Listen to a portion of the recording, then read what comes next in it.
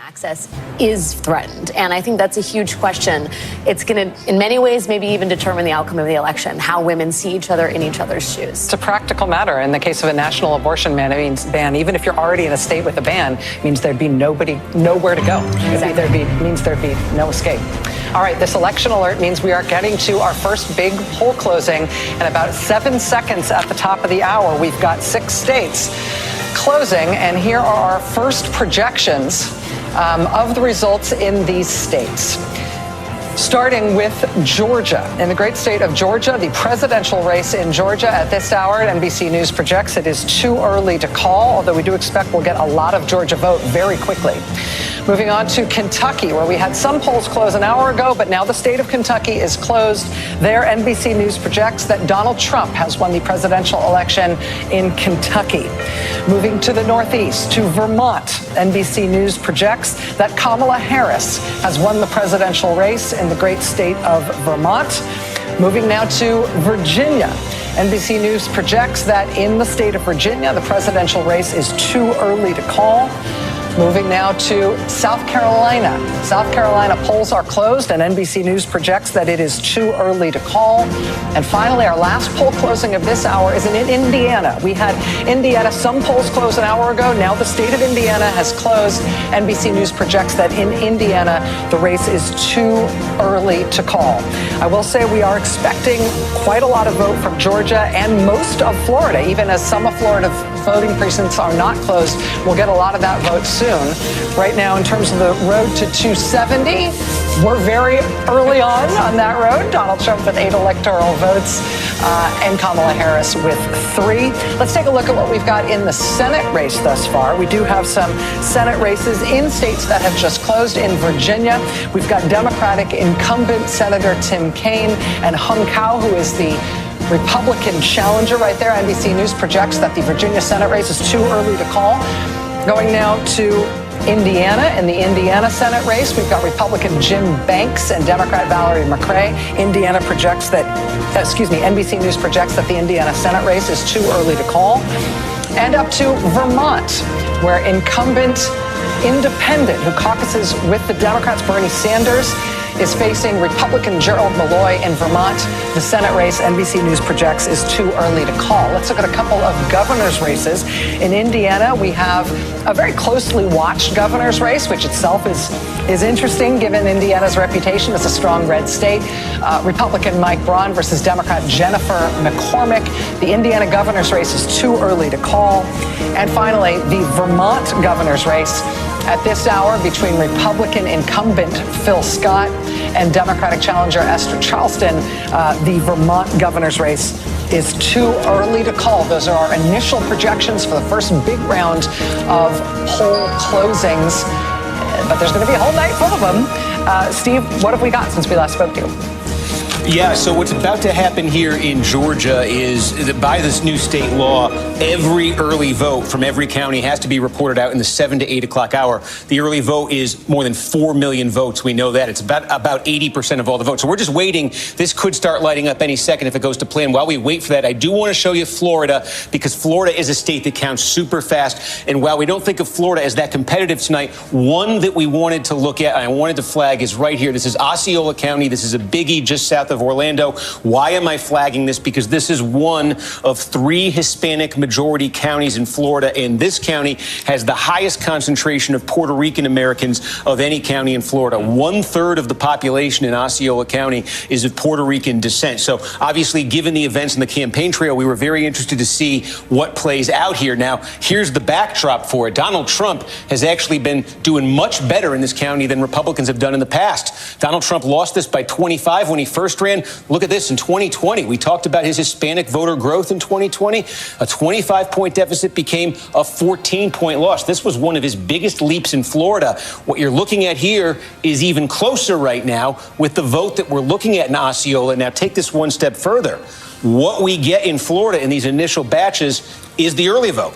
It's the vote by mail combined with the early in-person vote. Usually in Florida, this initial number, and it's 70% of the vote, is as good as it gets for a Democrat in any given county, because then they count the vote that was cast on Election Day. That's usually more Republican, and that actually increases the Republican share. So if that pattern holds, Donald Trump, in one of the most heavily Hispanic counties in Florida here, is poised to take another big step forward. And again, given the events of the last week, the fact that there's a large Puerto Rican population has made this of particular interest. We'll see, because there's the possibility here, these patterns we're used to where Republicans vote more on Election Day, maybe that blows up a little bit this year, but we're going to see. That's been the pattern. We wanted to keep an eye out for that county. Again, all eyes, though, on Georgia. I'm hoping to see some light up here. What they're doing in Georgia, just so you know, I said Florida is one of the quickest, most efficient vote counting states in the country. Of all the big states, it is the most efficient. What they're doing in Georgia is trying to replicate what they do in Florida. In Florida, the law is half an hour after poll close, all the early vote reported out. In Georgia, it's now 1 hour, all reported out. So you see how fast it starts coming in Florida. That's the aim of this law, that they're first time it's been in effect here. That's the aim of this law in Georgia tonight. Look, we're about 5 minutes past 7, nothing yet. But again, if it goes to plan, we're going to get a lot fast here. Chris. Just something to keep your eye on in Florida tonight. The last New York Times Siena poll had Trump up 13 points in Florida, which is sort of an outlier and surprised a lot of people. One thing I'm looking at tonight is what you might call the Florida heat sink effect, which is we have the Electoral College. I think it's a terrible system, but it's what we have. From the Electoral College standpoint, it makes no difference whether you win Florida by 1 point, 10 points, or 20 points. There are many MAGA diehards who have moved to Florida over the last 4 years. We know this from moving data from colder Midwestern states that are in play. There is the possibility that Donald Trump and Republicans end up on the wrong side of that trade. Let me interrupt you here for a second. We do have a couple of additional calls. In Indiana, in the presidential race in Indiana, NBC News can now project that Donald Trump has won in the state of Indiana. We've got an additional Indiana call in the Senate race. The Indiana Senate race, NBC News now projects that Republican Jim Banks has won that race. Again, early calls just after poll closings in Indiana. There is an additional race in Indiana that we are watching that's got nationwide eyes on it, which, again, is a remarkable thing given Republican prospects broadly in Indiana. But that governor's race in Indiana has been one to watch, and so we'll keep eyes there. So sorry to interrupt you. No, just to finish that point, that we know that a lot of conservatives have moved to Florida. We've seen it in the voter registration data. We know the state is moving to the right, partly because of influx of folks. There is an inefficiency in the Electoral College to winning Florida by 10 or 13 points. I personally think we should have a national popular vote. It shouldn't matter if you move from Saginaw, Michigan down to Orlando, how much your vote counts, but it does matter for our purposes. And so one of the things I'm looking at tonight is that Florida margin, because it might be much bigger and you might think, oh, wow, that shows strength. That might actually not be the best outcome for Republicans in terms of the efficiency of the distribution geographically of their vote. One of the calls that we just got on the presidential race was the first call for Vice President Harris. She has been projected by NBC News to be the winner in Vermont. And I reiterate that now because, interestingly, Vermont's governor is a Republican. His name is Phil Scott. There isn't a call yet in the Vermont governor's race. It's still too early to call. But Governor Phil Scott of Vermont walked out of his polling place today and said this. He said, quote, "I did some soul searching and thought about a lot of different things and came to the conclusion that I had to put country over party. I voted for Kamala Harris," the Vermont Republican governor up for re-election in a very blue state, saying that he crossed party lines to vote for the Democratic nominee for president. Yeah.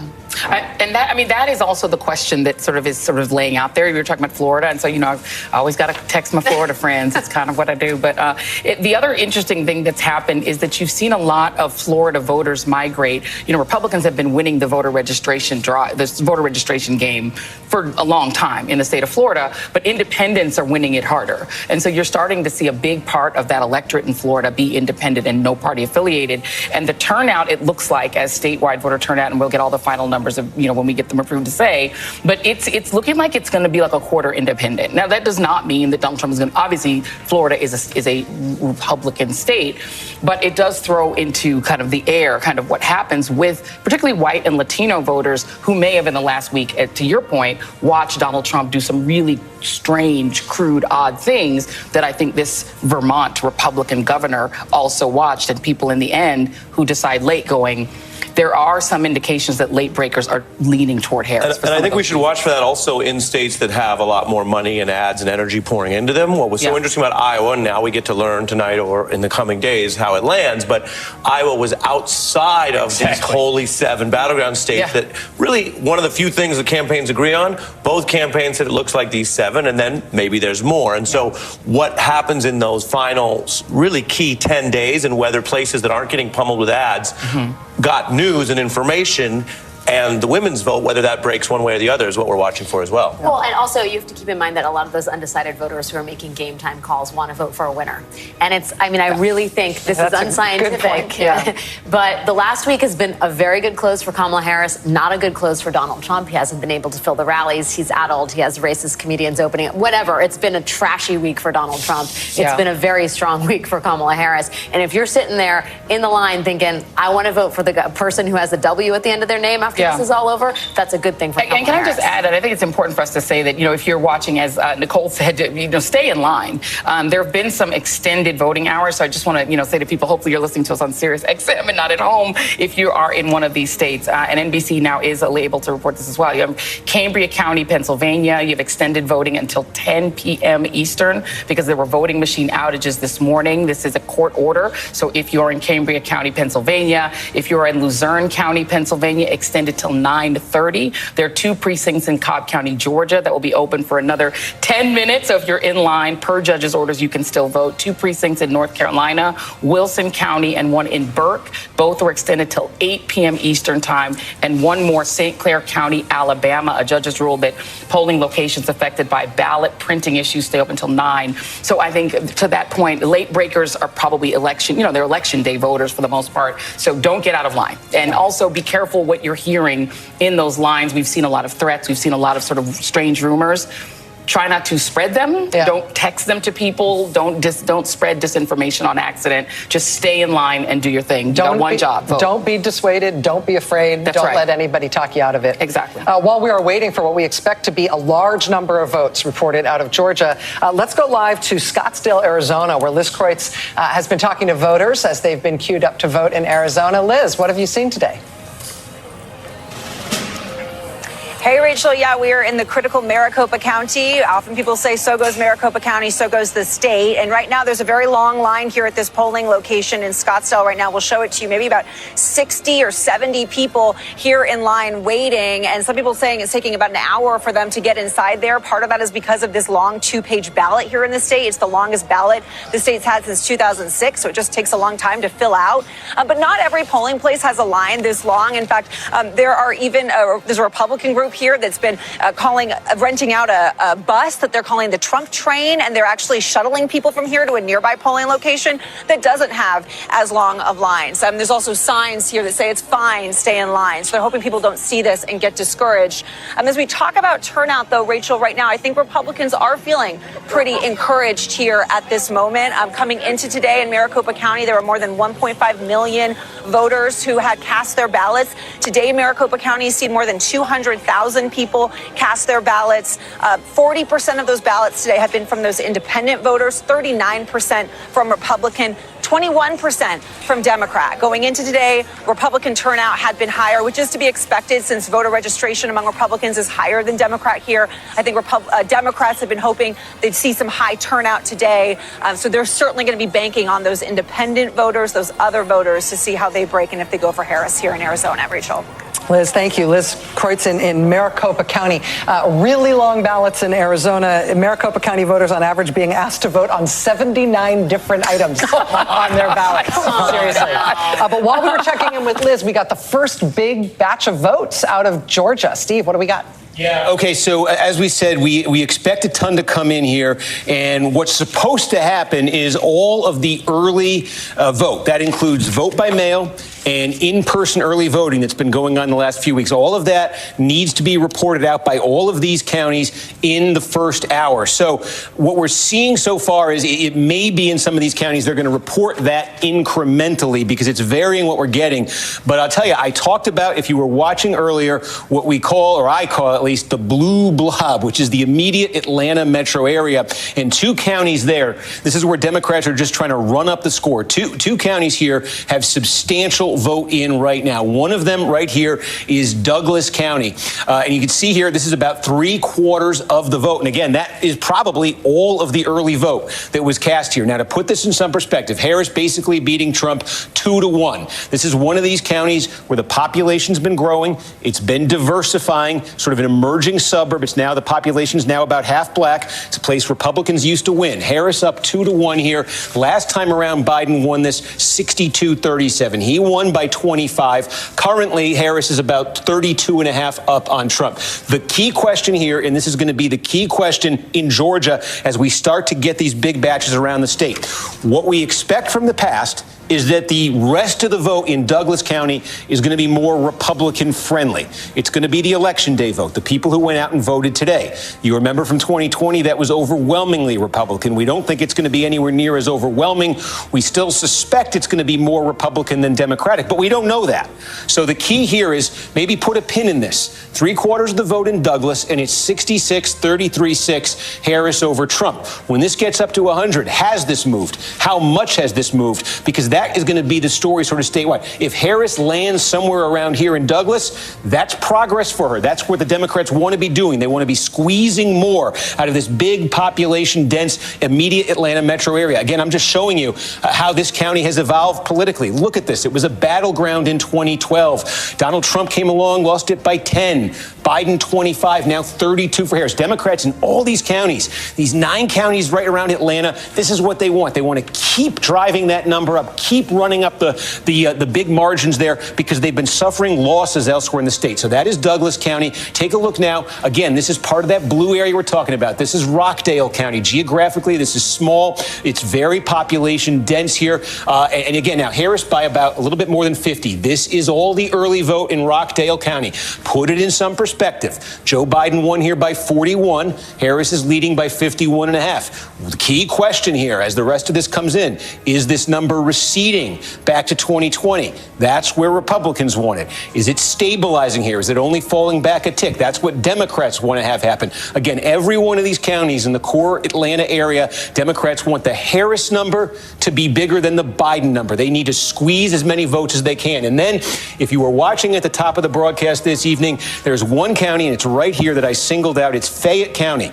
This one has remained red, as all these other counties in here have turned blue, but it's been getting close. Now, this is when I say they may be reporting votes out incrementally here. I think we got all the early at once in these other 2 counties. As you can see, this is a very small number, and we know there were a lot more early votes than this cast in Fayette. But Fayette is the one we really want to pay attention to, because, again, just putting this in some perspective, this is a very high-income, high college degree concentration suburb right outside Atlanta, exactly the kind of place where Democrats have been gaining by leaps and strides in the Trump era. Again, just to show you the history. This was 12 years ago, core Republican bedroom community county. Trump comes along. Look at that Republican margin drop. Look at it drop further. Democrats want to be flipping this county tonight. We only have 6%. We need a lot more vote here. But this one we're going to keep looking at, because I think it's a test for more broadly how the night might be going for Democrats in Georgia. Just taking a look here, we can go to the far north to seeing what's in. These are the far northern part of the state. This is the most overwhelmingly Republican part of Georgia. So the question for Trump here, he's going to be winning these counties with 75, 80% of the vote. Trump just does not want to have slippage of, 2-3 points even in these places from what he got in 2020. So let's just take a look here. Again, this is relatively small, but this is, okay, Trump got 81.3 in 2020. He's at 80.3 right now. This is the early vote from Union County. Remember, one of these things that we saw in Georgia was Republican voters who were very hesitant to vote early, to vote by mail in 2020, really embraced early voting, especially in Georgia, just based on the numbers we were seeing from the early vote process. So look at all the early vote that came in from Union, very different from 4 years ago. And again, if the remaining 15 or so percent from Union is more Republican than what's come out, Trump could be hitting that number from 2020. Again, it's not close here, but every one of these counties, they add up. Trump wants to be maintaining the number he got in 2020, because if you multiply this, there's dozens of counties like this around the state. And if Trump's losing a point or two in all of them, that does start to add up statewide. So that's what we're going to be looking for in North Georgia. Sorry, I didn't mean to get out of the state there. Okay, with Gwinnett. Let's see what's happening in Gwinnett. This is over 1 million people in Gwinnett. This is like the most racially, ethnically diverse county in Georgia, one of them most in the country. Okay, it's only 1,000 votes. I thought I was setting up for a lot more there. But this is what I mean about it coming in incrementally. So sometimes you swing and you miss. But this is a big one to keep an eye on tonight. Fulton is the biggest in this area. Gwinnett is right behind it here, rapidly growing. You're talking about a third white, a third Hispanic, a quarter Hispanic, a quarter black, about 15% Asian American, very diverse, growing Democratic. So again, we're going to keep an eye here, see what else comes in, and I'll give a shout if we got some more. I'm just all right. So Georgia making good on its promise that it would produce a lot of votes very early. Let me just tell you one thing about Georgia. We're looking at Georgia vote right now because Georgia polls closed at 7. But as Joy was mentioning earlier, there are a number of precincts in Georgia where polls are still open because of a variety of reasons. There were a dozen precincts spread across DeKalb County, Fulton County, and Gwinnett County where precincts were able to extend their hours. They had to extend their hours because there were false bomb threats that were made in those polling locations. So again, a dozen precincts in DeKalb County. There's 6 of them in DeKalb, 5 in Fulton, 1 in Gwinnett County. There's an additional 2 precincts in Cobb County, 1 in Glynn County. Those have also been allowed to remain open late due to some other issues. So even though we are talking about the Georgia vote coming in and Georgia polls being closed, there's more than a dozen locations statewide where voting is still happening. So if you are within the sound of our voice and you are still in line to vote in Georgia, and your voting place is still open, stay in line. You will be allowed to vote. Don't let anybody tell you to get out of line. The other thing I need to tell you is that coming up in less than 9 minutes is our next big closing of a big important swing state, and that is North Carolina. We're going to take a break right now because when we come back on the other side of the break, we're going to have North Carolina's Democratic governor joining us here live. Don't miss it. Stay with us.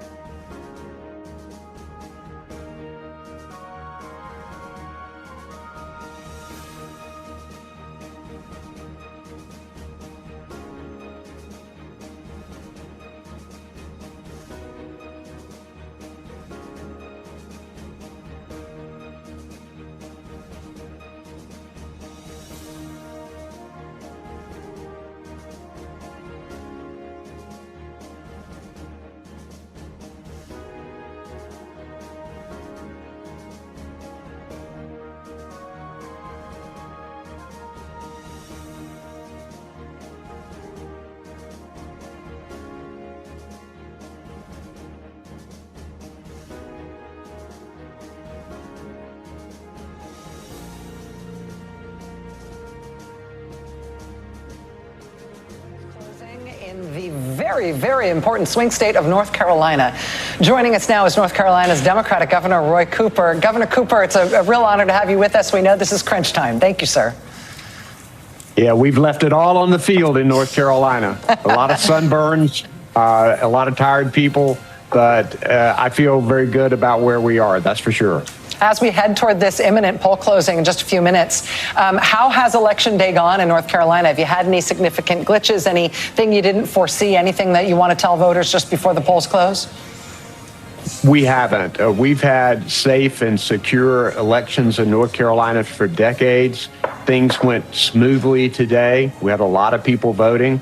We had very high early voting, and I was particularly impressed with the 55.5% of the early vote being women, and that's compared to 54% in 2020. We know what happened in North Carolina with Donald Trump's overturning of Roe v. Wade. By one vote, the Republican legislature overrode my veto of a 12-week abortion ban. I think that's going to play significantly in this race. Donald Trump has to win North Carolina in order to be president. If Kamala Harris can pull this off, which I think she can, she will be the next president of the United States. We've seen a lot of Donald Trump and J.D. Vance in North Carolina over the last few weeks. They're clearly worried about winning North Carolina. We hope that we can pull this off for Vice President Harris and a lot of important down ballot races in North Carolina, including our next governor.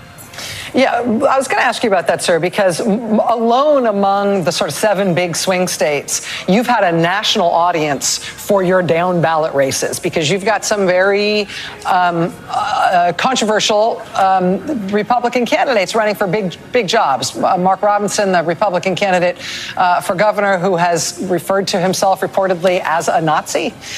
You've got a public schools chief candidate on the Republican side who has called for former President Obama to be executed on live television. I mean, you got some characters down ballot. What's the relationship between those down ballot races and those really extreme candidates and what's happening at the top of the ticket with the presidential? Well, it shows you where the Republican Party is in North Carolina. They've nominated the most extreme slate of right-wing candidates in the history of our state, and maybe in the history of the country. In North Carolina, it will be so important to make sure that we win these races. And when you have a presidential race and a gubernatorial race, it obscures these down ballot races and they have a difficult time getting the word out. I do think, however, that these races have become so important with the governor's race over with Josh Stein over Mark Robinson, with the superintendent of public instruction, with our attorney general. Jeff Jackson is running against Dan Bishop, who is part of the Marjorie Taylor Greene group in Congress. I believe that people going to the polls voting for these Democratic candidates will end up helping Kamala Harris in her presidential race. I think with her ground game that she has had in North Carolina, it's the best that I've ever seen here.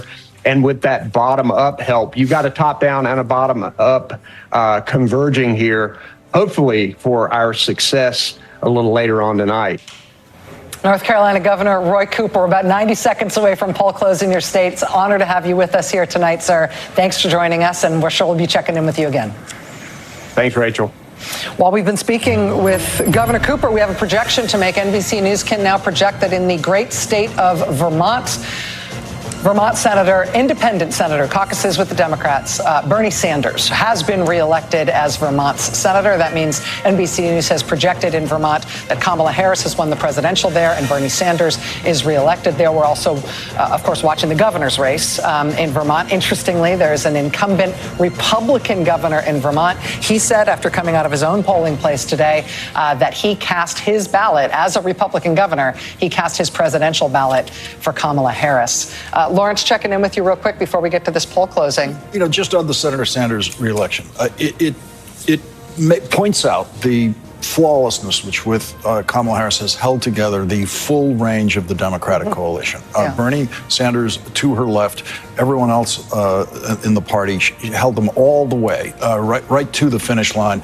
Not an easy thing to do, and something that in the past Democrats have really struggled with. Bernie Sanders enthusiastically out there for Kamala Harris every step of the way. Yeah, and just as influential as he's ever been in national politics.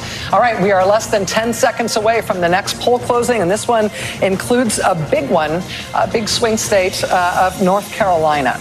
As we hit 7:30 Eastern Time, NBC News can project that in the North Carolina presidential race, no surprise here, it is too early to call. North Carolina, not the only state that's closing at 7:30. NBC News can also project in the West Virginia presidential contest. In West Virginia, Donald Trump is the winner. West Virginia's presidential race, NBC News projecting that right now for Donald Trump. And in Ohio, NBC News is projecting that in the presidential race, it is too early to call between Kamala Harris and Donald Trump. Looking at the road to 270, we are still just barely on our way. 23 electoral votes thus far for Donald Trump, with the West Virginia, Indiana, and Kentucky races called for him, and Vermont thus far called for Kamala Harris, 23-3 on the electoral votes. Let's look at Senate and governor's races. Let's go back to Georgia, to the Georgia battleground, the presidential race. Still too early to call. You see, we've got about 8% in, but Steve Kornacki's been watching the vote come in Georgia, and we are expecting to see quite a bit of vote come in Georgia within this first hour after poll closings. Now, let's go to some Senate and governor's races. This is the Senate race, very closely watched Senate race in the great state of Ohio, where incumbent Democratic Senator Sherrod Brown is facing Republican challenger Bernie Moreno. NBC News projects that this is too early to call at this hour. And in West Virginia, we have a projection in the Senate race there. Now, this is the Senate seat that was held by former Democrat, now independent Joe Manchin. This is not a surprise. The Republicans have picked up the Senate seat in West Virginia. NBC News projecting that Republican Senate candidate Jim Justice will take that Senate seat in West Virginia, which, of course, is a Republican pickup. That's the one sort of lockdown, absolute guaranteed Republican pickup in the Senate this year. This is the Senate balance at this hour: 29 Democrats and 40 Republicans. With that seat in West Virginia, Republicans have one Senate pickup. Looking now at the North Carolina governor's race, this has been a very, very high-profile governor's race in North Carolina, in large part because of the controversial nature of the Republican nominee, Lieutenant Governor Mark Robinson. NBC News projecting at this hour in the North Carolina governor's race, it is too early to call between Democrat Josh Stein and Republican Mark Robinson. And in West Virginia, we've got a governor's race as well. Democrat Steve Williams against Republican Patrick Morrisey. This is an open seat as Jim Justice leaves to run for Senate. In the West Virginia governor's race, NBC News projecting this is as yet too early to call. Over to Steve. Steve, what are you watching coming in? Yeah, we're keeping an eye on Georgia here. And again, you see a lot of the counties lit up right now. In a lot of these, as we were saying, it looks like they're going to do this early vote incrementally rather than in one big batch. So while you see a lot of counties colored in right here, this is the running total statewide. And again, the Democrats, you see Harris far back there, but the Democrats depend so much on this Atlanta metro area, and there's not a ton in from there, especially from Fulton County, the biggest. We already showed you Gwinnett. Democrats are counting on a lot out of there. There's only about 1,000 votes there. So where are we seeing substantial vote in Georgia right now? One place that we just got a lot from is Houston County. And this is a place that apparently released all of the early vote all at once. This is 80% of all the vote we're expecting out of Houston County. Now, this is sort of the mid-state region. And this is the kind of a county where Trump lost some significant ground in 2020. He still won it, but his margin was reduced in 2020. The city of Warner Robins this year. There's an Air Force base here. It's about a third black. It's a pretty diverse county. In the early vote, you see Trump leading 56-43. This is the kind of place Trump slipped in 2020. He does not want to slip any further. In fact, to have a good night in Georgia, he wants to go back a ways. Let me show you. This is what happened in 2020 in this county. This is what happened in 2016. Trump won it by almost 22 points when he won the Georgia and won the presidency, fell all the way to 12 in 2020, and he wants to get this number back up. So as we say, we expect the vote you're seeing right now, the early vote, to be the best it is for Democrats because it includes that vote by mail. and we expect the remaining vote to be more Republican friendly. We don't know if that's going to happen. We got to see these completed counties, but if that is the pattern and if that holds, then that is a positive development for Trump in that county, and that's something he needs to replicate in a lot of other counties. We also got a big batch here. This is Oconee County.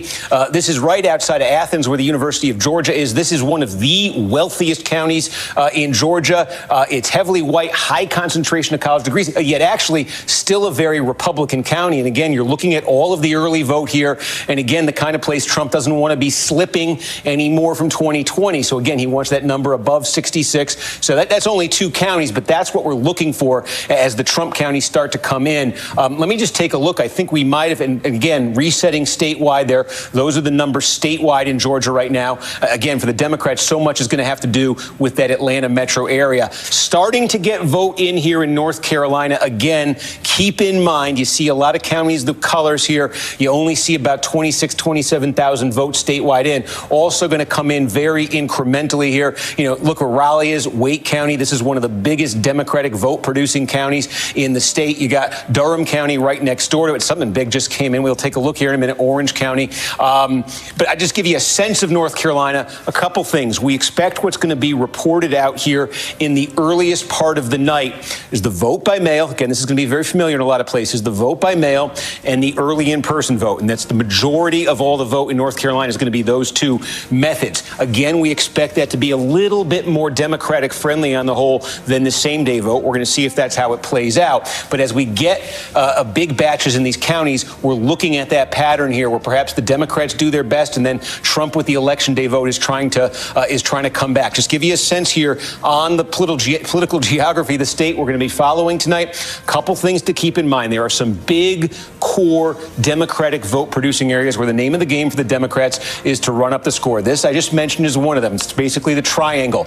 You know, you get state capitol there, University of North Carolina in Orange County, Durham here, Duke University is there, large black population, also a large the white population there, a lot of concentration of college degrees. Democrats run up massive margins there. We're going to look at Mecklenburg County. That's where Charlotte is. Democrats got a margin of 200,000 votes just out of Mecklenburg County in 2020. They want to grow that number there. They just want to run up margins in places like this. A lot of attention on the flooding in the mountains of western North Carolina.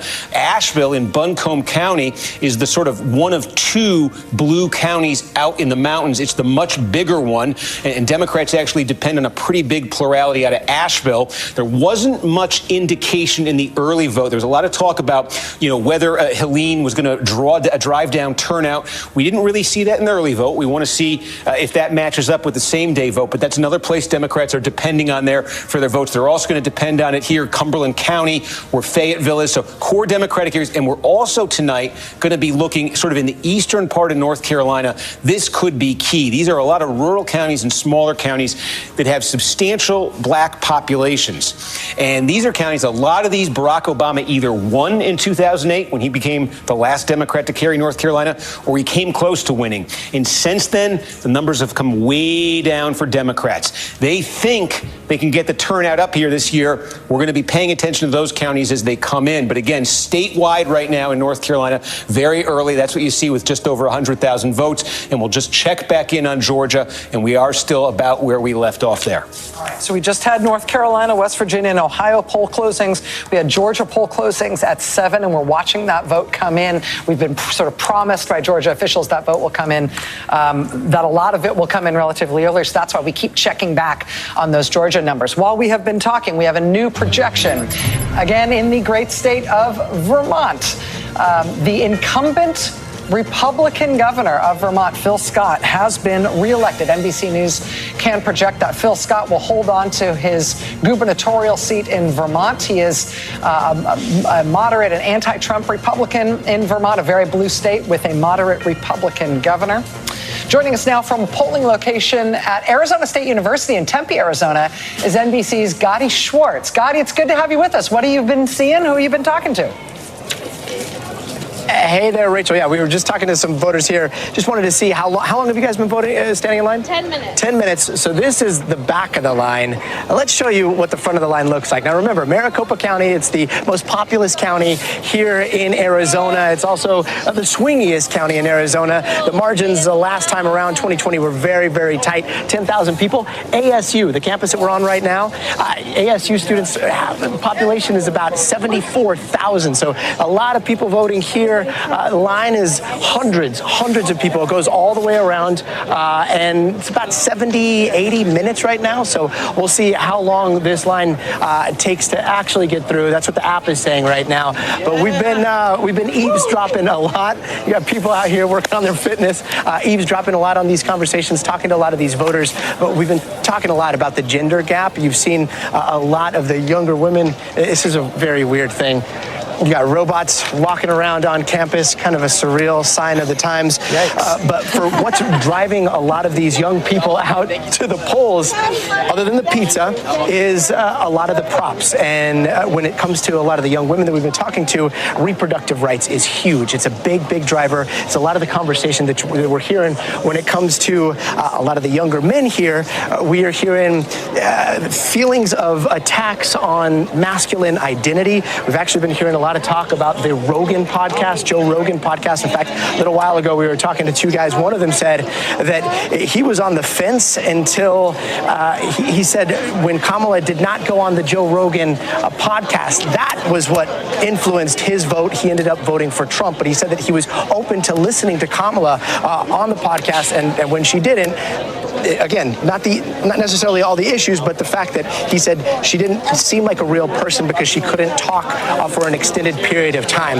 So it's just some of the things that we're hearing from some of these college students wrapping around. I promise we're almost to the end of the line here. But another thing that is very, very apparent is the organizing. There's been some organizing, it seems like, with some of the fraternities, and these red hats, the MAGA hats, they stand out and they're being given out left and right here. And then you've got this battle of these stickers. You've got Harris Wall's campaign people going around giving stickers. And it seems like back in the day, you'd go to a poll site and you wouldn't necessarily see or know who somebody was voting for before they went into the polls. We were at another polling site in Mesa, Arizona. Those hats are so prevalent here in Arizona. So we've been seeing a lot more of this kind of tribalism at the polls, heading into the polls. Whether it's any indication as to how things go in Arizona, it is too soon to tell. And Arizona, again, it could be a very, very tight race here. And if it is a tight race, it's possibly going to be days before we have a final decision. Rachel? That's all right. We got days. We got weeks. We got as long as it takes. We are tireless, Gotti, just like you. NBC's Gotti Schwartz. Thank you so much. Gotti, with students there at ASU, at Arizona State University in Tempe. Let me give you a little bit of an update. We were talking about some threats that were received at polling places in Georgia. We've got a little more detail on that out of DeKalb County, Georgia, which is east of Atlanta. It's a very Democratic, very deep blue county. Officials there that NBC News has spoken to say they have received bomb threats at 7 locations in the last hour, including 5 voting precincts.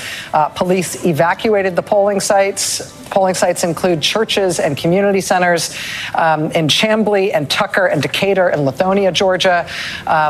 Some of these locations appear to include black churches. So again, we have heard about false threats being phoned in to Georgia voting locations. If you are in a place that has had whether it's Georgia or anywhere else, if you are in a place that has had its voting hours extended, or indeed voting poll closings have not yet arrived in your state, if you are in line, you will be allowed to vote. These places that were just newly threatened in DeKalb County are being held open until 8/22, so they're being held open to account for the disruption here caused by these threats. Don't let anybody dissuade you from voting. They're trying to create the illusion of chaos as much as they're trying to create chaos itself. But your vote is your voice. It's your right as an American. Don't let anybody push you around. All right. It's getting very close to 8 p.m. on the East Coast. That is our biggest overall hour for poll closing. That means an avalanche of returns is on the way. We're going to take a quick break. Stay right there.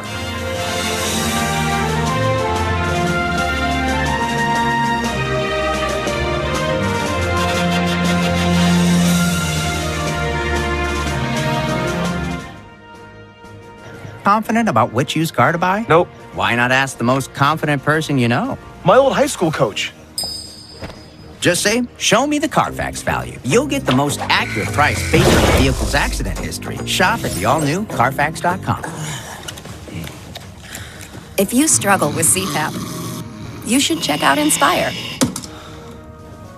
No mask, no hose, just sleep. Inspire. Learn more and view important safety information at inspiresleep.com. Look out, 'cause here I come. Have you always had trouble with your weight? Same.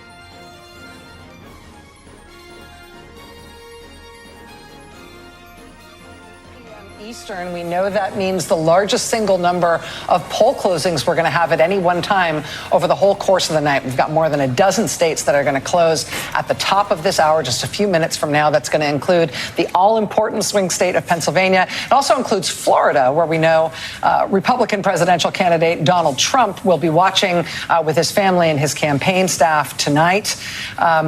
The Democratic candidate, Vice President Kamala Harris, will be watching from somewhere else. She'll be watching from her alma mater. And Chris Hayes has an interview along those lines right now. We want to bring in now our MSNBC colleague, senior contributing editor Michelle Norris, who was at the Harris election night headquarters at Howard University, of course, where the vice president graduated from undergrad. I understand you've been talking to them first before we get to the event this evening about the GOTV effort in Pennsylvania, specifically Philadelphia. What are you hearing? Well, what I'm hearing is that the lines are long. I'm here at Howard University. I hope you can hear me because it's loud here. As you can see, the DJ is spinning records, and there is a dance line going on, line dancing. But the story in many of the precincts around the country are long lines, and that's true throughout Pennsylvania and including Philadelphia, where they put a call out for volunteers to go help people, help make sure that people who are in those long lines stay on those long lines, and with reports about bomb threats also to keep people calm. The Harris campaign is reporting that long lines are the story all throughout the country, and they're deploying people, an interesting cadre of celebrities, to go out and help entertain people and keep them motivated to stay on those long lines. Josh Gad is at Lehigh University in the Lehigh Valley, always important in election years. Mark Cuban is at UNC Charlotte. Jennifer Garner is in Villanova. So they're using a tactic that the Obama campaign used in the 2008 election, where they actually deployed DJs to go out to certain precincts around historically black colleges in Ohio and in cities like Miami. But the long lines have been reported in several places. In Wisconsin, 8 college campuses in Wisconsin have 1 to 2 hour lines as of midday. And the campaign is tracking what this means. They're saying that in some of these places, the turnout is already at 100% what the 2020 numbers are. So that means that they're cautiously optimistic. Michelle, you are there at Howard University. It sounds like the party has already started. What's the plan? I think people have been snake bitten by previous plans for election night activities, and of course in 2020 it was COVID. We're sort of in a new world this year, I think it's fair to say. What is your understanding of the plan for this evening's activities at Howard? Well, America has seen an African American get this far in the process, but this is going to be different, and not just because it's a woman. It's going to be different because you're going to see a combination of history and pageantry and ancestry. I mean, I'm standing to the right of Founders Library. Earlier tonight, I called it Founders Hall mistakenly, and folks from Howard said, "Get that straight. It's actually Founders Library." And so let's get that straight now. And it's a place where the ancestors are always watching over you. So tonight you're going to hear the Negro National Anthem. You're going to see several members of the Divine Nine that are going to be step dancing. It's interesting because this is a moment of pride in many ways for people who are part of the constellation of students who at one point attended HBCUs, but also that huge group of people who are part of the so-called Divine Nine, the constellation of fraternities and sororities around the country that number 2.5 million around the world, with most of those here in the U.S. And the high turnout that you've seen in places like Georgia, like North Carolina, like Florida, in some ways can be attributed to the get out the vote effort that the Divine Nine worked on in particular. Kamala Harris is an AKA, so you can imagine if you could see to the right of me, you'd see a sea of pink and green because those are the AKA numbers, but the entire group of Divine Nine fraternities and sororities showed up strong to support her. All right, Michelle Norris, who is there at Howard University, thank you so much for being there. I think it's a pretty good assignment, if I had to guess. I was just going to say, it's sort of not bad. It's sort of interesting scene. We are here back at 30 Rock. Go back to Rachel. Yeah, she's just come on board at MSNBC. She just got this awesome assignment, I got to say. Joining us now from West Philly High School is NBC's Jacob Soboroff. Jacob, that looks fun. Rachel, this is a first for me. I was on my way to the ballot processing center. At West Philadelphia High School, we got word that De La Soul was giving a concert. I'm here right now with Poston Maceo. Yes. It's an honor to be here with you guys. Thank you. And like I said, this is a first. What brought you guys out to West Philadelphia High School to do this election night concert as people are just wrapping up voting in the next couple minutes at the polling place here? What brought us out was to participate in getting people to vote. Yes. And seeing how joy to the poll. De La brings joy. Jazzy Jeff brings joy.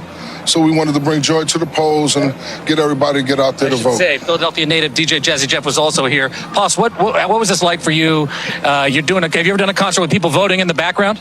Never. It's a first for everything, but it's an honor to be here, man. It's something that's needed, and on each side, wherever your heart lays, wherever your mind lays, your political views, don't complain about it. Get out here and vote. So we're here. What's the sense you get about the level of enthusiasm that you're seeing? The idea that you guys would do a concert tonight in this moment, with minutes to go before the polls close here in Pennsylvania, the most consequential state, everybody says, with 19 electoral votes on the line.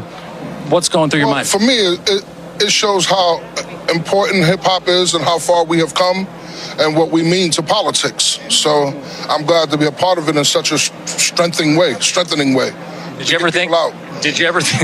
ever think you'd be doing an interview with people dressed like ballot boxes standing behind you? Not at all, I was just trying to top. I thought it was Halloween for a second. I was just trying to top the fact that Paul Rudd was out here giving out water. But Paul Rudd was giving out water, but I have to say, this is, like I said, I've never had a night like this before.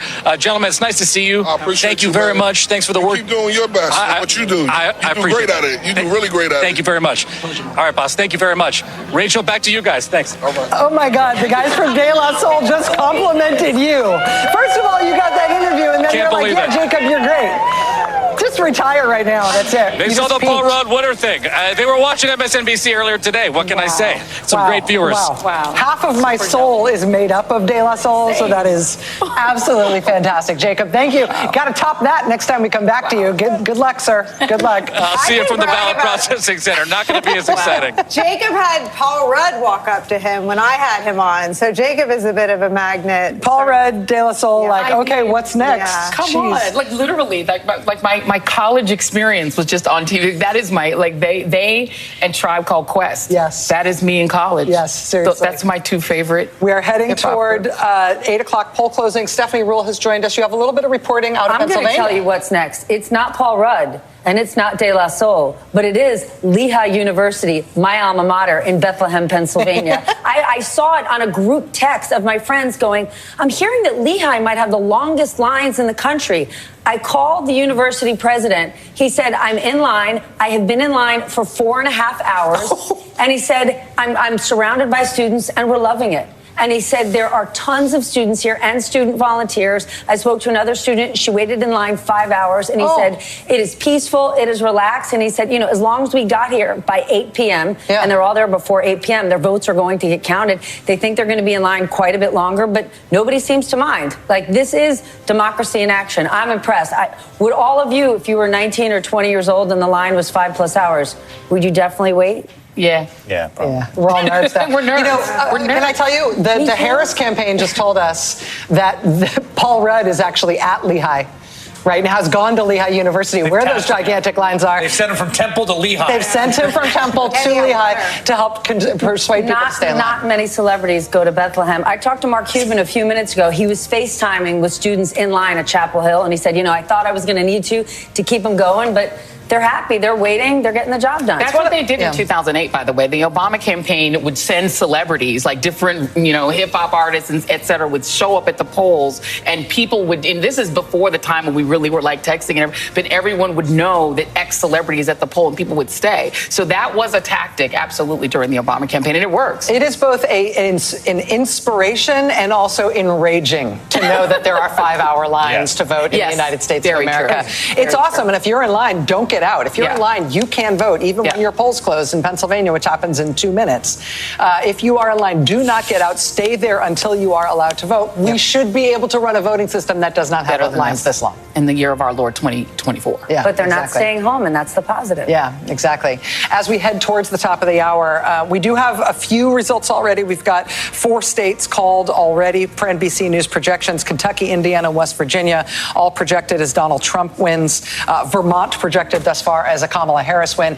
And that's it so far. But we're about to get more poll closings at the top of this hour, Nicole, than we've had than we'll have at any other time of the night. While we're watching the vote inch in Georgia, we're really getting to that moment. We're getting to the beginning of the data telling a story. For now, it's really Stephanie's reporting and Jacob's reporting that's told the story. And whatever data comes in, none of it includes the people still standing online. So it requires so much restraint, right, to sort of take in the data. We have we have sort of the standard bearer in the industry. But this hour will be the beginning of data starting to tell us anything about the electorate, but the fact that it may be hours before votes are cast in these battleground states means it could be a long time before we know the results of anything. Yeah, I think that's the one thing that we're all prepared for. Yep. At this point is that it's going to be a long night. I will say, while we are watching these things come in at the presidential level, there are House races that are both of interest in terms of the personalities that are involved. Some interesting gubernatorial races this year, the Indiana governor's race I was mentioning, the North Carolina governor's race, and some key Senate races. We'll be tracking those at the top of the hour when we can, giving you updates on key races as we've got them. We won't always have them. We won't always have data for you right at the top of the hour, but we'll tell you everything that we know as soon as we know it. All right, we're less than 10 seconds away from 8 p.m. Eastern poll closings. Again, in more than a dozen states. We're going to start in the most closely watched of all of them. At 8 p.m. Eastern, NBC News can project in the battleground state of Pennsylvania in the presidential race, it is too early to call. In the state of Florida, NBC News can project that there is a winner. NBC News projects at poll closing in the state of Florida that Donald Trump has won the state of Florida.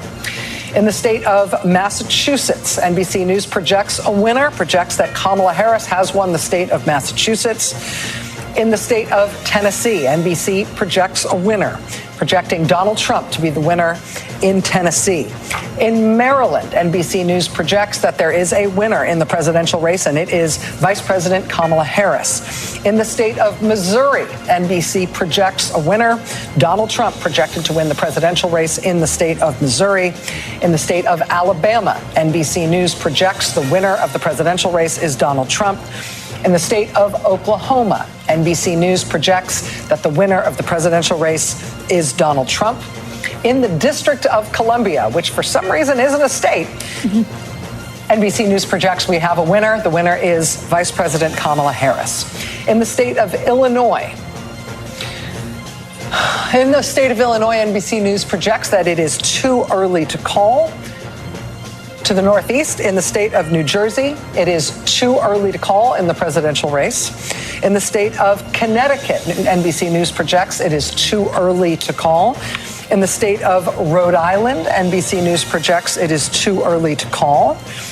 Down back to the deep south, in the state of Mississippi, NBC News projects it is too early to call. Back up again to the far northeast, NBC News projects that in the state of Maine, it is too early to call. In the always interesting state of New Hampshire, NBC News projects at this hour it is too early to call. And finally, in the home state of President Joe Biden in Delaware, NBC News projects at this hour it is too early to call. So now we head to the overall national map as these candidates try to beat one another to the all-important threshold of 270 electoral votes. Vice President Kamala Harris, the Democrat, right now at 27 electoral votes, and Donald Trump at 90 electoral votes. Looking back at some of the battleground states where we're watching the vote continue to come in Georgia, we've had polls closed since 7 o'clock with some straggling precincts that have been held open for various reasons. Still too early to call in the state of Georgia with 1/3 of the vote in. Also, North Carolina, another crucial swing state. Polls closed there at 7:30 Eastern time. We've only got about 5% of the vote in North Carolina, and NBC News projects that it is too early to call. Looking at a few key Senate races. Pennsylvania Senate race, at this point between incumbent Democrat Bob Casey and Republican challenger Dave McCormick. NBC News projects the Pennsylvania Senate race is too early to call. In Florida, Senate race here, NBC News projects there is a winner. Incumbent Republican Senator Rick Scott projected to have won another term for his Senate seat in Florida. And in Maryland, very interesting Senate race in Maryland. This is an open Senate race in Maryland. Democrat Angela Alsobrooks against Republican former Governor Larry Hogan. Again, this is too early to call. The Senate race in Maryland, too early to call right now as of NBC News' latest projection. The Senate at this hour, Republicans hold 42 seats. There is one flip thus far, and not a surprising flip, but it is a flip in Republicans' favor in the seat that is held in West Virginia, previously held by Joe Manchin, now held by Republican Jim Justice. Democrats hold 31 seats in the Senate at this hour. Steve, I know that we've got in Georgia just over a third of the vote in. What are we seeing? We're starting to see a bit of a picture maybe emerging with a couple layers to this. Again, a third of the vote, and you see Donald Trump up by about 200,000 here. I say there's a few layers. The first I can tell you is this. One thing we were looking for here and are looking for in Georgia, I was describing it earlier, there's just a lot of very small rural counties that are going to be deep, deep red. And one of the questions coming into tonight was, would there be any slippage for Donald Trump in those counties, those core Republican Trump counties? Remember, he's trying to make up a deficit. He lost by about 12,000 votes last time. So we've got about 10 now completed of those rural, heavily Trump counties. We're talking about places where he's going to get 70, 75, 80% of the vote. In all 10 that have now been completed, Trump's vote share relative to 2020 has gone up between 1 and 3 points. So again, there's a lot more rural counties out there, but they start to add up. And when it's 10 for 10 so far, I'd say that's something the Trump campaign in that layer is looking for. Now, there are other layers to this. Let me take you to another one. We talk about, for the Democrats, this core blue area in and immediately around Atlanta, and we're starting to get a lot more out of here. So let's say Fulton County, this is the biggest of the big. This is where Atlanta is, or most of Atlanta. It bleeds over into another county. But again, we've got the early vote, we think, here out of Fulton, or a lot of it. And here's Harris, and put this in some perspective. This is how Biden did in Fulton County in 2020. And again, like all of these Atlanta metro counties, the story here has been Democrats getting bigger and bigger margins election after election. They want that trend to continue tonight. They don't want it to stop. They don't ever want to recede from that number. And so with some same day vote here still to come in Fulton, we want to see how this develops, but they want to have the number Democrats do high. 71 is a very high number, and the margin's very big. They want to have it higher than 71. There's still votes to come, but we're keeping an eye on that. We've also got here, this is just as core a Democratic county as you're going to get, a large historically black county, Clayton County. We've got more than 2/3 of the vote in here. And again, this is sort of customary Democratic level here. That's what they want to be seeing in a county like Clayton County. Take a look again. Gwinnett is still pretty empty. Another one to update you, though, on, we asked as a key question in this metro area, is this blue zone expanding at all? And this is the county we wanted to watch, Fayette County, and we've got a lot of Fayette County in right here. And again, take a look. This is what it was in 2020. This would be progress for Democrats. There's still more vote to come, though. But Democrats want to be flipping this, I think, to have a really good night in Georgia. Same day vote. That's the more Republican friendly still to come here. So is this as good as the picture is going to get for Democrats in Fayette County? Now, I say there's layers to this. That's the core Democratic area. We'll see how much they can squeeze out of there. Another question here has been, and a big one that looms, is when you get just outside this core Atlanta area, there are some very big counties in sort of the fringes of the Atlanta metro. And unlike this area, they're all red. They all got somewhat significantly less red in 2020. It's a huge reason Donald Trump lost the state. In fact, I can call those counties up here, and we'll just show you what they look like. It's sort of these counties here. There's some socioeconomic differences, but we're keeping a close eye on these to see if there's, because these are big, highly populated counties, if there's Trump slippage in them. So a couple we want to call your attention to. This is one of the biggest, Cherokee County. Look at that, more than 80% of the vote. Canton, Georgia's here. This is getting a little bit more diverse. You know, about 2 decades ago, it would have been 90% white. Now it's about 75% white. The diversification of the Atlanta metro area is extending to sort of the ex-urban area. But again, the key here for Trump is this is what he fell to in 2020. This is still a great number, you know, if you just looked at it, but relative to what Republicans are used to in Cherokee County, Trump took a big step back in 2020. His campaign wanted to claw some of that back. And again, with the same day vote to be tallied here in Cherokee, Trump is already almost a point above the 2020 number. And again, they want to see that number get a little bit higher here. But again, they want to be climbing, not falling back and climbing a little bit in a place like Cherokee County or next door. Yep. Can I interrupt you just for a moment? We have a change in the characterization of the race in Georgia. It had previously been characterized, the presidential race in Georgia had previously been characterized as too early to call. We're now changing characterization to too close to call. So again, it doesn't mean that we're anywhere closer to a result, but I wanted to get that in while you continue your exposition of why we feel that way. Yes, absolutely. So again, want to see there if that Trump number comes out. All these counties in sort of the exurban area. Forsyth is another big one. And actually, you can see here a little bit less of the vote in, but Trump so far a little bit behind that number. That would be good news for Democrats if in a place like Forsyth, Trump is falling short of that number. And another key here just in Georgia that we're going to be watching, it's just slowly taking shape. Again, I will call these counties up sort of in a group on the screen so you can see them. In sort of south and in mid-state Georgia, there's a number of counties with they're rural counties with large African-American populations. And this is the place where Democrats think they can improve the turnout and either get better margins or cut into Republican margins in some of these counties. So again, a lot of incomplete here right now, but a couple with a significant vote that I can show you. One would be Baldwin County here, and almost all is in Baldwin County. Again, very small, but again, this is a place Joe Biden won it.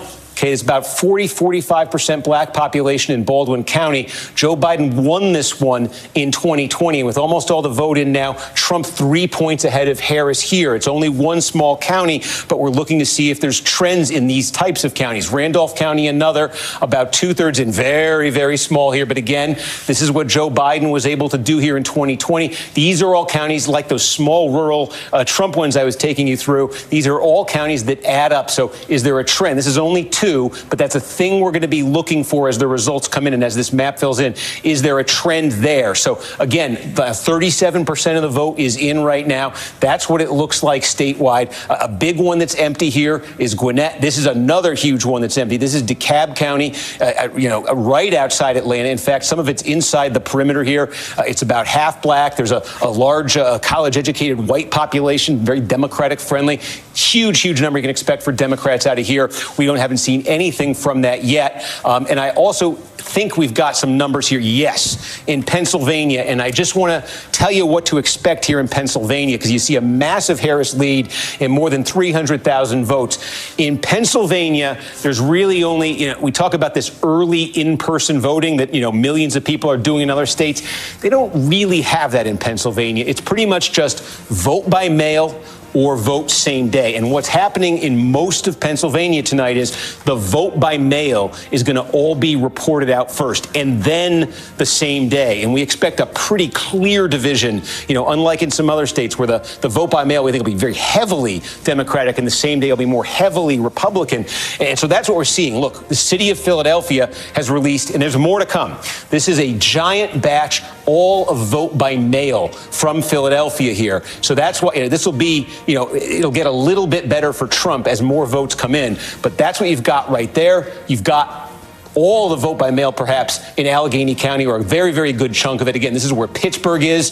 About 1.2 million people. The inner suburbs around Pittsburgh, too, heavily Democratic. So, again, big Democratic number there. And also in Lancaster County, only about 700 votes there. So, really, the two big cities in the state have come in. We're getting a little bit more now, Butler County and a few others. But, again, you can expect it's the vote by mail first in Pennsylvania. So, you can expect Harris to have a pretty substantial lead in these early, in the early hour and a half, whatever it is. And the story in Pennsylvania, it's going to be the opposite of the story we followed 4 years ago. 4 years ago, the story was they counted the same day first. Trump had a big lead, and night after night, Biden was chipping away at it with the mail vote. Tonight, we expect just about all of the mail vote to come in, followed by the same day. And the question will be on the same day, can Trump catch Harris? So again, Steve, can I interrupt you just for one moment? We have a call in a presidential race in the state of South Carolina. NBC News now projects that Donald Trump is the winner of the presidential contest in South Carolina. Back to you, Steve. Yep. And it was just checking in on a couple others there. But so Pennsylvania again, and I'm just seeing if anything else came in. Michigan, by the way, let's take a look here at Michigan. And we've got, look at this, two biggies. So we set this up earlier. Oakland County. Remember, this is gigantic suburbia, high income, high concentration of college degrees right outside Detroit. Now, what you're getting here again in Michigan, they overhauled elections completely this time around. So for the first time in Michigan, they have early in-person voting. A lot of people taking advantage of that. There's also vote by mail. And I think what you're looking at, it's going to vary in Michigan tonight. Unlike some of these other states, there's not a lot of uniform rules here in terms of what sequence the vote's going to be reported out. But in Oakland, I suspect just based on this margin, you're looking at a lot of vote by mail, early vote here. But remember, we said at the start of the night, the test we're going to be applying all night, one of them is to compare Oakland County to its a neighbor to the east, Macomb County. Big blue-collar suburbia in Macomb, white-collar suburbia in Oakland. And the Democrats, what they're aiming for here in Oakland County, again, look how big this is. You know, 750,000 votes were cast here in 2020. Biden won this thing by 14 points. That's what Democrats want to be seeing again. This was a big jump for Biden, you know, over 2016 for Clinton. Clinton had won it by single digits. Biden got it to 14. If Harris is in that ballpark tonight, if she's in that double digit or higher a ballpark in Oakland, she's got to be feeling very good. Steve, I'm sorry, I have to interrupt you just one more time. Well, presumably the first of many more times. In North Carolina, in the governor's race, NBC News can now project that Josh Stein will be the Democratic governor of North Carolina. He was up against the very controversial Republican candidate, Mark Robinson. Republicans tried to get Mark Robinson off the ballot, thinking that he would not only certainly lose this race, but he might lose it by so much it might even drag down the prospects for Donald Trump and J.D. Vance in North Carolina as well. But NBC News can now project that in this race, the governor's race, Josh Stein will be the winner. Back to you, Steve. Yeah, just to quickly finish Michigan, and then we're going to check in on North Carolina. In Michigan, again, 8 p.m., almost all the polls closed. The reason they don't officially close, there's a few counties, 4 of them in the far UP that are central time zone. But we're going to be getting this hour most of the rest of the state to some degree. Things quickly, just to keep an eye on as this map fills in. You see, this is very little vote, but you see here Grand Rapids. This area of western Michigan that Grand Rapids is sort of the anchor city of, is a traditionally Republican region that has moved pretty strongly against Trump. This has been a growth area for Democrats. This is an area where Trump has lost a lot of traditional Republican support. So the question in this county, this is Kent County. It's a biggie. Grand Rapids is a city of, about 200,000 people. In 2020, Trump lost it by 6. Democrats would love to get that up to double digits, and they'd love to make further progress in this region. It's a lot of population here. Democrats see a lot of room for growth. Also up here, by the way, you see that's Grand Traverse County, where Traverse City, Michigan is. Both parties sent their candidates to Traverse City a couple times here. This part of Michigan, it's not as big population-wise, but it's very volatile politically. They sort of call this the cherry coast. Cherry farming is big up there. There's wine country. This is Leelanau County. It's one of the wealthiest in the state. Again, these are traditionally Republican counties where they've given way for Trump. And this is one of the counties, Grand Traverse. You see just a little bit of the vote is in right there. It's where Traverse City is. But that's one to watch tonight if it turns blue. Democrats would love to shift that one. So again, Michigan, it's early. Those are some of the things we're going to be looking for. And of course, Wayne County, Detroit, the inner suburbs there, cities like Dearborn, where the Gaza situation, we want to see if it has a bearing. All things we're going to watch as Michigan comes in and we move to the Tar Heel state. Now about 10% in here in North Carolina. And again, you see the Harris advantage. We're just going to check in here. I haven't actually seen them, so I'm looking right now. Again, Wake County, this is Raleigh, state capital. This is one of the biggest single Democratic vote-producing counties in the state. Not much in. Democrats just want massive margins here in Durham County here, Orange County, Chapel Hill, University of North Carolina. Also important for Democrats, and there's not much here right now, but it's sort of, they call it the triad. This is where, Greensboro is in this county. You go over to Forsyth County. This is where Winston-Salem is. They're red now with almost no votes in, but these are core Democratic counties and should be. We want to see those take shape tonight. And I want to draw your attention to a county that I think is going to be very key to telling the story as it unfolds in North Carolina. It's this one right here. Don't pay attention. There's almost no vote, but Union County is massive.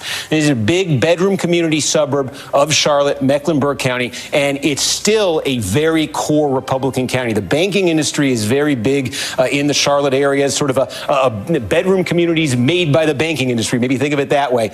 Just take a look, though, at Union County. Here's here's the trend. Again, it's slippage for Trump. It's more dramatic in other suburbs around the country. Trump won here by more than 30 points in 2016.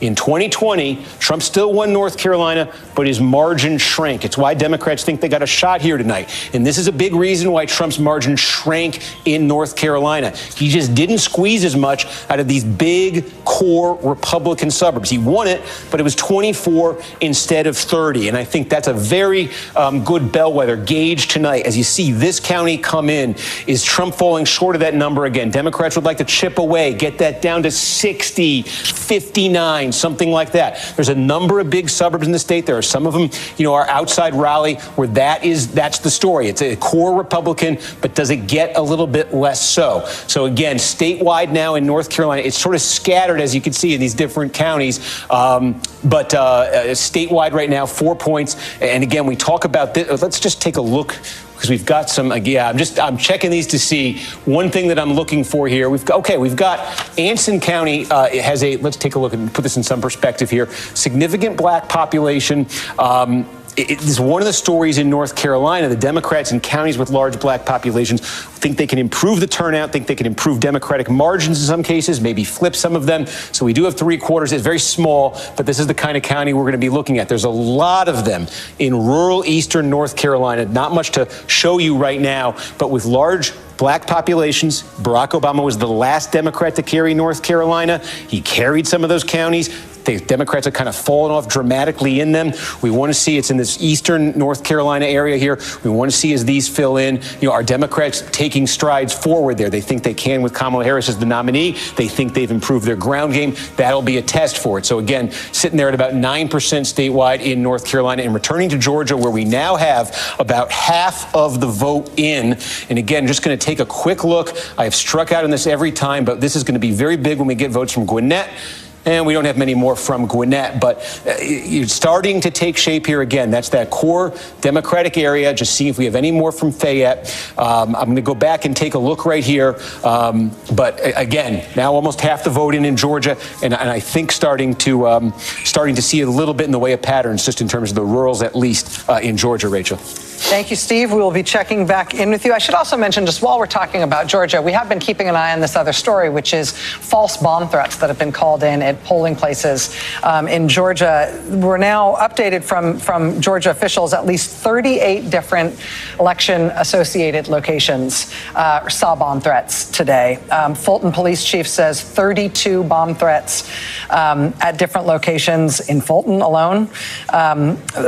Some threats were called into 911. Some were called to the specific location. Some were emailed. The Fulton County Chief saying that all but 2 cities in Fulton County received bomb threats. They were spread all throughout the county.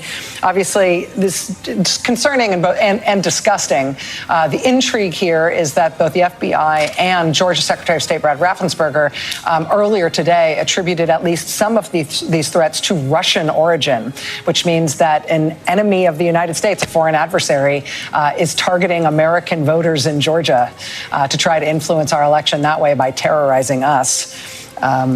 This is the sort of thing that is that has a functional effect in terms of how people think about getting out to vote. It will do some of what they want it to do, but it also has national security consequences for us as a country in terms of how we deal with the people in other countries who are trying to dissuade us from doing what we do as a democracy and who are trying to determine the outcome of this election. Raises questions on how we're going to contend with that as a nation. All right, we're going to take a quick break. We'll be right back. Stay with us.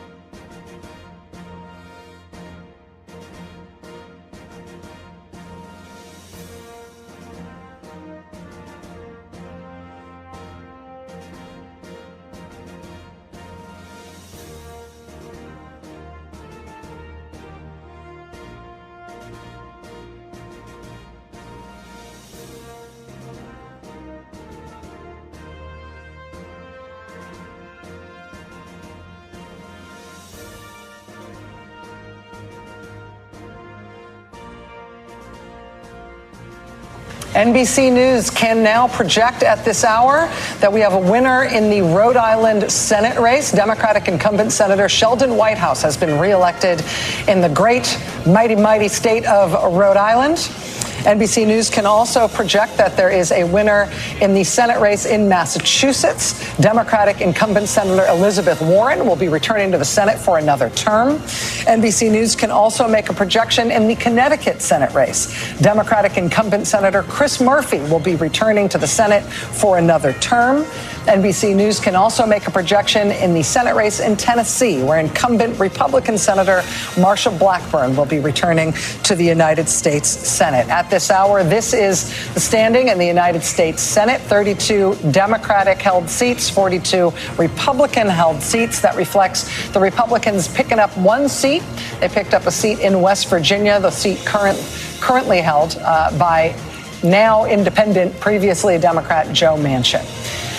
We've also got to look, interestingly, at the Indiana governor's race. This was one to watch. I said earlier, NBC News can now project that the Republican candidate for governor in Indiana has prevailed over the Democratic candidate. This is Mike Braun, a U.S. senator who decided not to run for re-election in the Senate, to instead run for that governorship in Indiana. A strong challenge from the Democrat there, although a Democrat hasn't held the governorship in Indiana in 20 years, so it would have been a big upset.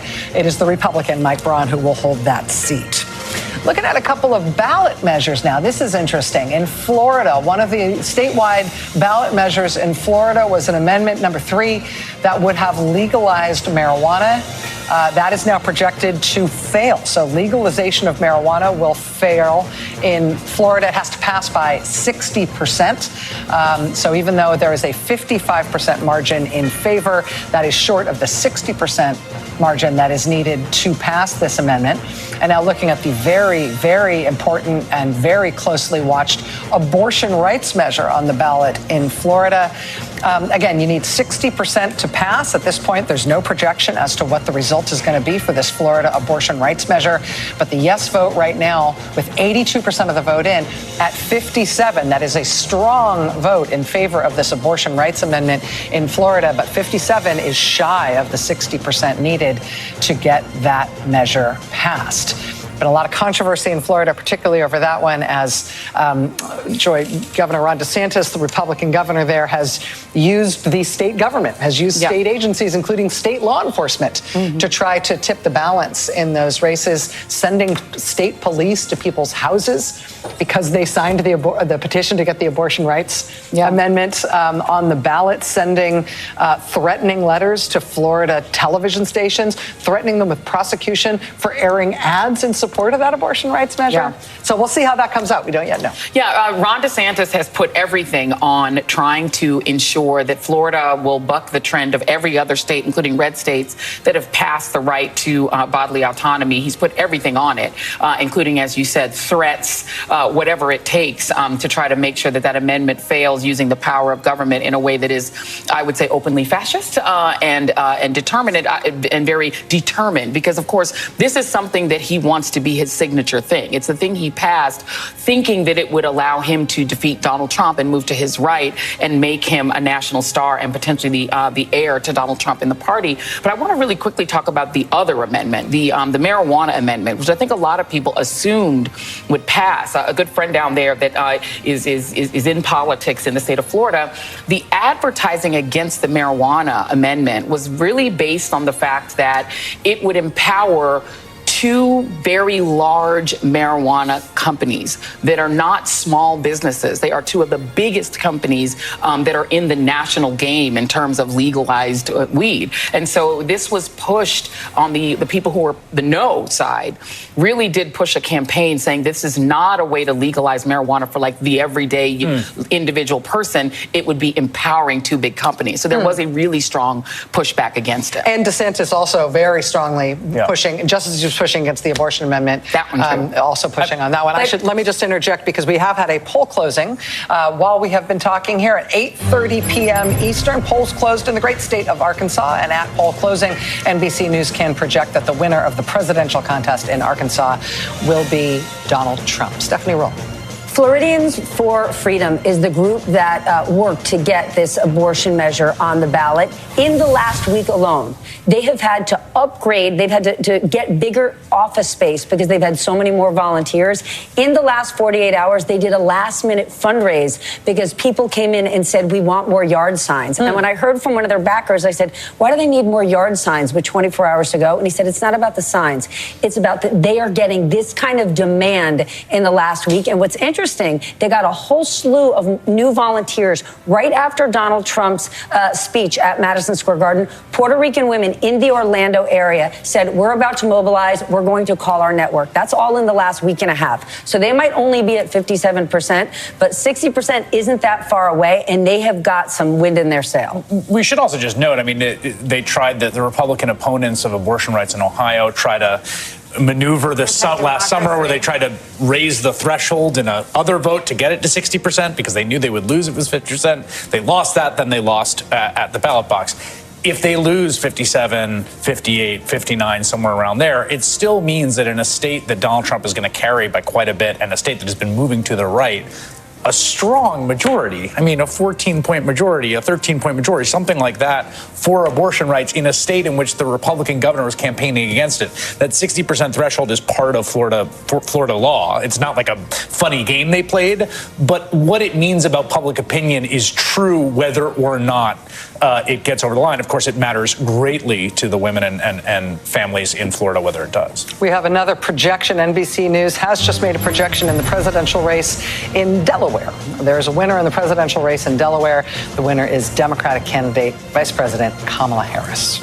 Nicole, you were going to jump in there. I mean, I think we're going to be watching these dynamics, and they're not going to fall in the way that we receive data, right? I mean, the story that we've all been covering, the thing we've been talking about, the thing that 7 anchors are getting at, is really at its core a gender gap on the issue of bodily autonomy. And I think that is not... Those are the things you're getting in your ear, right? The calls you have to make. You're not getting a call on the gender gap. And I think that the way it's going to play out is going to be very slow and tedious. And I think it's going to mean that some of the people that used to be Republicans are now independents. We're going to be putting people in categories for a long time, and we're not going to know the results of some of the, because to your point, a state that Trump won handily has 57, perhaps, maybe they'll get up to 60% of its voters, men and women, young and old, who support abortion rights. Let me jump in here with one other call. In the state of Delaware, we just had a presidential call in the state of Delaware, but NBC News can now project the Senate race in Delaware. This is an open seat, the seat that had been held by Democrat Tom Carper. It's Republican Eric Hansen versus Democrat Lisa Blunt Rochester. NBC News can project that the Senate seat in Delaware will go to Lisa Blunt Rochester. NBC News can also make a projection in Delaware in the governor's race. Governor's race in Delaware goes to the Democratic candidate there, Matt Meyer. So Delaware, with the presidential race, the Senate race, and the governor's race all go in blue. And can I just throw in that this also, the abortion question in Florida also has impacts across the entire Southeast, because Florida was the one place that people who were in the South could go to for reproductive care. Right. And now all eyes turn back to North Carolina, which will have a Democratic governor, will retain a Democratic governor. It'll be interesting to see if Republicans lose their supermajority, which they have by one seat because one Democrat switched sides and gave them a supermajority. If they lose that supermajority, watch for North Carolina to try to reestablish the right to abortion. And then that will leave one other place, because right now, women in the South have to drive all the way to Maryland or Virginia. And so there's a real issue of women who potentially could lose their lives or become extremely ill because the whole South has become an abortion wasteland. Lawrence, as you've been watching these couple of hours of results that we've had come in thus far, what's caught your eye? Well, I just want to go back to Lisa Blunt Rochester actually winning that Senate seat in Delaware. That's a former Senate staffer working her way up all the way. It's one of those great stories of this candidate coming in there, and it wasn't a foregone conclusion. She had to mount a serious campaign to do it. She had to win a primary, and she made it all the way. As we watch the Senate unfold tonight, so far, the Democrats have, in effect, lost only one seat. And They had big hopes for Florida, which it didn't come through. The other big hope is Texas. And so for the Democrats, the possible pickup in Texas in the Senate is the big thing they're watching. And, of course, watching the challenged Democratic incumbents in Montana and in Ohio. Yeah, can they hang on? Yeah, and that is a big question. We don't know. Yeah, absolutely. Let's go back to Steve, who I know is watching some of the Pennsylvania vote coming in. Steve, what do we got? Yeah, and again, now a little bit more than 10% statewide, heavily the vote by mail here. That's why you see such a massive Harris lead. Not just heavily vote by mail, but heavily Philadelphia and Pittsburgh area, Allegheny County. Those are the two biggest in the state. So I think why don't we just give you a sense here over the next couple hours as Pennsylvania starts to take shape, what we're going to be looking at, because this could be absolutely critical, obviously, when we start talking about road to 270 scenarios. So, first of all, for Democrats in Philadelphia, is just a question of margin. Harris is going to win this very big, but let me just show you what happened in 2020. This is what it looked like, and this was a margin for Democrats. You could see Biden 603,000, Trump 132,000. That is a margin of about 470,000 votes for Democrats out of Philadelphia. I think one of the numbers to keep an eye on as Philadelphia and Pennsylvania comes in is, does that get up to, if that got to 500,000, maybe set that as a bit of a benchmark here. If Democrats can get that up to 500,000, I think they're going to be feeling very good about what they can do in Pennsylvania. Can they drive that number up? Because, while this is a big number for Democrats, this 81-18 victory for Biden over Trump, there was a little bit of slippage there. This is just the city of Philadelphia. A little bit of slippage there for Democrats, give it relative to what they used to get out of Philadelphia. It's because in 2020, in part, Trump made gains with Hispanic voters in Hispanic precincts and neighborhoods of Philadelphia. So that's one of the things to watch tonight. Democrats are getting a big margin, but how big? Is it going north of 470? Is it getting up to 5? Or does this tick down another point or two in either direction here? So we're going to be looking out of that in Philadelphia. The other big thing, look, the collar counties of Philadelphia, these four right here. It's Delaware County, Chester County, Montgomery County, and Bucks County. Take them in almost two sections here. Take these three together. Delaware County, where we do have a little bit of vote, can show you right now. Core Democratic county. This is a little bit more racially diverse. You see Biden won this by 26 points. It's just about running up the number for Democrats in Delaware County, as is the case in Chester County. Now, Chester County, again, this fits that profile we talk about. High concentration of college degrees, higher income. There's no county in Pennsylvania in the Trump era that has become more Democratic to the degree that Chester County has. So as you start to look at the results come in here tonight, it'll be a while. See what Biden got here, 58%. Maybe set a benchmark in your head of 60%. Can Harris break 60% in Chester? Because what's happening in Pennsylvania, and this is going to be a theme in the two other northern tier battleground states, what's happening in Pennsylvania is the Democratic base is geographically contracting. Trump came along in 2016 and he started to run up massive margins in rural areas of the state, rural blue-collar areas of the state. And what's happened is the Democratic base has become more geographically concentrated into cities and metro areas. Again, suburbs, places, as I say, keep saying it, but it's what the stats show, high concentrations of college degrees. So what the Democrats increasingly need to do is just focus on running up margins in those places that can offset the Trump gains elsewhere in the state. So that's what these three counties are all about. Bucks is a big one, about 450,000 people here. It's a little bit different. This is a true swing county here. How this one goes tonight could tell us a lot about how the state is going. It's just, it's more blue collar than these other collar counties. So we're going to be watching there. South Central, Pennsylvania, sort of this region in here, Harrisburg, Lancaster, York. This is actually an area. There are some Republican counties in here, but this is an area where Trump had some slippage. Cumberland County. This is an area where Trump had some slippage in 2020. A potential area of growth here for Democrats. We're going to keep an eye on this region. Western Pennsylvania. You see a lot of blue here again because it's vote by mail. These are almost all going to be red tonight. And this is, when I say Trump has been running up the score, these are the counties where he gets 65, 70, 75% of the vote, all in this part of the state. And I think where the game may be won or lost in Pennsylvania is going to be northeast Pennsylvania. I think we showed you at the start of the night, but I'll go back to it again. Going to be paying a lot of attention to Lackawanna County, and we've got about a quarter of the vote in here. Again, this is the vote by mail, but here's the story in Lackawanna County where the city of Scranton is. This was pre-Trump a big Democratic bastion. Trump, look at that. He almost won this in 2016. What a shift. Democrats actually jumped up to close to a 10-point win here in 2020. Was that because Joe Biden and his Scranton ties? Was that because of, something else, changing attitudes towards Trump, perhaps? Big question here. And there's a lot of counties like this in Pennsylvania and Michigan and Wisconsin. Big question here is, can Trump get this back to 2016 levels, or really, can he win this county? That's what he wants to be doing. And there's also a lot of these counties in this sort of this stretch of the state right here. You've got a lot of counties with substantial Hispanic populations. And that's the other thing that the Trump campaign has been talking about. Berks is where the city of Reading is. Reading is about 2/3 Hispanic, largest concentration of Hispanic voters anywhere in the state.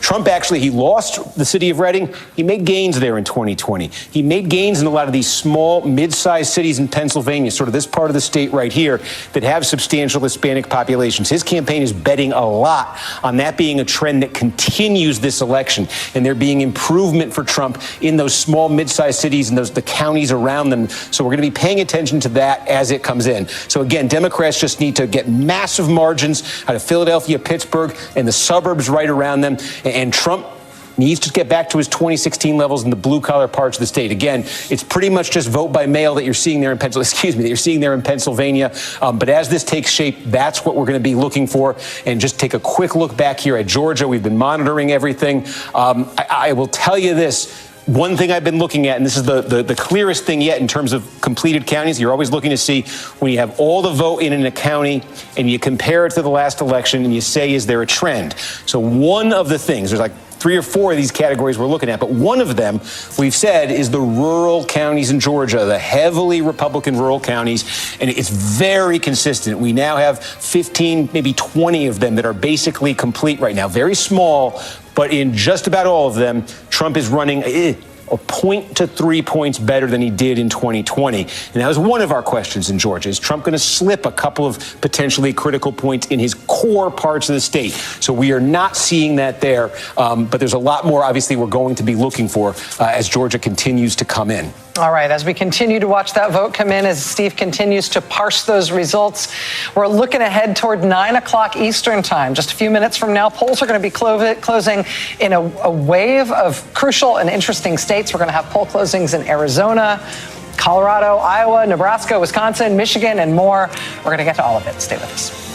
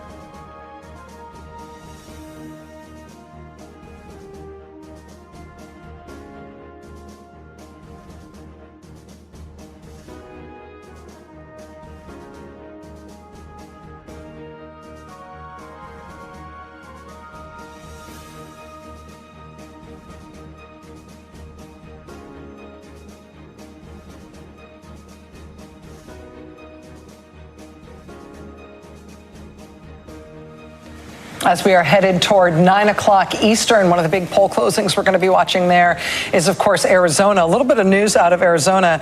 Arizona Secretary of State Adrian Fontes announced at a news conference that there were 4 non-credible bomb threats that were directed at Navajo County in Arizona. Again, hoax bomb threats. There are no bombs.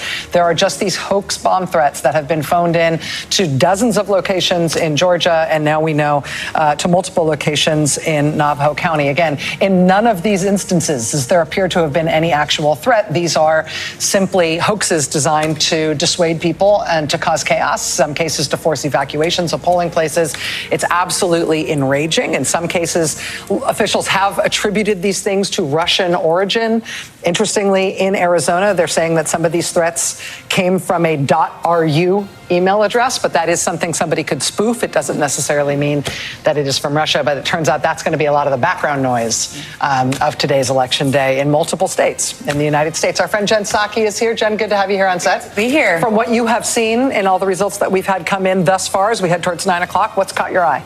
I'm just going to give a couple of everybody take a breath warnings here. Okay. One is DeKalb County is not in Georgia because of the poll extension of the poll hours. That is such a big county for the Democrats. We don't know what's going to happen in Georgia. I would also just reiterate, maybe you've all have said this, it's like a baby blue state, I'm going to say, and that it has not been blue for a long time. It is a hard state for Georgia. The Harris team. Georgia is. The other thing that I think is, I'm just going to remind people of, is that these college towns voting, as people are talking about long lines in these college towns, that is a huge deal for the Harris team. Because remember, over the last couple of months, there has been understandable questions about whether or not young people, college students, would turn out, given Gaza, given protests that were happening on campuses. That's something I've heard from officials in Michigan. I've heard it from officials in Pennsylvania, that there are big, long lines in these college towns, which I don't know that we would have all predicted that just a couple of months ago. Interesting. The other thing is, we've talked about, I think the Iowa poll and your interview with Dan Salzer really brought this to bear. Polling young people is impossible, and really nobody gets it right. So we don't have good models for how many of them will turn out. We don't actually know till day of how many will turn out, and it depends on their schedules, it depends on the weather, it depends on the entertainment, it depends on their motivation. And we don't have great models for predicting their turnout, and we have even worse models for predicting how they're going to vote. So it might be one of them. I keep saying we might not know until late in the night or maybe even tomorrow, but this is one of the most opaque voting groups. Chris, one thing again, we're early in the evening here. One of the things that was so striking about the public polling and the public data going into this election was that the public polling said this is the closest race that we've ever had. Yeah. Basically. That was the consensus view. And there was a real question about, well, maybe the public polling's wrong, and maybe it's going to miss a few points in one direction or another. We don't know at this point. It's very early in the evening. But I would say at 8:50, it's a very, very close race. that right now, it looks like the public polling, broadly speaking, that this was a very close race, is broadly at 8:51, based on the data we have, about what we're seeing so far. We are seeing signs of a very close race. I'd say that if you are just joining us right this second at 8:52:06, and I had to summarize what's going on, no surprises. Yeah, right. Pretty much that's what's happened thus far. There's been no surprising result anywhere, I don't think. Now, that doesn't mean that said, the no surprise result for the presidential race will be, it's really tight, we don't know. And that could be true for a very long time. The turnout thing, to your point, which is so hard to track, is there are groups, both sides are betting on turning out, and we don't know if they will or won't. So when you see a huge number in a state like Michigan seems to be, from the strategists I've talked to, the people in Michigan, higher than they anticipated. Is that good for Trump? Is that good for Harris? We don't know. And that's one of the challenges, because typically, if there's bigger turnout in certain areas, it's good for the Democrats or good for the Republicans. This year, because there's the low propensity young male voters that Trump is going after, and there is the quiet vote, as we've been shorthanding it, on the other side, it's harder to know what turnout means in some ways, at least as I've been looking at the early information that we've And there's also, let's not forget the mama-driven young people vote, because I have 3 humans that are grown adult children, and you have a lot of young voters who wait to the last minute, who are pushed really hard by their families to vote, pushed by their parents to vote. So you have some of that, of the youth vote that actually reflects what you're seeing in the sort of, grown folks vote, because there are, especially when you're talking about black voters, I'm telling you that black mamas are making all their kids vote. I made not only my kids, but my bonus son also. I was relentless. I have a bonus. You have to have an extra, because I have 3. It's like multi-ball and pinball. So I don't like to be outnumbered with odd numbers. And so we have 3, so we add a 4th so they can team up, and it kind of dissipates their power. Wow. Yeah, gives us more influence. This is always have an extra. We take them on vacation. Deep insight into your parenting strategy, Joy. Even numbers. Keep me in charge. Lawrence. I would like to issue an apology to all of those states that we have not mentioned. It's not our fault. It's the founding fathers. They decided on this thing called the Electoral College, which, interestingly, no other country in the world decided to copy. And because of that, in presidential terms, in effect, on nights like this, you have a right to think that it feels like no one cares about your vote. If you're in California or if you're in New York. And when you think about how enormous a force that can be in voter suppression, there may be nothing quite like it. Imagine if California voters ever got to think that their votes for president matter. There are 7 million people in California who don't vote. They're registered. They don't vote today. And how many of them would turn out? And oh, by the way, how many more millions would that add to Kamala Harris's total? New York, the state of New York, another 7 million people who don't vote in this presidential election because they know what the outcome is for their state. Most of those, if they voted, would add millions to Kamala Harris. And this Electoral College problem is one that bedevils us in the 21st century as it never has before. Thank you for saying that, because go ahead. I'm sorry, let me just jump over to Alex Wagner with the insiders. We're about 4.5 minutes from this next poll closing, and I know that you guys have been talking about what you've been hearing about some of the specific swing states that we don't yet have a result in. We sure have, Rachel. Thank you. I'm with Maria Teresa Kumar, Michael Steele, and Simone Sanders. Simone, Michigan is among the tranche of states that are going to be closing polls at 9 p.m. Let me go to my Michigan page. Yeah, go to your Michigan page. They're all collated, yes, they are, according to poll closing time. What are you hearing about the vote in Michigan? We know it's tight, as they all are. Yes, all of my Democratic friends are saying it's very tight, and they don't want to make predictions, but people are hesitant to say, but they are encouraged. They're encouraged by what they're seeing in Detroit specifically,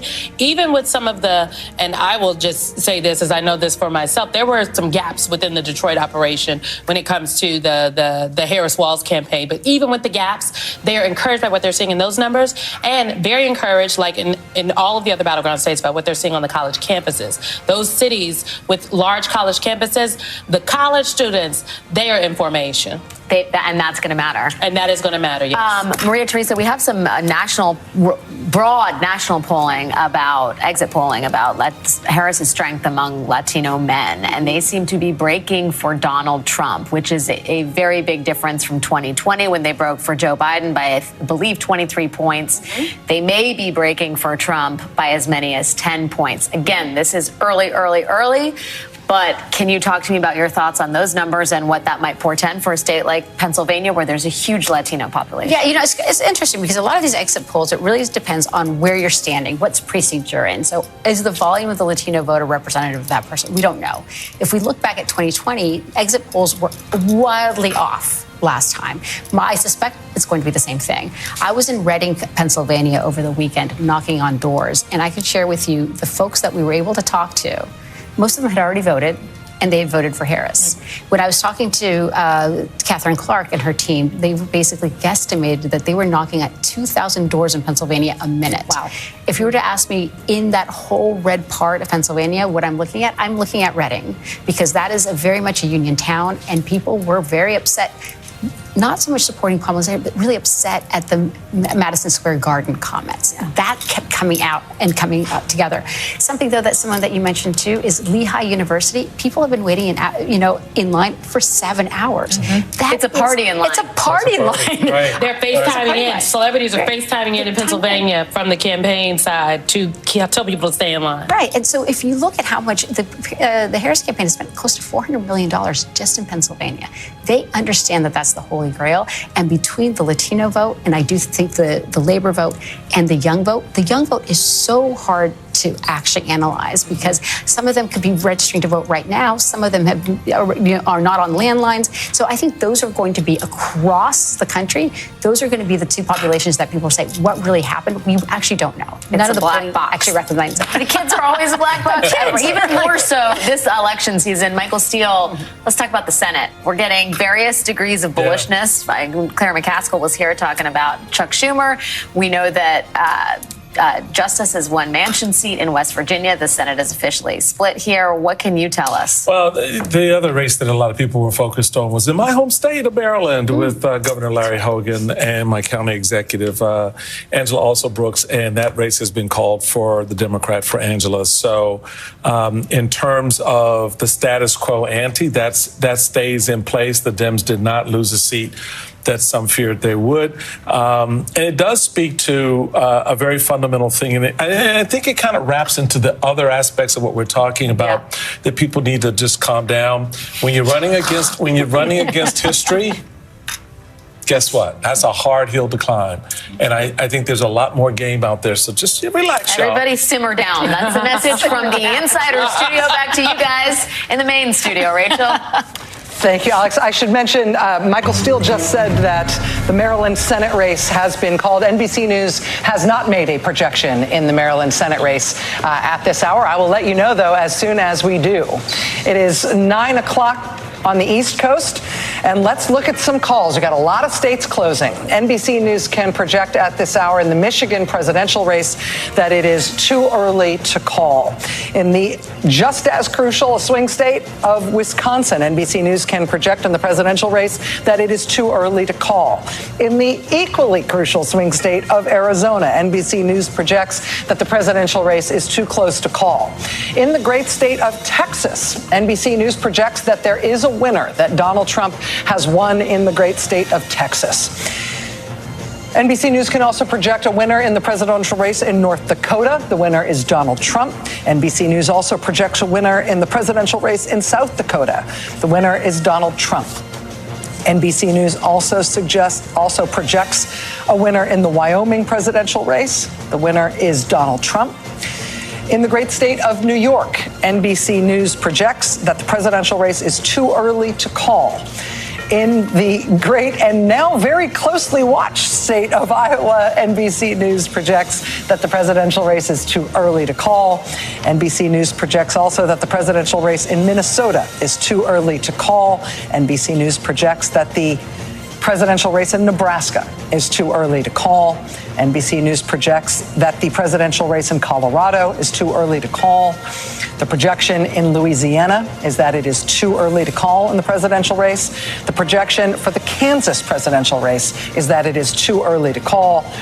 And back to the Southwest, in New Mexico, NBC News projects that the presidential race is too early to call. Looking at the road to 270 with those races called thus far, we've now got Donald Trump standing at 154 electoral votes, Kamala Harris at 30 electoral votes. Looking back at the battleground states that have yet to be called, just recapping from earlier poll closings. In Georgia, we've got just shy of 2/3 of the vote in. It is too close to call, a difference of just over 200,000 votes between the two candidates. In North Carolina, we've got less than 40% of the vote in there, and that is too early to call. And in the all-important swing state of Pennsylvania, not even 20% of the vote in yet in Pennsylvania, and it is too early to call in Pennsylvania. Let's look at some of the Senate races, starting with the key and very interesting Senate race in the great state of Texas. Again, we've got a presidential race called in Texas, but in the Senate race between incumbent Republican Ted Cruz and his Democratic challenger, Congressman Colin Allred, it is in the Texas Senate race too early to call. Let's now look at the Arizona Senate race. NBC News projecting that this is also too early to call between Republican Kari Lake and Democrat Ruben Gallego.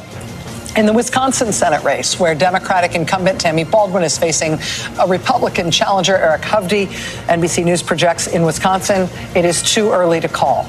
In the closely watched Michigan Senate race, where Democrat Alyssa Slotkin is up against Republican Mike Rogers, the Michigan Senate race, NBC News projects as too early to call. And in the very interesting Nebraska Senate race, here we've got an incumbent Republican, Deb Fischer, up against not a Democratic challenger, but an independent challenger, Dan Osborne. The Nebraska Senate race, too early to call. The Senate at this hour, again, it's a 100-seat Senate. We've got 42 Republicans seated. We've got 33 Democrats seated. This reflects 1 seat gained by the Republican Party in West Virginia, the seat vacated by outgoing independent Joe Manchin. Let's hop back down to Florida, where we've got a call in the abortion rights measure. In Florida, this is Amendment 4, would enshrine abortion rights in Florida. This, as you see here, has 57% yes and 43% no, but 60% is the threshold that the yes side needed to meet in Florida for the right to abortion ballot measure, the amendment to Florida's state constitution. NBC News can project that the abortion rights measure in Florida will fail. It will fall short of a 60% threshold. Finally, let's look at one governor's race. We've got a governor's race to look at in North Dakota. And the governor's race in North Dakota at this hour, NBC News is projecting as too early to call. So again, lots of calls there. I think the one that, I don't know if it qualifies as a surprise, but I think one that Democrats were hoping was within their reach here was that Florida abortion rights measure. Joy, as you were talking about earlier in detail, and Nicole as well. Again, it looks like it's going to win, to Chris's earlier point, by a very large margin, but not a large enough margin to put it over 60 points, which is what they'd need to get a yes. Yeah, and this is the reason that Republicans wanted that 60-vote threshold, because, I mean, as they tried to do in Ohio, Governor DeSantis has bet his political future on being the champion of denying women their rights over their own bodies. He's competing, obviously, with the governor of Texas.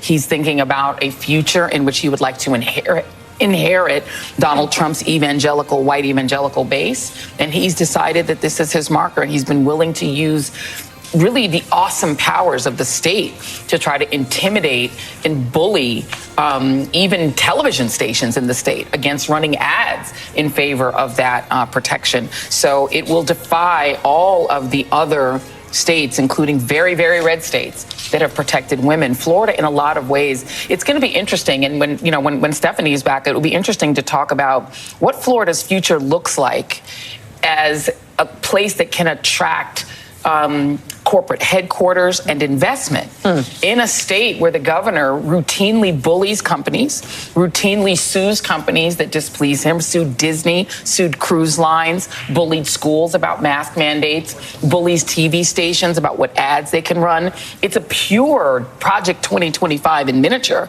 in Florida. And that kind of extreme, sort of extremist right-wing fascist type government in Florida, does that make it a more attractive place, or does it make it more like some of the other southern states that don't get a lot of investment and interest from? I mean, it also particularly international investment. That Florida, trying to be an international business hub, but also even without everything you just described, they will now continue to retain an incredibly draconian 6-week abortion ban, which is going to make it hard to persuade any large company that they should move their female staff there. That's right. Let alone any of their staff that has female. Can I just make it? Go ahead, Lawrence. In what is another triumph of the minority in American minority rule in American democracy in the 21st century, beginning with George W. Bush becoming president with less votes than Al Gore in the country, right through to tonight, 57% in Florida loses. That's what loses in Republican-defined minority rule government, which is intentionally designed and structured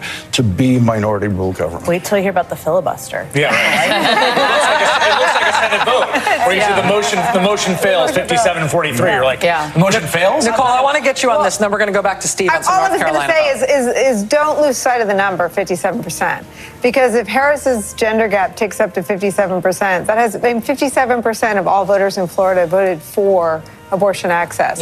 If that number tells us a story about how people voted in a deep red state that wasn't even a toss-up, as Lauren said, we apologize to all the states we've been talking about. 57% in Florida voting for reproductive health care is an important number to keep an eye on. Is 55 to 57? Is that, if that's where Harris comes in with women, with all voters, with men and women?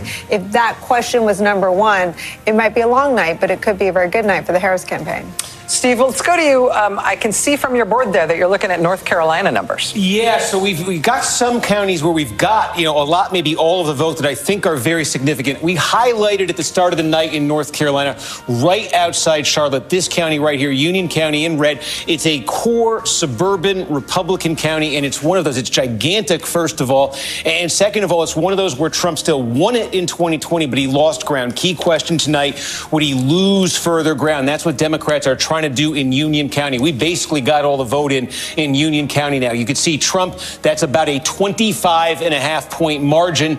Compare that to 4 years ago, Trump won it by 24. So no, Trump did not lose ground. In fact, he gained back a little bit here in Union County. That is what his campaign wants to see. They did not want any more slippage. You can go next door from Union County and you see another trend that I think we're starting to see pretty clearly in North Carolina, and I'll show you that now. This is Anson County. Again, just about complete. This is a rural county with a large black population. And one of the concerns for Democrats was they believed the turnout in recent elections among African Americans in these rural counties has been lower than they need. When Barack Obama ran and won the state in 2008, he did very well, won a lot of these counties. The question was, would Democrats improve in these counties tonight? What they've said about the ground game, maybe having Harris at the top of the ticket, thinking this might help them. So you see it right here. This county looks like it's going to flip. Joe Biden won this by 4 points 4 years ago. Now Donald Trump, with just about all the vote in, is ahead by 3 in Anson County. Again,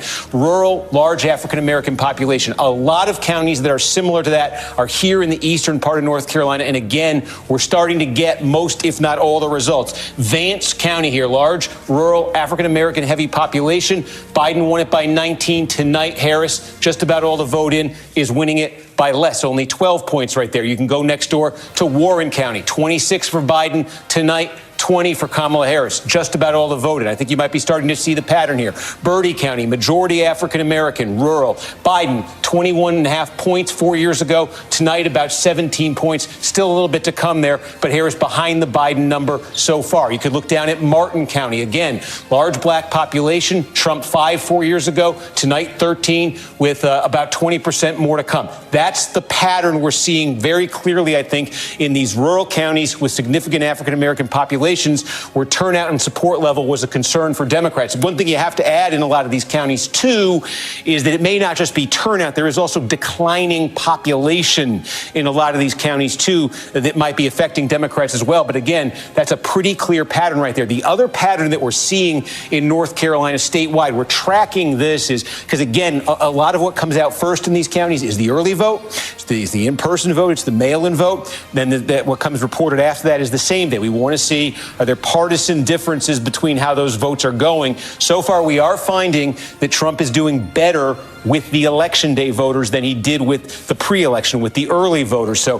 as you get, when you get to 80% in a county, generally what's left to come, not uniformly, but generally is going to be that same day vote. We're finding that that's a stronger vote for Trump. What Democrats are looking for here right now, take a look at Wake County. This is the biggie. This is, the state capital is here, the heart of the triangle. 3/4 of the vote is in here. And again, the name of the game here for Democrats is just drive up the margin as big as they can. So look, it was 26.5 points in 2020 for Biden. It's a little bit stronger now for Harris. That's what they want to see. They want to get the number up in Wake. They want to get the number up. Now, Mecklenburg County is the other giant one. We don't have too much in right there. There's also been a question in North Carolina about this part of the state. When you get into the Blue Ridge Mountains, it was so affected by the hurricane. Is that going to affect turnout levels? Is that going to affect results at all? A couple things we can tell you. Most of this region is Republican. Most of these counties are rural and heavily Republican. I don't know why I just did that. They're mostly rural and heavily Republican, and we could just show you, you're starting to, this is tiny, but this is what you're seeing in the rural, heavily Republican mountain counties that are getting close to fully complete. Trump hitting that 2020 number, maybe going even a little bit north of it, and you can just see in terms of the turnout question here, which everybody's had in the wake of the hurricane. Look, 3857, 839. You're at about 4,700 votes. In 2016, it was 37. They're a little bit above 2020 level here. And I think if you're above 2020, that is, of course, an all-time record for turnout. That indicates, I don't think there's an indication there, that's one county, but we're seeing it elsewhere, of a big turnout issue. There are two blue counties in the mountains. The big one is Buncombe. That's where Asheville is now. We have about half here with the same day to come. If this were to hold, Democrats would be very happy with what's happening in Buncombe County because they depend on this to run up big margins here. But again, still to come is that election day vote that we think is more Republican. So is this vote going to come down for Democrats? Let's see as that comes in. They want to be hitting, a number north of what Biden did. The other county that's just about complete, and it is a blue county, it's where Appalachian State University is. I can show you that. Watauga County, just about all in right now. And again, Biden won this thing by a little over 8 points. It's at about 7 right now. Democrats, this is not a huge county, but Democrats in counties like this, there's a big academic institution. There's a pretty good concentration of students, of college degrees, a lot of these ingredients for Democratic success. They want to be driving up the numbers in those places. Another place like that is Orange County. University of North Carolina, Chapel Hill is here. This is basically on par for Democrats, even a touch above what they did in 2020. That's what they want to see. One other place I could just flag here. This is Carrabas County. This, of all the counties, all the 100 in North Carolina, this is the one that swung the most to Democrats in the last election. Again, right outside Charlotte. It's growing. It's diversifying. It's pretty quickly diversifying. So again, you can see Democrats want to make further progress. Trump won this thing by almost 20 in 2016. And again, look at that. It came down to single digits in 2020. This is another test tonight. This is a place where Democrats want to really keep that momentum going early, but that's when we're going to keep an eye on there. But again, you can see those trends. Trump in the big suburban test outside Charlotte, I'd say he probably passes that test in Union County. And the Democrats so far in these rural counties with large black populations not getting what they hope for there. Still to come, though. We want to see how Wake finishes. We want to see Mecklenburg, the triad. You got Greensboro. We don't have a ton here. Greensboro, Forsyth County, where Winston-Salem is. So still a bit more to come there. And then Georgia, look, 70% in now. Trump continuing with an advantage here. It's about 243,000 votes. And we are getting a lot more clarity in the metro Atlanta area. A couple of things. We talked about this. Democrats wanting to improve margins here. That's what they need to do. Cobb County is a place, where this was a Republican stronghold not long ago, where Democrats are running up the score lately. You see what happened in 2020. Biden won here by 14 points. Currently, 78% of the vote is in. Harris, this is the early vote likely. Harris is winning here by 16. The concern for Democrats is the remaining vote, we suspect, is that election day vote, a little bit more Republican friendly. 16 would be a very good margin for Democrats in Cobb, but does that come down? If it falls below that 2020 level at all, that's very alarming for Democrats. Fulton County, again, we've got the early vote in here and now some of the same day as well. Look at that. It looks exactly like it did in 2020. Wow. Democrats want to grow that a little more. Again, concern for them. It's a big blue county, but if what's still to come in Fulton is a little less blue and that number slips below 2020, that's a trouble sign for Democrats. We flagged Fayette County early in the night. Would this one flip? If the blob, I call it the blue blob there, was going to expand, this is the place. It's not quite all in, but almost all in right now. You see Trump with a 2.5-point lead. Now, that is progress for Democrats from 2020. This was a 7-point race in 2020, so it's progress for Democrats. Will it be enough progress? Again, those other big, giant suburban counties there are going to tell a lot of that story. We finally have a little bit in Gwinnett County. I just want to linger on this one for a minute because it's enormous. This county has over 1 million people. It has transformed demographically in the last generation. This used to be a staunchly Republican, heavily white county. It's now one of the most diverse in the country. Democrats, you can see Biden won here by 18 points in 2020. And again, the Democratic margin here, it's just been, look at this. In 2016, it was a single-digit race. It became almost 20 in 2020. Democrats want this over 20 tonight. Let's see. It's early there, but that's a key one just because of the size and because of the trajectory. So again, and we can also just take a look. I said these sort of exurban, fringe Atlanta metro counties that are red. The question here is, do they become less red? The biggest of them is Cherokee County, and we got almost all of Cherokee County now. This is where Canton, Georgia is, one of the wealthiest counties in the state of Georgia here. Take a look. This is what happened in 2020. Donald Trump won here by 39.2 points. Tonight, he's winning it. You could see almost the same, as about a 0.3 of a point off. The Trump campaign, let's see here. They don't want big slippage. There's not big slippage. I think they would have liked to claw back a little bit more here, but they're not losing ground. And there are scenarios where that's enough for them in Georgia. You can look next door is Forsyth County. Now, this is another. This is very wealthy. This is a biggie you can see in terms of votes. This is a place where Trump lost substantial ground in 2020. Now, bulk of the vote is in. Same day still to come, so room for Trump growth here. He's already overperforming a point from where he finished in 2020. That's an encouraging one for Republicans. You can just kind of complete this loop quickly. I'll just show you some of them here. Again, Hall County is one, almost all in. Trump had slippage here in 2020. You see, he's improved by about 1.5 points here. Not major, but this was a state that was decided by a fraction of a point in 2020, so any shift is significant. Barrow County, almost all in. Again, Trump had slippage here in 2020, a little bit more slippage here tonight for Trump. You can see Harris running 1.5 points better than Biden did. Trump basically level with 2020. And you can take a look down here, Walton County. Again, this is the early vote in Walton County. Trump had slippage here in 2020. 49 points, believe it or not, was slippage for the Republican. Tonight, 46. This is the early vote. Again, same day. Does it get back to 49? Does it get back to 50? That's what Trump wants with the remaining vote there. I think we've got just about all of Douglas County in right now. And again, Douglas County, it's one of these demographically, it's fast growing, it's transforming politically, it's diversifying. And you can see here, Democrats, it looks like in Douglas, have achieved what they want to do here. Biden won this thing by 25 points in 2020, just about all in. Now Harris has it north of 30 points. That is something Democrats want to see there. So again, we zoom out statewide. It's a 6-point lead right now. We could also check in if you want. We could just take a look. We've got them marked off on here. I'll show you. This is, we were talking about this in North Carolina, same in Georgia. There's a lot of rural counties with large African-American populations. And the question for Democrats is, can they improve? They'd like to improve turnout-wise, vote performance-wise, obviously, relative to last time. So again, I think we showed you earlier, Baldwin's just about all in. This is a change. This was a blue county in 2020. It's flipped over to Trump. All the vote is in right now. Look, you can see here, Wilkes County, just about all the vote is in. Trump by 17. Trump won this thing, by about 13 points and change in 2020. So we're, seeing a bit of what we saw in North Carolina. Randolph County, very small, but a lot of this is in right now.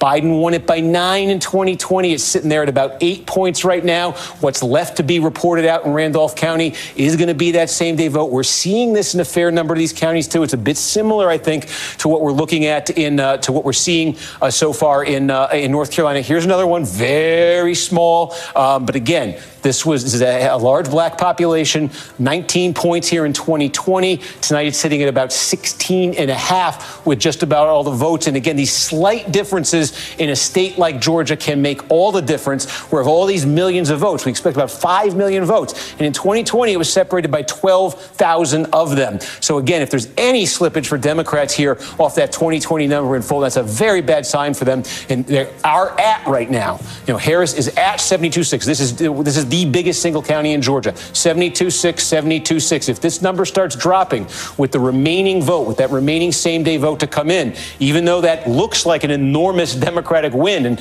by numbers it may not be enormous enough. The Democrats don't want any slippage there. So we'll be paying close attention to that one too, Rachel, as we get more from Georgia. All right, Steve, we've got a few updates since we have last checked in. The NBC News projection in the state of Rhode Island is that there is a winner in the Rhode Island presidential contest. Kamala Harris is projected to win the presidential race in Rhode Island. NBC News can also project in Mississippi that the winner of the presidential contest is Donald Trump. NBC News can also project in Louisiana that the winner of the presidential contest is Donald Trump. A couple of other interesting updates for you. Back to Delaware. This is a historic outcome in a House race. So this is the Delaware House seat, an at-large House seat. This is an open seat because the incumbent was Lisa Blunt Rochester, who just won a U.S. Senate seat in Delaware tonight. When she left that seat and opened it up, the Democrat running for it is Sarah McBride. The Republican running for it is John Whalen. NBC News can project that Sarah McBride has won that seat. And I mentioned that this is a historic win because Sarah McBride will be the first openly transgender member of Congress. And she has just won this seat tonight in Delaware. Congratulations to her. I should also mention this, another race that would not necessarily make national news except for a very important piece of it that will become immediately clear to you in one moment, which is that our affiliate, our NBC affiliate in Georgia, WXIA, has now made its own call in the Fulton County District Attorney's race. Again, we wouldn't generally be following individual district attorneys' races in the national news, but this is the Fani Willis race. Fani Willis is the district attorney in Fulton County who brought the RICO prosecution against Donald Trump and a number of co-defendants. Fani Willis has been reelected to a second term and by a considerable margin by voters in Fulton County, Georgia tonight. I have one other piece of news to bring you. NBC News can now report that the FBI is tracking and investigating bomb threats attributable to Russia in Georgia and Wisconsin and Michigan and Arizona. We do also have reports of new bomb threats at polling sites in Pennsylvania. Governor Josh Shapiro says that there have been multiple bomb threats in Philadelphia, multiple voting locations targeted. All of these bomb threats are non-credible. These are hoax bomb threats. There are no bombs, but bomb threats are being phoned in or otherwise communicated in multiple states. Voting hours were extended to 9 p.m. in Clearfield County in Pennsylvania, which is in the central part of the state, because of a bomb threat in the building where votes were being counted there. According to NBC News reporting, it's not necessarily apparent to the FBI that these new bomb threats that we're just disclosing now, these Pennsylvania ones, are attributable to Russia, but they say they are investigating Russian-attributed bomb threats in Georgia, Wisconsin, Michigan, and Arizona. The FBI also reportedly investigating more threats in undisclosed other states, so it's more even than we have previously mentioned. Let me just reiterate and underscore and repeat. There aren't bombs. There's no real threat. The threat that happens here is the calling in the bomb threat where there isn't a bomb in place, specifically to try to achieve chaos, to try to get these sites evacuated, and in some cases to disrupt voting patterns. And for kids watching for the first time election results, they should know that we never had bomb threats before Donald Trump became a presidential candidate. Joining us now from a polling location in Reno, Nevada, where we're expecting polls to close at the top of this next hour, is NBC's Steve Patterson. Steve, what are you seeing there in Reno?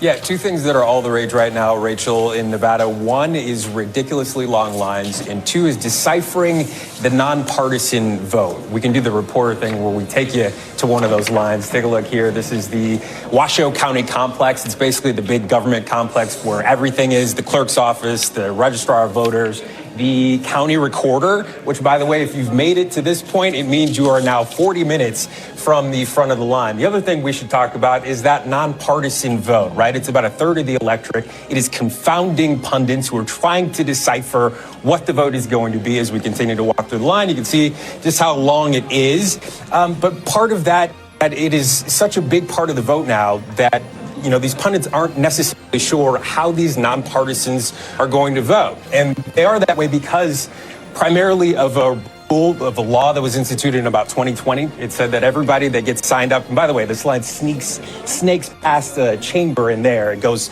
ridiculously long through this building. Eventually you pop out here and you see the beginnings of the line. Again, about an hour to get to this point. but a rule in 2020 that said that anybody essentially that signs up for a driver's license has to be registered as a nonpartisan. You have to essentially assign yourself to a Republican Party or a Democratic Party in this state. A lot of people chose not to do that. That's why there's such a large population of nonpartisan voters. But I've spent about 6 months here, and I've equally seen many people that are proudly nonpartisans, that don't want to essentially be a part of one of the parties, want to vote the issues, want to vote based on how they feel. And that is the tough part about deciphering a place like this, a bellwether within a bellwether, where so many people are trying to read the tea leaves. So difficult to do. But certainly nonpartisans, as returns are coming back, about a third of the vote between Republicans, Democrats, and now this third group, which we don't know which way it's going to go. I've spoken to both campaigns. Everybody seems to think they have a Trojan horse in this population. Republicans think that they are leaning more right. Democrats seem to think that this is a younger, more diverse population, and that will turn into a Democratic vote.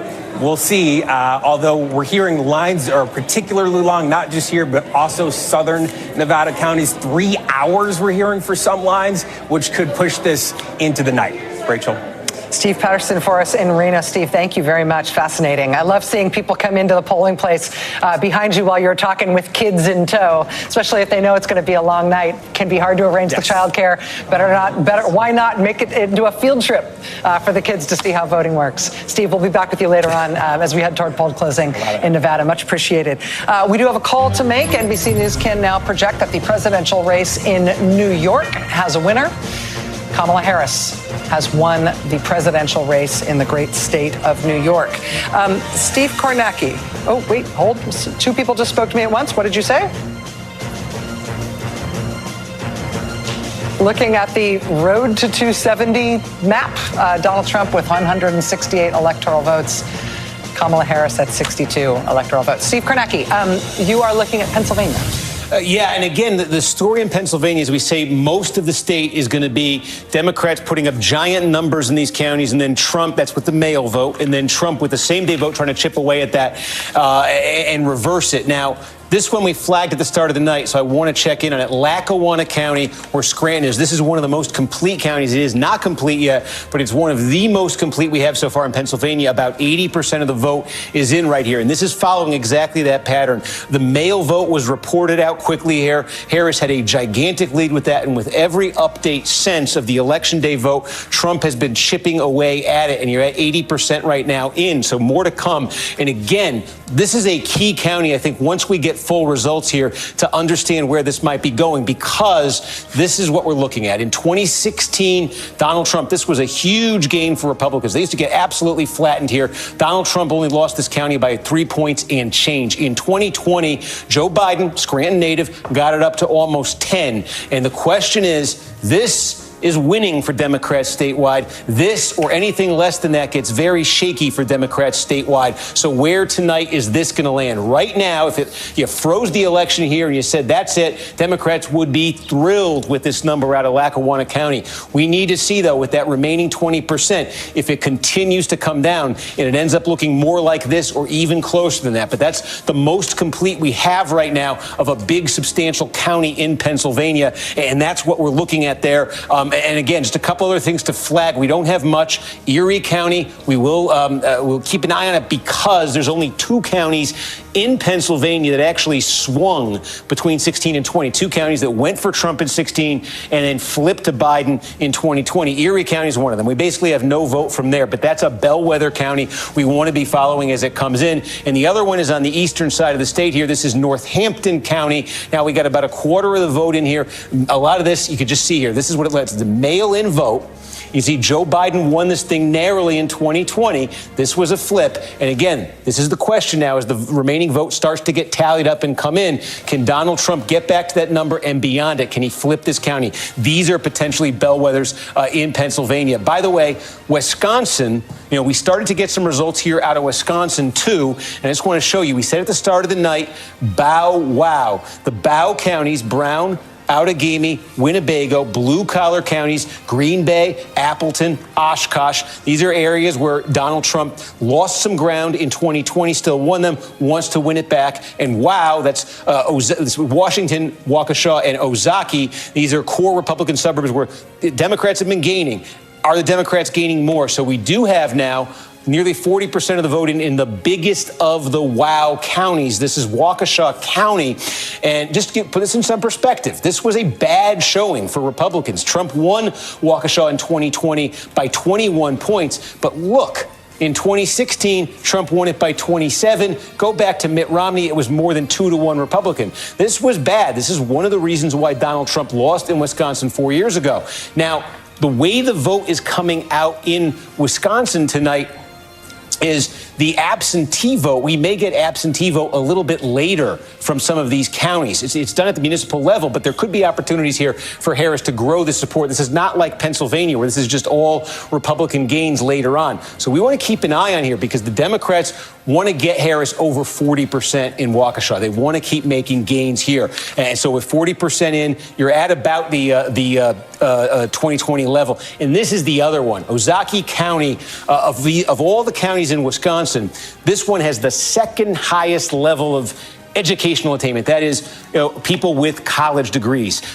Democrats have been doing much better with this demographic. This showing for Joe Biden in Ozaukee County in 2016, I don't know why I did that, 2020, this showing for Joe Biden, he lost by 12 points, was the best showing for a Democrat in this county since Lyndon Johnson in 1964. So this is one tonight where you want to see if Harris is further improving on this, getting this down, into single digits, 5, 7, 8 points, something like that. So far, a little bit more than a quarter of the vote in, this would be a very good number for Democrats out of Ozaukee County. These suburbs right outside Milwaukee used to win Wisconsin for Republicans. Democrats have been eroding that support for Republicans. If they can do more, that's big for them tonight. And then there's this. About a third is in now in Dane County, and this is the mother lode of votes for Democrats. It has become this way in Wisconsin. It used to be that the Democratic coalition was very spread out in the state. Democrats could win dozens of rural counties with blue-collar populations. Trump came along. He's gobbled just about all of those up. So the Democrats are increasingly dependent on just running up the score. This is a massive county, Madison State Capital, University of Wisconsin, high-density suburbs here. And here's the thing in Dane County. Every election this century, Democrats have gotten a bigger and bigger margin out of here. This is where it landed in 2020. It's not just the margin, Biden winning this by more than 50 points. It's this. Biden, 260,000, Trump, 78,000. That's a margin of nearly 182,000 votes for Democrats out of this county. And again, if you went back to the turn of the century, Democrats were winning here by about 50,000 votes. Every 04, 08, 12, 16, 20, it gets bigger and bigger and bigger. Democrats want to get even more out of this tonight because, again, they're taking such hits in the rural areas of the state. Can they get this thing up to 195? Could they ever get this to 200,000 votes? Every time you think they've gotten the most they possibly can out of Dane, they get more. They're probably going to need more tonight. So, again, a third of the vote in there right now. Let's see that one as it starts to develop. But seeing that in Wisconsin overall now, again, 10% or so in statewide, a 13% now, and that's what you got in Wisconsin. Steve, thank you. We're going to go now to Jacob Soboroff, who is standing by in Philly. And Jacob is actually with the Philadelphia City Commissioner, who is in charge of running elections in that city. Jacob, over to you.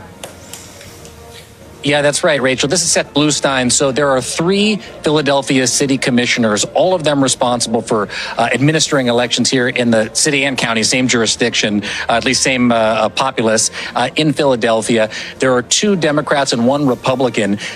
Seth succeeded Al Schmidt, who is now the Secretary of the Commonwealth here. You were the Deputy Commissioner to Al Schmidt, who became very famous when former President Trump was attacking him in the wake of the 2020 election.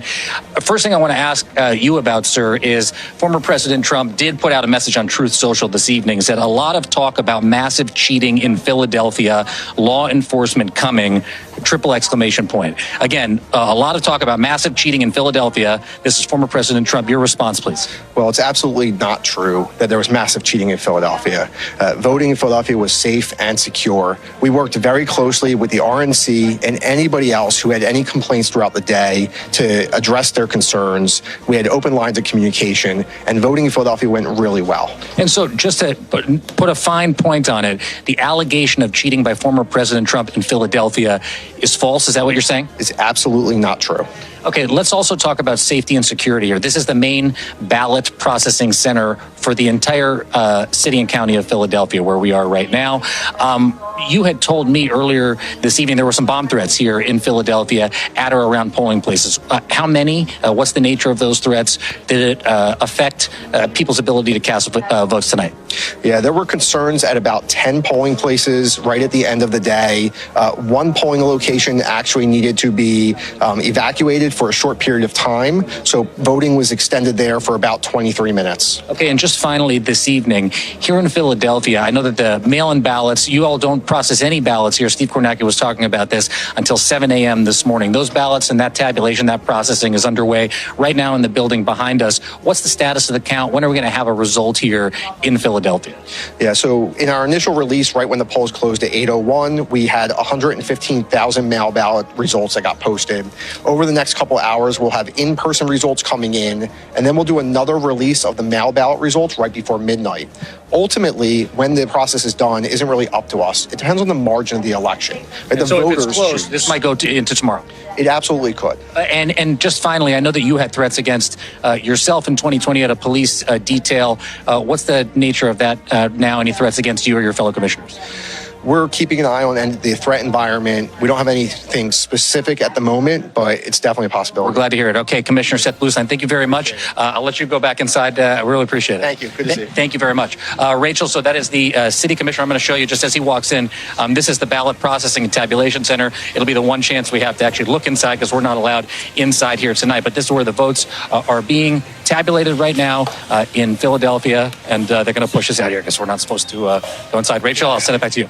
Jacob, that was very intrepid, following up towards that slightly open door and getting everything you could from that momentary peek inside. We count on you for that, Jacob. Much appreciated. And good on the commissioner, obviously. Good on Commissioner Bluestein for getting out ahead of this information about that Trump himself is trying to spread to try to intimidate people out of voting in Pennsylvania.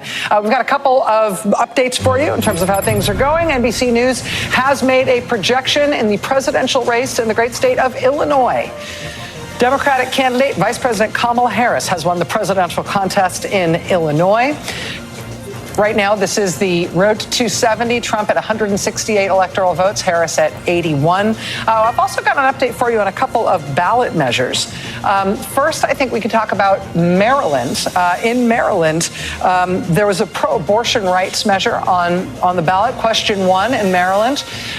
This is an amendment that would guarantee the right to make and effectuate decisions to prevent, continue, or end one's own pregnancy. As you see there, an overwhelming 3-to-1 vote in Maryland in favor of abortion rights. Question 1 will pass in Maryland. Also, we've got a result in New York. Now, in New York, it isn't specifically an abortion rights amendment per se, but it does have an impact on that. This is question 1 on the New York ballot. It would create a full state-level equal rights amendment in New York State. And so it's not specifically about abortion, but the measure does protect all New York citizens based on pregnancy and pregnancy outcomes and reproductive health care and autonomy. So the effect of this measure in New York will be to undergird and cement New York law, where abortion is currently legal up to 24 weeks. In New York, the abortion rights measure, this equal rights amendment measure, will pass in New York State. Coming up on 9:41 on the East Coast right now, heading towards 10 p.m. poll closings. At this point, we've got no swing states called. We've got Trump doing well in terms of his margins in the 2 southern swing states that we've got the most vote in, North Carolina and Georgia, as Steve Kornacki has been portraying it. We've got no surprises really anywhere unless you want to count the Florida abortion measure falling short of the 60% threshold that it needed in order to pass. Alex Wagner, let me ask you, just in terms of how things have been unfolding, so what's caught your eye, or what have you been hearing from people on the inside? One of the things, and we talked to David Plouffe about it last time we were all gathered here on Sunday night, was the way in which some of these abortion measures might influence the electorate. And even though what I think is really interesting, and it's something there was some reporting on earlier this election cycle, 57% of the state of Florida voted to try to enshrine abortion rights into the state constitution. But Donald Trump and Rick Scott also won that race. So that's telling me that there's a fair number of people out there that are saying, yes, we want to protect abortion, we want to bring it back to the state effectively, or bodily autonomy back to the state, but also we're voting for Donald Trump and Rick Scott, two people who are very clearly anti-choice, and one person in particular who could play a hand in outlawing abortion nationwide. And one of the phenomena that I think is distressing for Harris and people interested more broadly in abortion rights are the voters who are saying, yes, we care about abortion. Yes, we're going to vote on these referendums that are across the country in support of choice legislation or choice rights, but we're also going to vote for Donald Trump. It is a real cognitive dissonance, and it suggests that his sort of very muddied position on a federal abortion ban, which, if you dig deep, isn't actually that mysterious, but that in some ways that might actually have been working. Arizona is another place where this is an extremely interesting thing to watch. I talked to Gallego the other night. There could be we don't know yet because we haven't seen the results, but there could be voters who vote for Trump, Gallego, and the abortion protection ballot initiative. And that bends the mind, there's other ways to describe it, but that's my most diplomatic way. Because how can you vote for Trump, Gallego, and the abortion ballot initiative? It's similar to Florida. So this is a very interesting trend. And one of the things that Nicole keeps reminding us of this, where you can't entirely capture it in polling, right? Because we know where the public stands on abortion rights. And that makes us assume that they would all vote against Trump. And we just don't know that at this point in time. That's exactly right. Lawrence, looking at that split ticket voting, I'm honestly looking at horizons here. Depending on what happens in these southern states, we're going to know how important Pennsylvania is to the whole thing. And then once we know about Pennsylvania, we're going to know how important those western states are to the whole thing. But regardless of what happens with the presidential, we are seeing a sort of a splatter painting in terms of the way that voters are plotting the valence of their politics here, their ideology, and what their priorities are. So I've heard from more than one Trump voter that this phrase, it's not an issue about abortion. It's not an issue. It's not an issue, which is exactly the feeling Donald Trump has tried to get across. It's not an issue. It's up to the states. He kind of shuffles the deck and pulls out a different card whenever he wants to.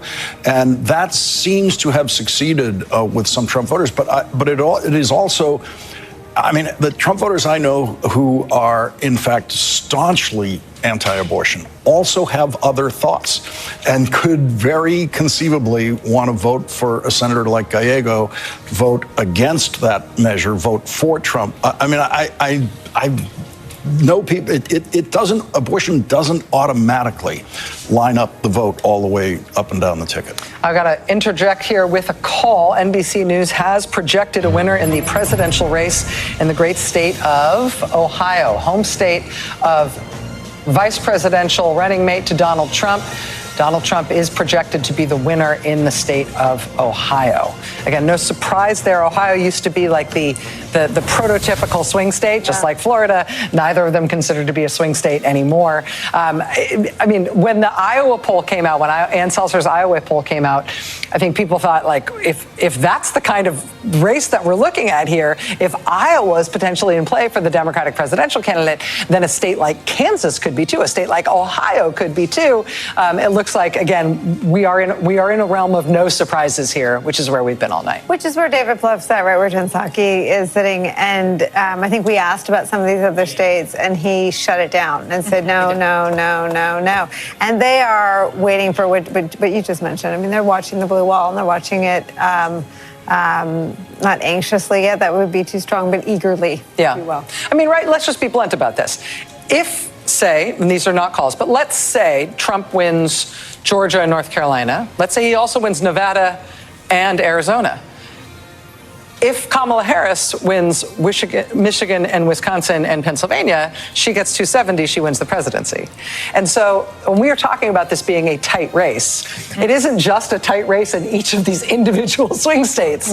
It's a tight race, it's a tight race, it's a tight race, even once we start to get first swing state calls, none of which have been called. And by the way, that is the old-fashioned way, right? I mean, before Georgia sort of shocked the world in 2020, the old-fashioned way that Democrats always won was the blue wall. It was that Donald Trump broke and shattered the blue wall in 2016 that threw everybody's brains, off kilter. And so everyone is sort of waiting on states. Waiting on Florida is a waste of time. Like, it's a red state now, and we understand that. But I think the old-fashioned way of doing it, plus that Nebraska special district that's the one little blue dot, I mean, that is the way, the old-fashioned way Democrats won elections. And I can tell you the one place that at least the folks I'm talking to in the campaign are looking outside of the blue wall and paying really close attention to it, and they'll be watching whatever Steve Kornacki does, is the Georgia suburbs, because that is where they're seeing overperformance for Vice President Harris, is in the suburbs of Georgia. And if she overperforms Biden in 2020 in the Georgia suburbs, that is where they see the one place to do sort of a reach state. Because again, Georgia's a reach state. I know it's now got 2 Democratic senators, but it's still a reach state for presidential. Let me interject. I don't have a call to make here, but we have a change in characterization in a couple of very important states. In the Pennsylvania presidential race, the previous characterization of this race had been too early to call. It is now too close to call in Pennsylvania. Similarly, in the Wisconsin presidential race, this had previously been too early to call. In Wisconsin, it is now too close to call. We can also change our characterization in a couple of Senate races. Let's look first at the Wisconsin Senate race. Again, this is Democratic incumbent Senator Tammy Baldwin facing Republican challenger Eric Hovde. This had previously been described, this Wisconsin Senate race, as too early to call. It is now too close to call in the Wisconsin Senate race. Also, in the Pennsylvania Senate race, we've got a similar shift. This is incumbent Democrat Bob Casey. He holds this Senate seat in Pennsylvania right now. His challenger is Republican Dave McCormick. I think I said Republican Bob Casey. Democrat Bob Casey. This was previously too early to call. It is now too close to call in the Pennsylvania Senate race. We also have an additional change in characterization. This goes back to the presidential level. This is in Michigan. In Michigan, the presidential race had previously been too early to call. It is now too close to call in the state of Michigan. Also, let's take a look at Michigan Senate. A similar pattern. In the Michigan Senate race, again, here we have got a Democrat versus a Republican. This is an open seat in Michigan. Democrat is Alyssa Slotkin. Republican is Mike Rogers. This had previously been too early to call. It is now too close to call. So just recapping here, in Pennsylvania and Wisconsin and Michigan, all of the calls in those 3 states now have moved from too early to too close. That is true both for the presidential race and all 3 of those battlegrounds. It is also true for the Senate races in all 3 of those battlegrounds. I'm going to go back to Steve in just a second. Jen Psaki, I understand you've been getting some intel on Nevada. Well, Nevada, I think, is a very interesting state to look at for a range of reasons, one of which the majority of voters there don't have a college degree. It's a very diverse state. But one of the things I've been hearing a lot from Democrats over the past couple of days is about the nonpartisans that reporter was talking about. There's been a huge surge of vote registration as nonpartisans since 2020. But in 2022, the nonpartisans, that was the closest Senate race in the country. We all remember Jackie Rosen won that seat. She won the nonpartisans by single digits, but she still won the nonpartisans. So yes, you don't exactly know how they're going to vote, but they look at 2022 as a good sign. And that is a sign. That is a state also, I will say, it was so far from being won by the Democrats before there was a change at the top of the ticket. That's I mean, right. the internal polling numbers there were devastating. That has massively changed. The Senate race there, we don't know what will happen, has massively changed. So that's an interesting race to watch for me. And I think the nonpartisans, there's reason why the Democrats feel good about the nonpartisans. Let me interject here. We've got a new call. We've got a projection in the presidential race in Kansas. NBC News can now project that the winner of the presidential race in Kansas is Donald Trump. We're heading towards a 10 p.m. poll closing in Nevada, Utah, Montana. As we head toward those, we're keeping an eye on lots of different battleground states. Claire McCaskill, I'm bringing you in here because I understand you've maybe got some intel out of Wisconsin. Yeah, I've talked to folks on the ground that have been running these Senate campaigns, namely in Pennsylvania, Michigan, and Wisconsin, and they all feel good about those Senate races. The only two out there that everyone is still biting their fingernails over are John Tester in Montana, who has to overcome a huge Trump margin in Montana, and Sherrod Brown. We don't know at this point what kind of margin he has to overcome for Trump. We don't know what the final margin will be. I know we've called it for Trump, Ohio, but the rest of them, everybody's feeling really good about. And I'll tell you one other thing that people are feeling really good about, Rachel, and that is what they're seeing on college campuses. This is going to be big in Pennsylvania. It's going to be big in Michigan. It's going to be big in Wisconsin. And everybody needs to take a deep breath. Those are the three states we need. We don't have to have Georgia. Don't have to have North Carolina. We have to have those three. And they have been surprised. The campaign has been surprised by the level of involvement on these college campuses today on Election Day. They weren't expecting such long lines that actually is requiring in some of these locations that they keep them open longer.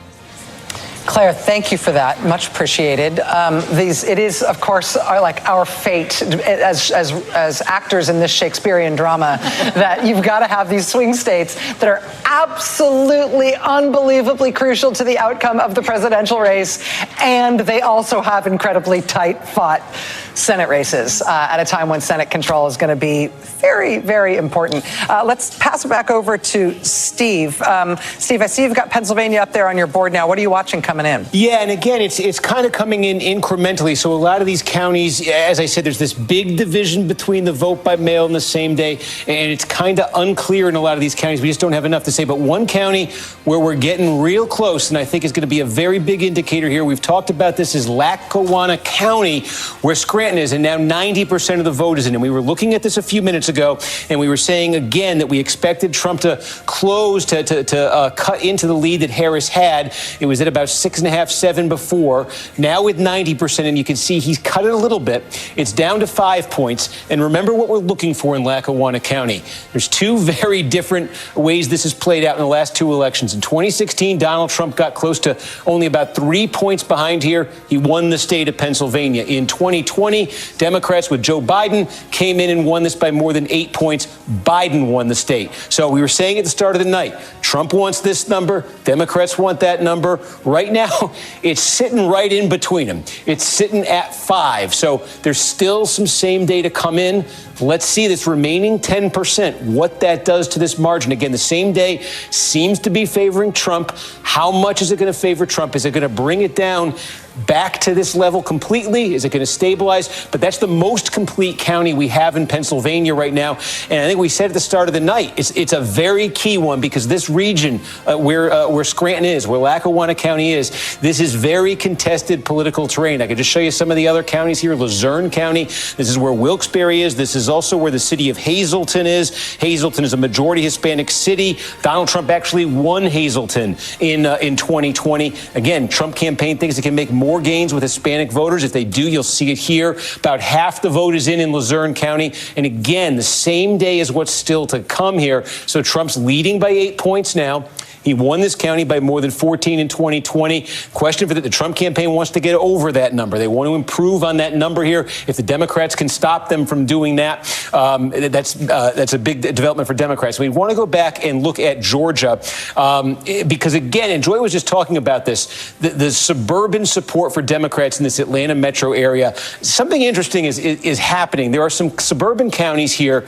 You call them kind of the emerging suburbs of the Atlanta metro area, where the growth is the fastest and the diversification is the most dramatic. And that is definitely where Harris is posting improvements tonight. I think we showed you Douglas County a few minutes ago. Again, rapid growth here. It's about half black. And you can see in 2020, 25 points. Tonight, Harris is winning this by 32 points. You see it in Rockdale County. Just about all of the vote is in here. Biden got 70%. Harris has pushed that up to 73. This is a majority black county. You can go to Newton County here. This was the tightest margin of all these Atlanta metro counties. This was the tightest margin for a county that Democrats won almost all in 2020. Almost all the vote is in. Harris has improved on it. You see this. You could take a look at Henry County. Almost 80% of the vote is in. Again, Biden won it by 20. Look at that. That's up to 30 or so for Kamala Harris. So the thing is, though, the counties I just showed you within this Atlanta metro region, relatively speaking, these are the lesser populated counties. The ones with the huge, the huge populations. You start with Fulton County, and we've been monitoring this. This is the biggest. Atlanta's here, but there's also a lot of suburbs within Fulton County. This is key for Democrats because of the sheer size of Fulton County. A drop of a couple points here would more than offset the gains that I just showed you in those other counties. 80% counted in Fulton County, and now you see Biden 72.6 in 2020. Harris has fallen a tick below that. Meanwhile, Trump 26.2 here in 2020 is a tick above his 2020 number. The concerning thing for Democrats here in massive Fulton County is with only 80% counted, there is still a significant, obviously, amount of same-day vote to come in. And you just saw, if you were watching earlier, this has gotten a little bit tighter. The Democrats have dropped a little bit since the last time we looked at this. That's because more same-day came in, and Harris fell below that Biden number. There's room for her to drop further here. And again, just 1-2 points in Fulton County offsets a lot of the good Democrats might have done themselves in those other counties I just showed you. So see what happens there. We also have, look at this. Douglas, Cobb County, we also have, look at this, getting close. Again, take a look at 2020 here. Joe Biden won this by 14 points. Now, right now, it's basically a 15-point margin. This is another one where that margin for Democrats was bigger earlier. It's come down as more same day has come in. And Cobb is a massive, massive county. Again, it's much bigger than any of those others that I just showed you. 82%, more same day to come. That's concerning for Democrats if it starts dropping below that. And then Gwinnett County, this is the one that's been the slow one here in the region tonight. We're still where we were. So there's sort of a division here we're seeing between these suburban and metro counties here. Again, there's some clear Democratic growth, but they don't want slippage in those big ones as the remaining vote comes in. And again, just checking in, we showed you Cherokee. These are the big Republican sort of fringe Atlanta metro counties. Here's one, Forsyth County, where Trump is clearly has improved, I should say, a bit from 2020, a point higher than 2020. You can go over to Paulding County, though. This is interesting. Again, core Republican area, fast growing. Dallas, Georgia is here. 29 points for Trump last time around, down to 24. So again, that's a feather in the Democrats' cap right there in Paulding County, bringing that Trump number down further. And finally, we close out on this. We're basically done in Fayette County. We ID'd this one at the start of the night as, look, if Democrats were actually flipping this, they are definitely having a good night in Georgia. Looks like they're going to come short. Harris has made progress here in his big suburban county here. Harris has made progress from 7 points, now sitting at 3 points. But is that progress enough for Democrats? Fascinating and so down to the wire. All right, we are coming up on a poll closing at 10 p.m. We're just about under 10 seconds now until 10 p.m. closings in some very interesting states. Let's have a look at the presidential race. NBC News projecting in the presidential race in the great state, the swing state of Nevada, it is too early to call. NBC News projecting a winner in the presidential race in Utah. Donald Trump projected to win the presidential race in Utah. NBC News also projecting a winner in the presidential race in Montana. So Nevada, too early to call. Trump win in Utah. Trump win in Montana. Looking back at the battleground states that we're still awaiting definitive calls in Georgia, it's too close to call between Donald Trump and Kamala Harris. In Pennsylvania, it's too close to call between Donald Trump and Kamala Harris. In Wisconsin, it's too close to call between Donald Trump and Kamala Harris. In Michigan, sing it with me now, it's too close to call between Donald Trump and Kamala Harris. In North Carolina, it is too early to call between Donald Trump and Kamala Harris. And in Arizona, it is too early to call between the two presidential contenders.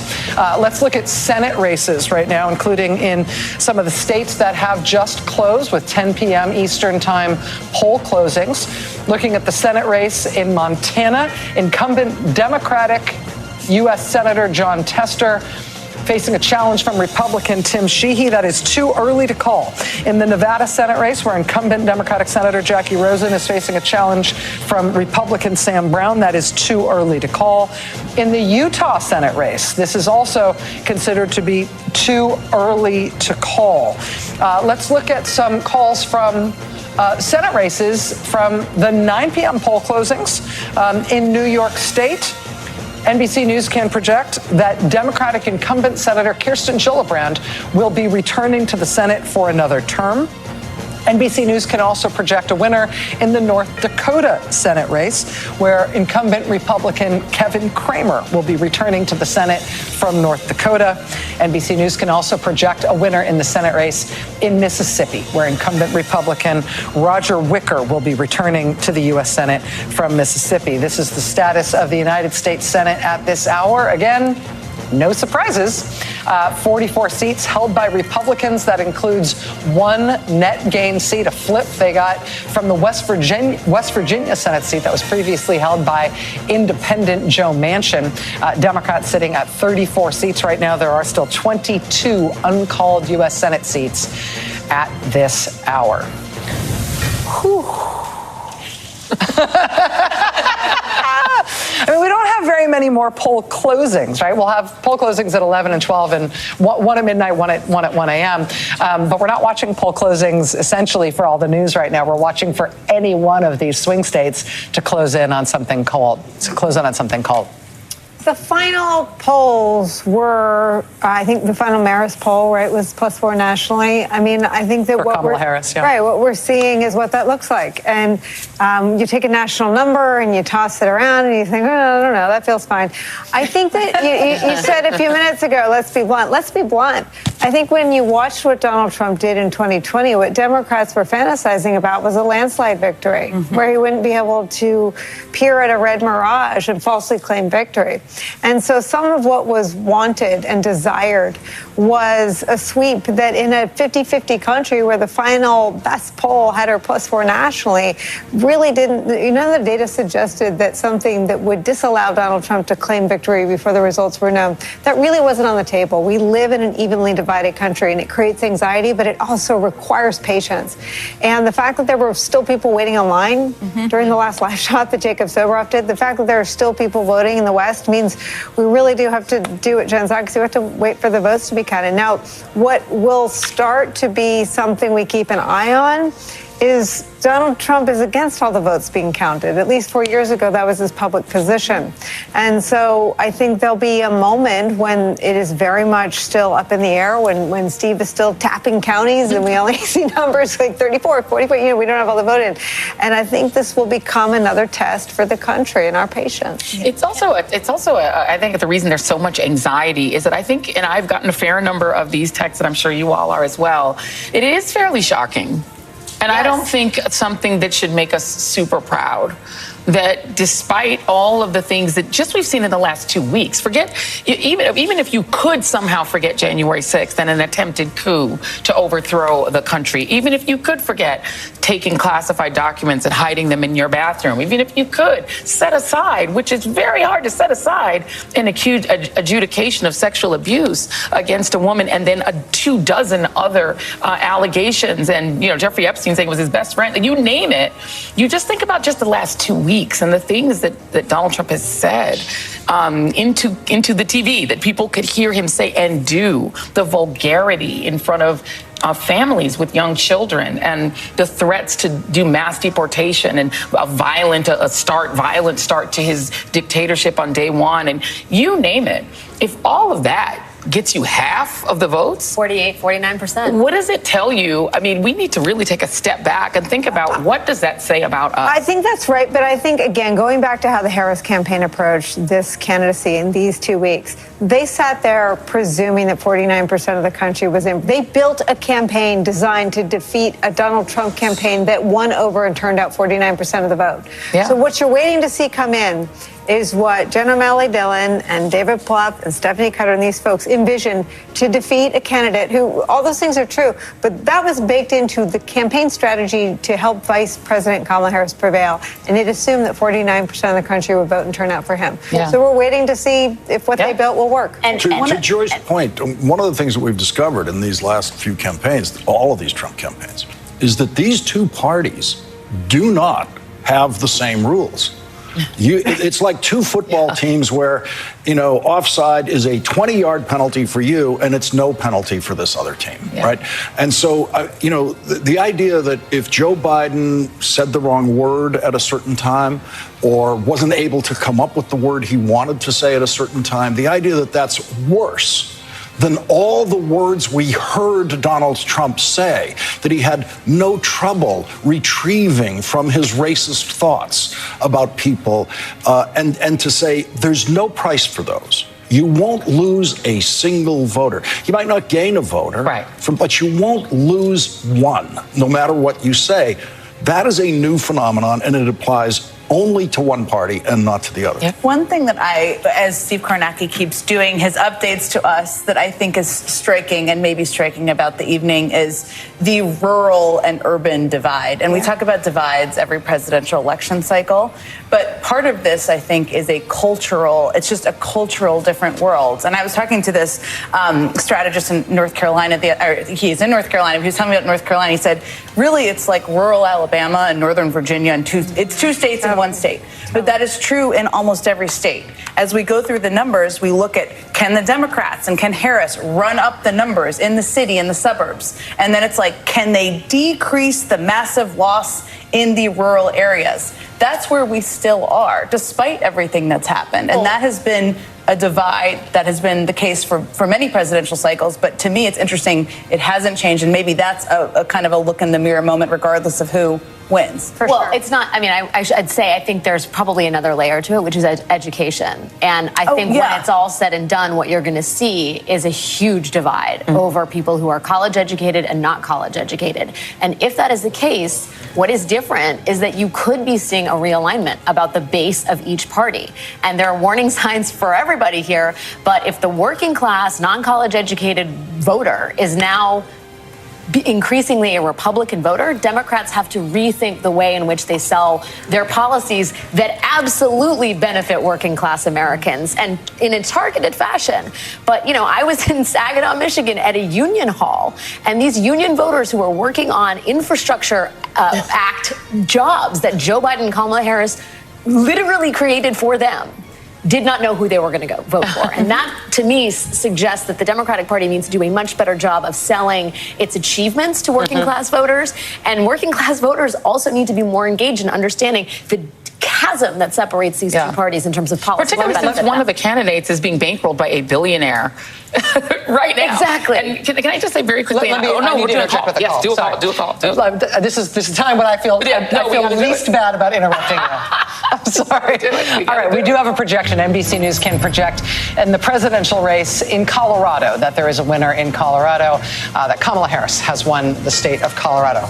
Joy, what were you saying? No, absolutely. I was just going to say on the realignment thing, one place, and I would actually like to put this narrative to bed, maybe forever, one place there's not going to be realignment, black men. Every 4 years, I go through the ritual of having to talk down, the sort of world that wants to say that black men are just realigning and they're all going to run to Donald Trump. There is literally no difference in the exit polls. A 1 point difference is not a difference at all between where black men were in 2020 and where they are in 2024. it's not black men. They are not the ones shifting. What you're seeing are shifts among Latino voters, for sure.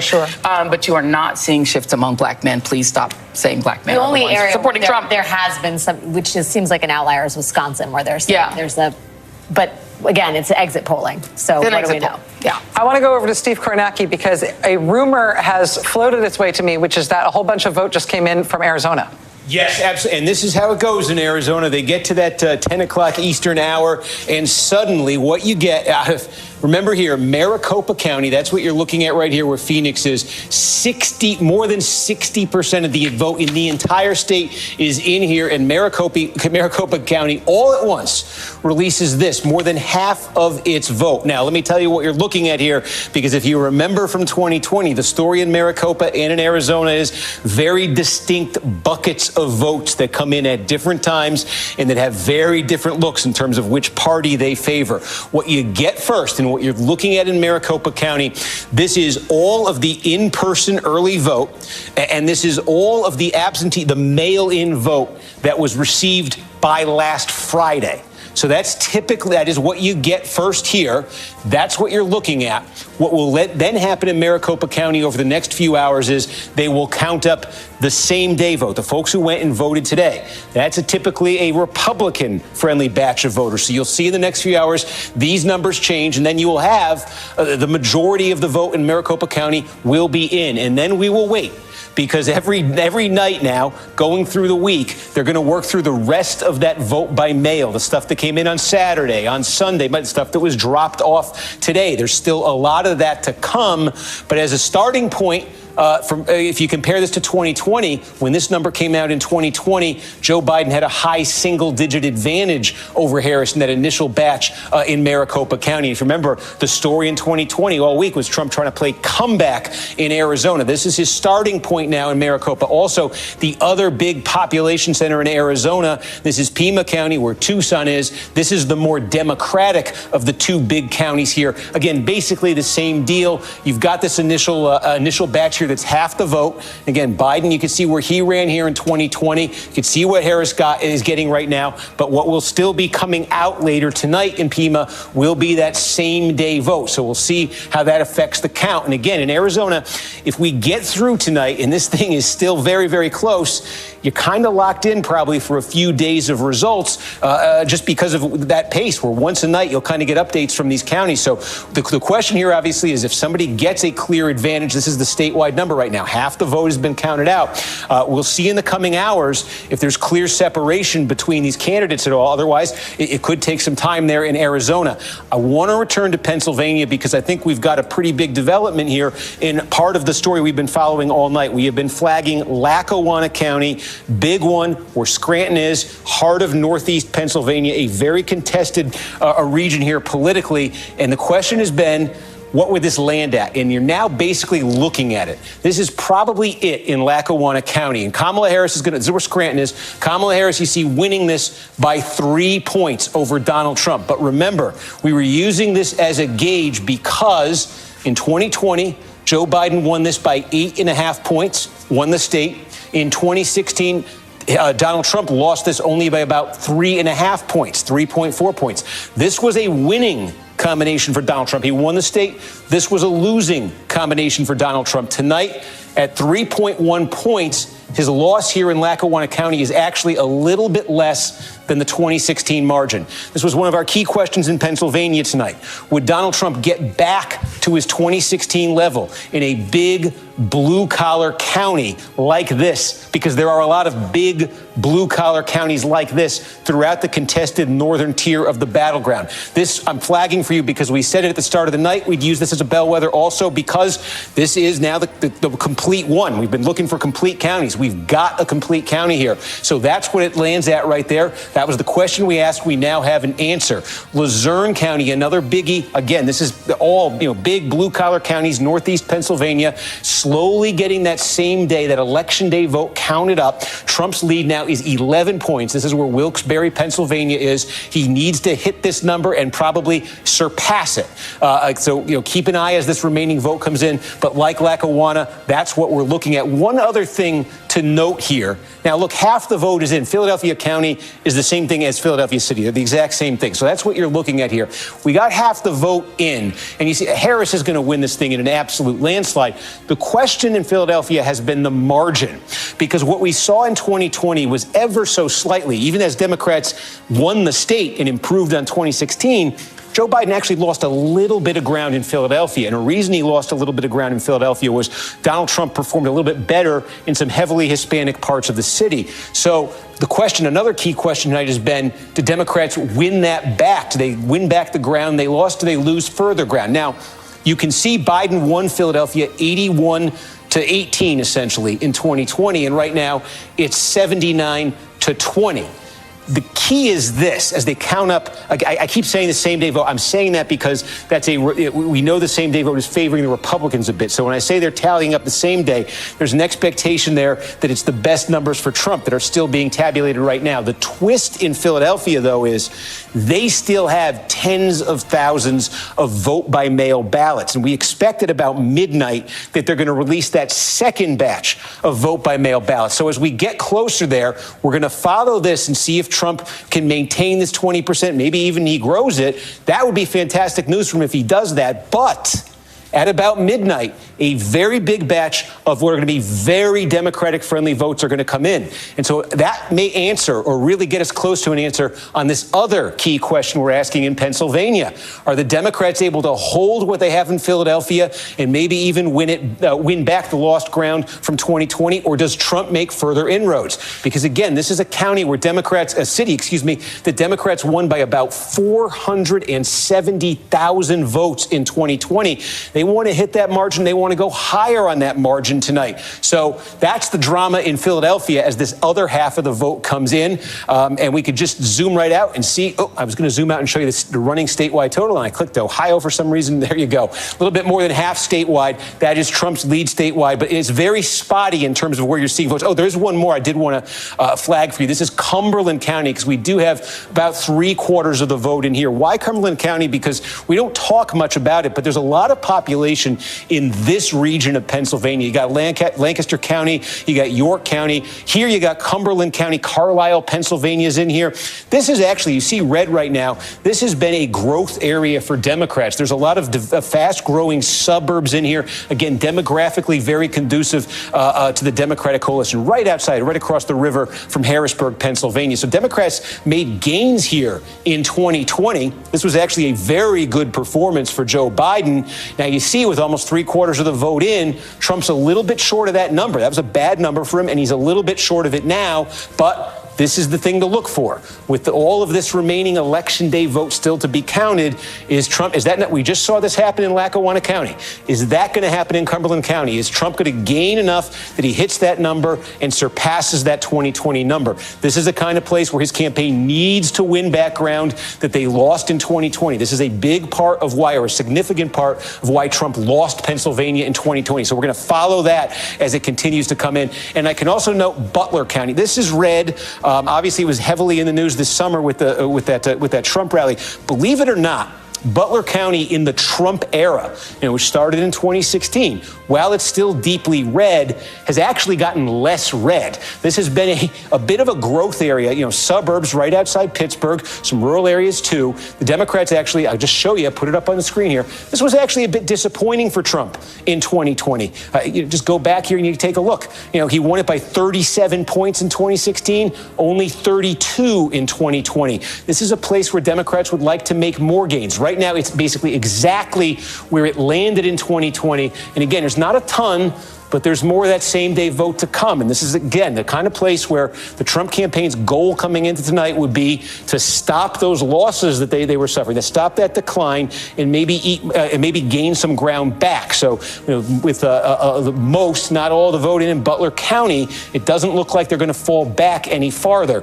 Just check in, too, on Allegheny County. There's more than 1 million people in Allegheny County. You think of the city of Pittsburgh, there's also just a ton of interior suburbs there, inner suburbs there. 3/4 of the vote in Allegheny. We'll just show you where this landed in 2020. And again, this is one of the few counties in Pennsylvania that's gotten more Democratic in the Trump era. But, it's huge, as we just say. So 60% is basically where Biden landed in Allegheny County in 2020, with about 3/4 of the vote in. And if you remember at the start of the night, we had all of that mail that was dropped in Allegheny County. Trump's been trying to chip away at that sense.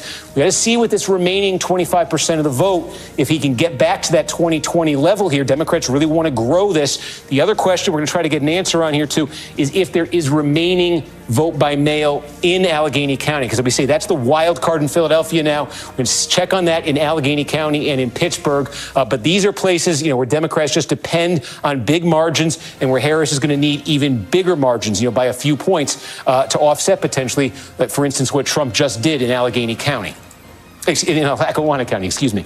All right, Steve, we'll be back with you. We've got a few projections that we've got to catch up with. There is a projection to make. NBC News now projects there's a winner in the presidential contest in Iowa. Donald Trump is projected to have won the presidential contest in the state of Iowa. We also have a look at some Senate races. NBC News is projecting a winner in the Maryland Senate race. Angela Alsobrooks, the Democrat, will be the next senator from the state of Maryland, defeating Maryland Republican Larry Hogan. NBC News also has a projection to make in the Senate race in Texas. Incumbent Republican Ted Cruz will be returning to the Senate for another term. NBC News can also project a winner in the Wyoming Senate race. Incumbent Republican Senator John Barrasso will be returning to the United States Senate. And now let's look at Nebraska. Unusually, Nebraska has effectively 2 Senate seats on the same ballot, which is rare. But that is because this one is a special election. The Nebraska special Senate election is to fill the remainder of the term of Ben Sass, Senator Ben Sass, who resigned. Pete Ricketts has held this seat since January, so he's running for it in this special election as a de facto incumbent. NBC News can project that Pete Ricketts will hold on to that seat in the Nebraska special Senate election. But now there's another Senate election in Nebraska, and this is this very interesting one. This is incumbent Republican Deb Fischer, who is facing no Democratic challenger, but she is facing an independent challenger. And the independent challenger is Dan Osborne.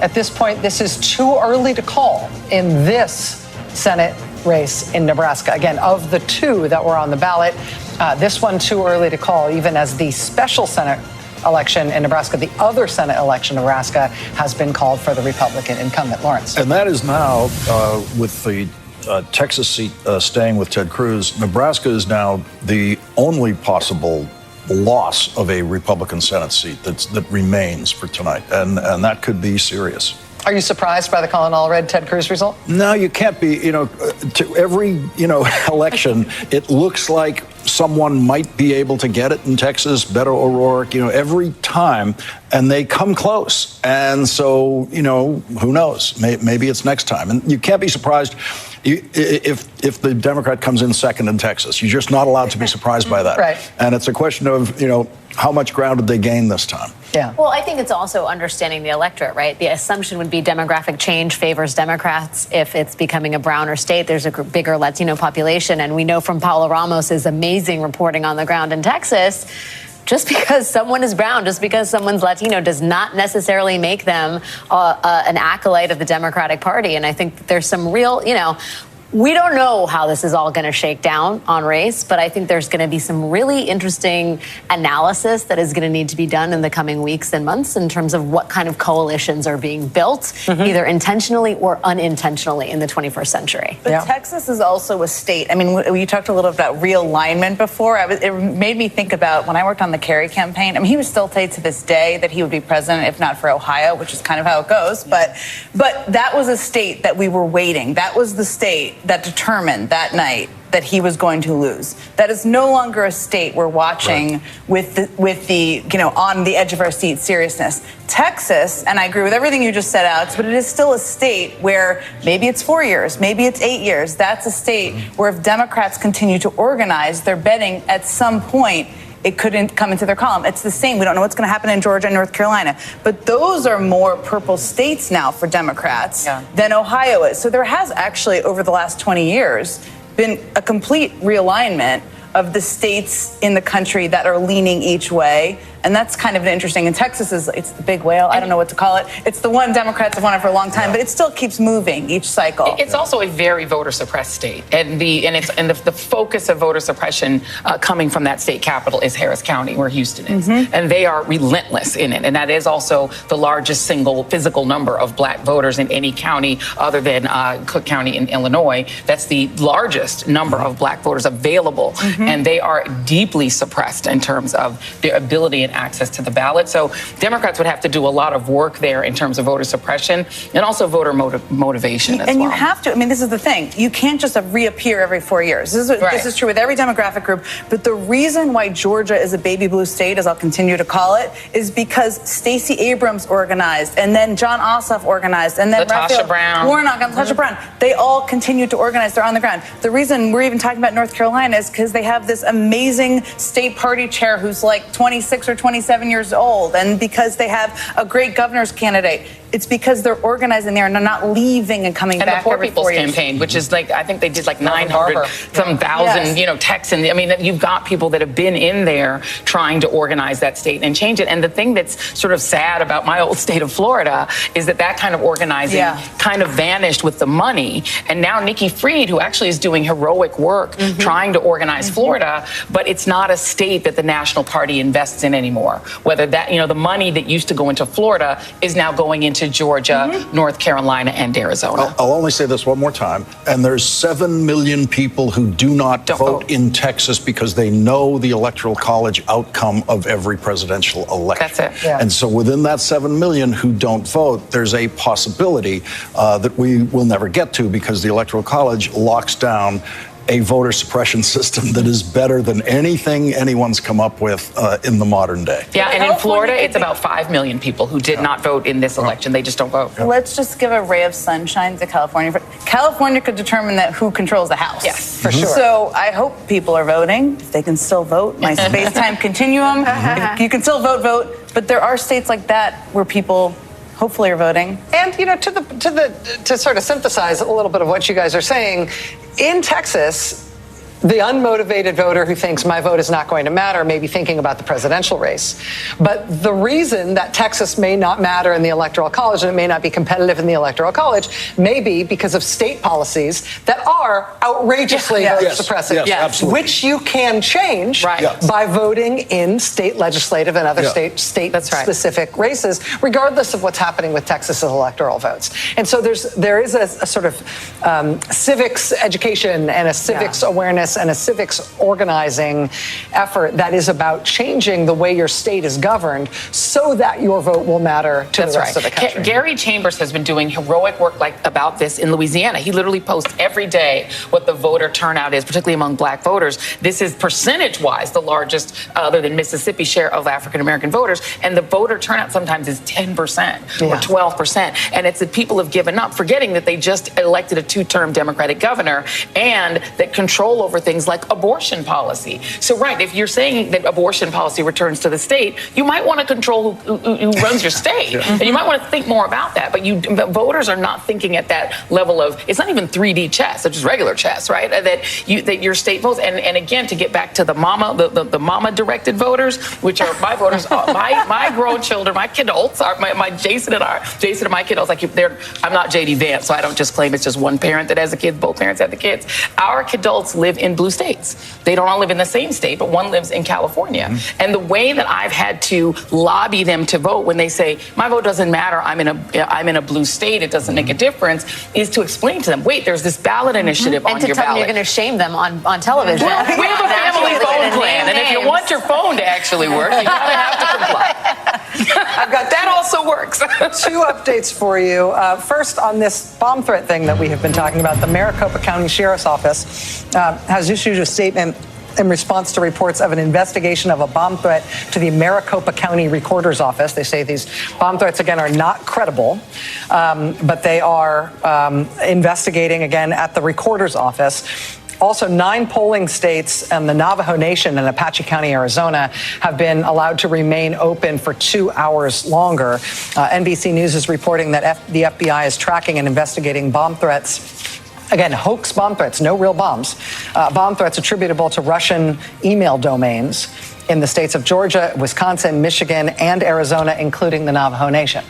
So we are seeing the impact of these things in terms of, trying to create an atmosphere of chaos. Again, these are not real bombs. Nothing is blowing up. There's no violence that's being committed here. But this appears to be, according to the FBI, something that they're investigating as a foreign interference effort. All right, we've got a couple of Senate updates to do. First of all, there's a Senate projection to be made in the great state of Virginia. NBC News projects that Democratic incumbent Senator Tim Kaine will be returning to the United States Senate from Virginia. NBC News can also project in Missouri that the incumbent Republican Senator Josh Hawley will be returning to the United States Senate as well. Steve, over to you. Let's check in, Rachel. We'll start here on North Carolina. Look, again, 83% of the vote statewide now counted, and Trump with a 3-point advantage here. It's about 135,000 votes. Again, I think we're seeing some clear things we've taken you through, and they're being reinforced the more we look at here. We talked about the rural counties with large black populations where Democrats wanted to run up turnout and make some gains. That has not happened. You take a look at some of these big, well-populated, still Republican suburbs where Trump has had some slippage, where Democrats would need further slippage. We've singled out Union County before Trump has actually gained ground in Union County. This is a gigantic one just outside of Charlotte. He's actually gained ground there relative to 2020 when this was a big reason the state got as close as it did. Another county that fits the bill here is Johnston County. Again, just very similar to Union County, just outside of Wake County. And again, it's not massive, but Trump doing a point better than he did. Harris doing a point worse than she did. Look, North Carolina is a state that is typically decided within the margins here. The Republicans have been winning it since 2008. Not in landslide margins. So when you have a 1-point swing towards Trump and a 1-point swing away from the Democrats, and you keep seeing that all over the place, boy, that really does start to add up. Even in a place here, 3/4 of the vote in Guilford County, where Greensboro is. This is part of the triad. This is one of the big Democratic vote-producing counties. But again, Biden was over 60% of the vote here, at nearly 61% of the vote in 2020. What's still to come in Guilford County is that Republican favoring a same-day vote. So you're really starting to see this lead that Trump has right here. The ingredients that are going into it are the ingredients he needed coming into the night. We'll just check in there. Coming into the night to have a good night in North Carolina. Take a trip down to Georgia. 86% of the vote counted now. Trump's margin over 153,000 votes. Remember, he lost this by about 12,000 last time around. We've been keeping an eye on Fulton County. Democrats need gains there. They can't afford any slippage. The same-day votes being counted up here. And now you can see it. Harris has fallen more than a point below where Biden finished in 2020. Trump's improved by more than a point here. A county this size, well over 1 million people here. That is a significant shift there. And with more same day to come, that may get even worse for Democrats right there. You could take a look at Douglas County. Cobb County. Again, we still have vote to come in here, but Harris now basically falling back to Biden's level, the potential to slip even further there. Up here, Again, I won't take you through the individual counties, but in North Georgia, this is just the overwhelming Republican part of the state. And this story is being repeated in county after county. Trump is performing better. He won these things by 75 points or so in 2020. He's performing even better in these counties. So look, just zoom out here and look at the implications of this potentially if this continues with the votes that are still to come in Georgia, North Carolina. I say this as a very, very big if here, but if you just play this out to let you know about the implications here, if Trump gets Georgia and if Trump gets North Carolina, okay, and there's no other surprises outside of the battlegrounds, and we already saw Iowa called. That was one of the potential surprises people were thinking about. With those two states, Trump would move probably to 251 expected electoral votes. And how many electoral votes are in Pennsylvania? The answer is 19. So if in the remaining votes in North Carolina and Georgia, Donald Trump is able to lock down victories in those states, I say if, but based on what I'm showing you, there's reason for hope for the Trump folks that could happen. If Trump wins those two states, he'd be at probably 251, and likely in that scenario, if he could get Pennsylvania, that would get him to 270. Now, Pennsylvania, still a scramble here. 57% of the vote is in. Just check in here on Luzerne County. We continue to get more vote out of here. This is one of the key bellwethers we're using because this is Northeast Pennsylvania. Boy, there's a ton of vote in here, and this is the area the Trump campaign said they're going to improve on 2020 here. Again, 2/3 of the vote in now. Trump is ticking up closer to that 2020 level here. So keep an eye on that and the rest of the state. But Pennsylvania, just given what we're seeing in Georgia and North Carolina, increasingly taking center stage right here as one that the Harris campaign has always wanted, felt they needed. If Trump gets Georgia and Trump gets North Carolina, then Pennsylvania becomes an absolute must for Democrats. Steve, we've got a projection to make. NBC News is making a projection in the presidential race in Nebraska. Now, as you know, in Nebraska, the electoral votes are allotted by congressional district. So I need to be specific here. NBC News is projecting that Donald Trump will win overall the state of Nebraska in the presidential contest. But at this point, NBC News is only comfortable attributing 3 of the 5 electoral votes in Nebraska to Donald Trump. Again, they will go congressional district by congressional district. There is still a chance here that although Trump is winning the state, that Harris may get an electoral vote or 2 out of the state. So we will watch 3 of the 5 electoral votes in Nebraska projected to go to Donald Trump per NBC News. Joining us now from Reno, Nevada, which is Washoe County, Nevada, is NBC's Steve Patterson. Steve, I understand that even though we've got the polling places in Nevada closed as of 10 p.m. Eastern, closed as of more than 30 minutes ago, you've still got wicked long lines there in Reno. Yeah, the polls are closed, so why does it still sound like 4 o'clock in the afternoon at one of these polling places? In fact, I can show you the line here. This is, again, the county administration building. All the different county offices are here. You can see the line. This line, maybe about 30, 40 minutes. This is one of the good ones, Rachel. The county registrar just gave a news update to the press, sort of talking about what lines look like after the polls close. There are 10 plus sites in the county with an hour plus wait. And one of them is the University of Nevada, Reno, which is reporting a 3-hour wait. It is 7:35 right now, 35 minutes after polls have closed. Now, here are the problems that come with this. Mail-in ballots, early voting, all of that stuff has been counted since 8 o'clock this morning. So all of that is being processed. It's going through.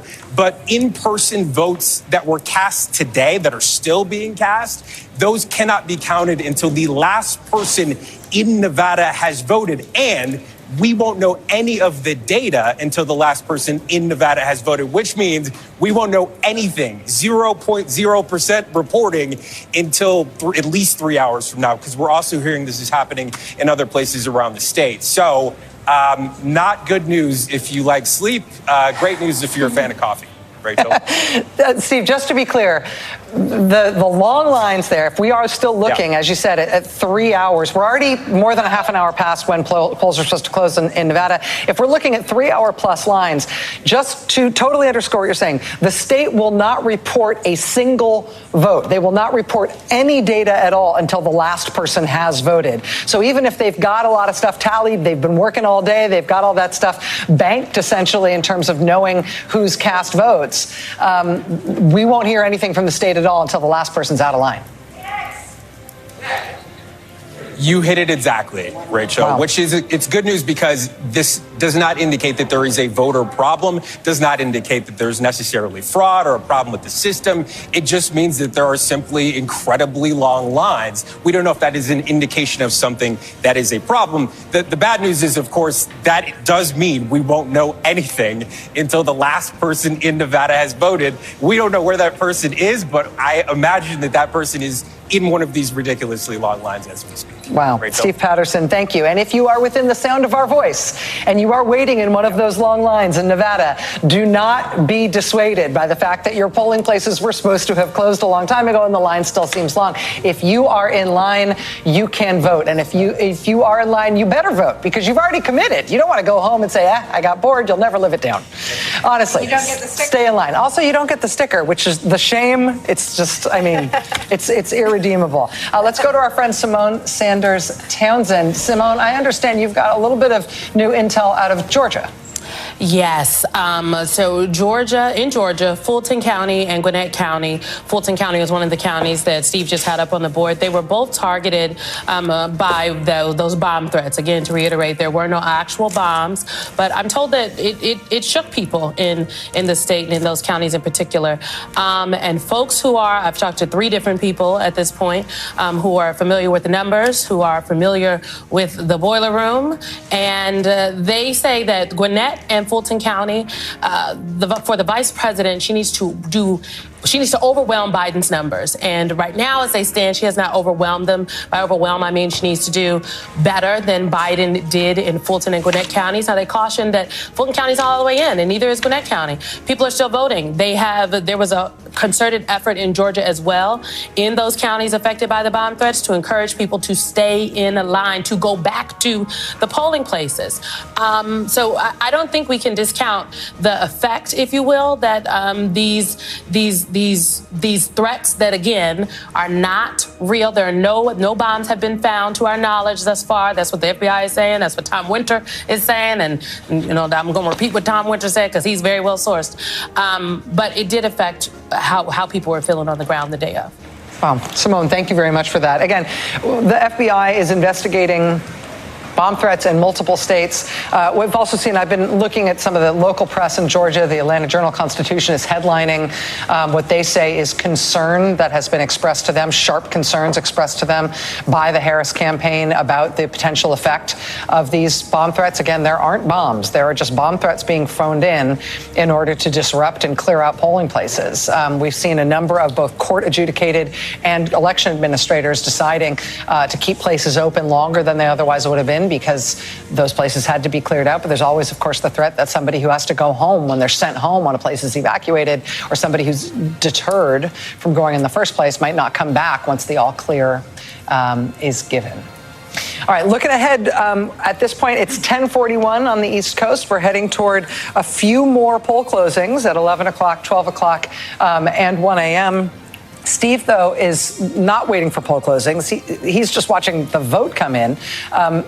Steve, looks like you're looking at Michigan right now.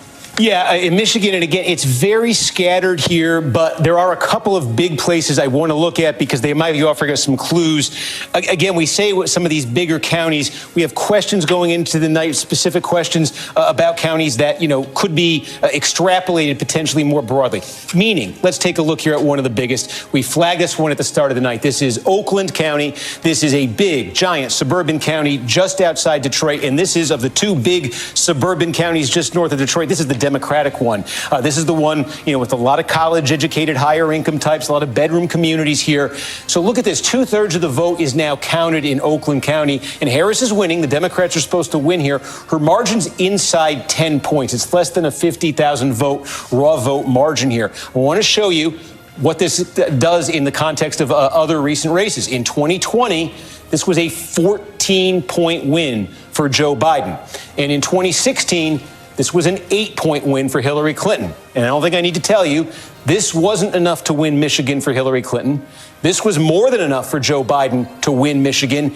And this right now looks an awful lot like this. Remember our test coming into the night, one of them was to compare Oakland to its next door neighbor, Macomb. Macomb is blue right now. This is the blue-collar, Trump-friendly suburban county. There's almost no vote that's been counted there, so yet to be seen how this is going to measure up. But one of the reasons Democrats were able to win Michigan, why Joe Biden was able to win Michigan 4 years ago, was this. He was able to run up a monster number in a gigantic, highly populated suburban county, and it more than offset Trump's strength in the other gigantic blue-collar suburban county. This is a number, if this holds, that the Trump people would be very happy with. The Democrats want that back where it was in 2020. One other county that I think we can look at here and get a bit of a clue from, this is just outside of Lansing, and this is one at the start of the night that the Democrats looked at. They would have said, we want to flip this county tonight. Let me just show you. It got super close in 2020. Joe Biden came less than a point away from winning it here. It had been a 5-point Trump county in 2016. Again, this is one of those places, the reason why Joe Biden was able to make the gains in Michigan, a big sort of suburban county, outside Lansing here. Biden nearly won it. And again, this 95% basically means all the vote is now in Eaton County. It's gone back to that 2016 level, 51-46, 49-44. That's what the Trump campaign wants to see in counties like this, where they had slippage in counties they won in 2020. They want to get that slippage back. We saw that earlier. We showed you Lackawanna County in Pennsylvania. They did that. They did this just outside Lansing. Here's another place where they really want to do that. You could see right here next to Oakland, it's Livingston County. Okay, this is a mix of sort of suburbia, some rural areas here too. It's gigantic, kind of between Lansing and Detroit. More than half the vote now counted in Livingston County. And again, just want to show you, this was a bad number for Donald Trump 4 years ago. He won this by a little bit less than 23 points. This was a good number for Donald Trump. He won the state of Michigan in 2016, winning here by about just under 30 points. And his margin tonight is looking more so far like 2016 than it is 2020. This is a pattern that's being repeated. We're showing you, not a lot of counties in Michigan have this much vote in, but in those that are, we're starting to see this. And again, we're seeing this in other areas of the battleground, the northern tier of the battleground. Pennsylvania, we had some more that just came in, almost completely here. It can take you through them.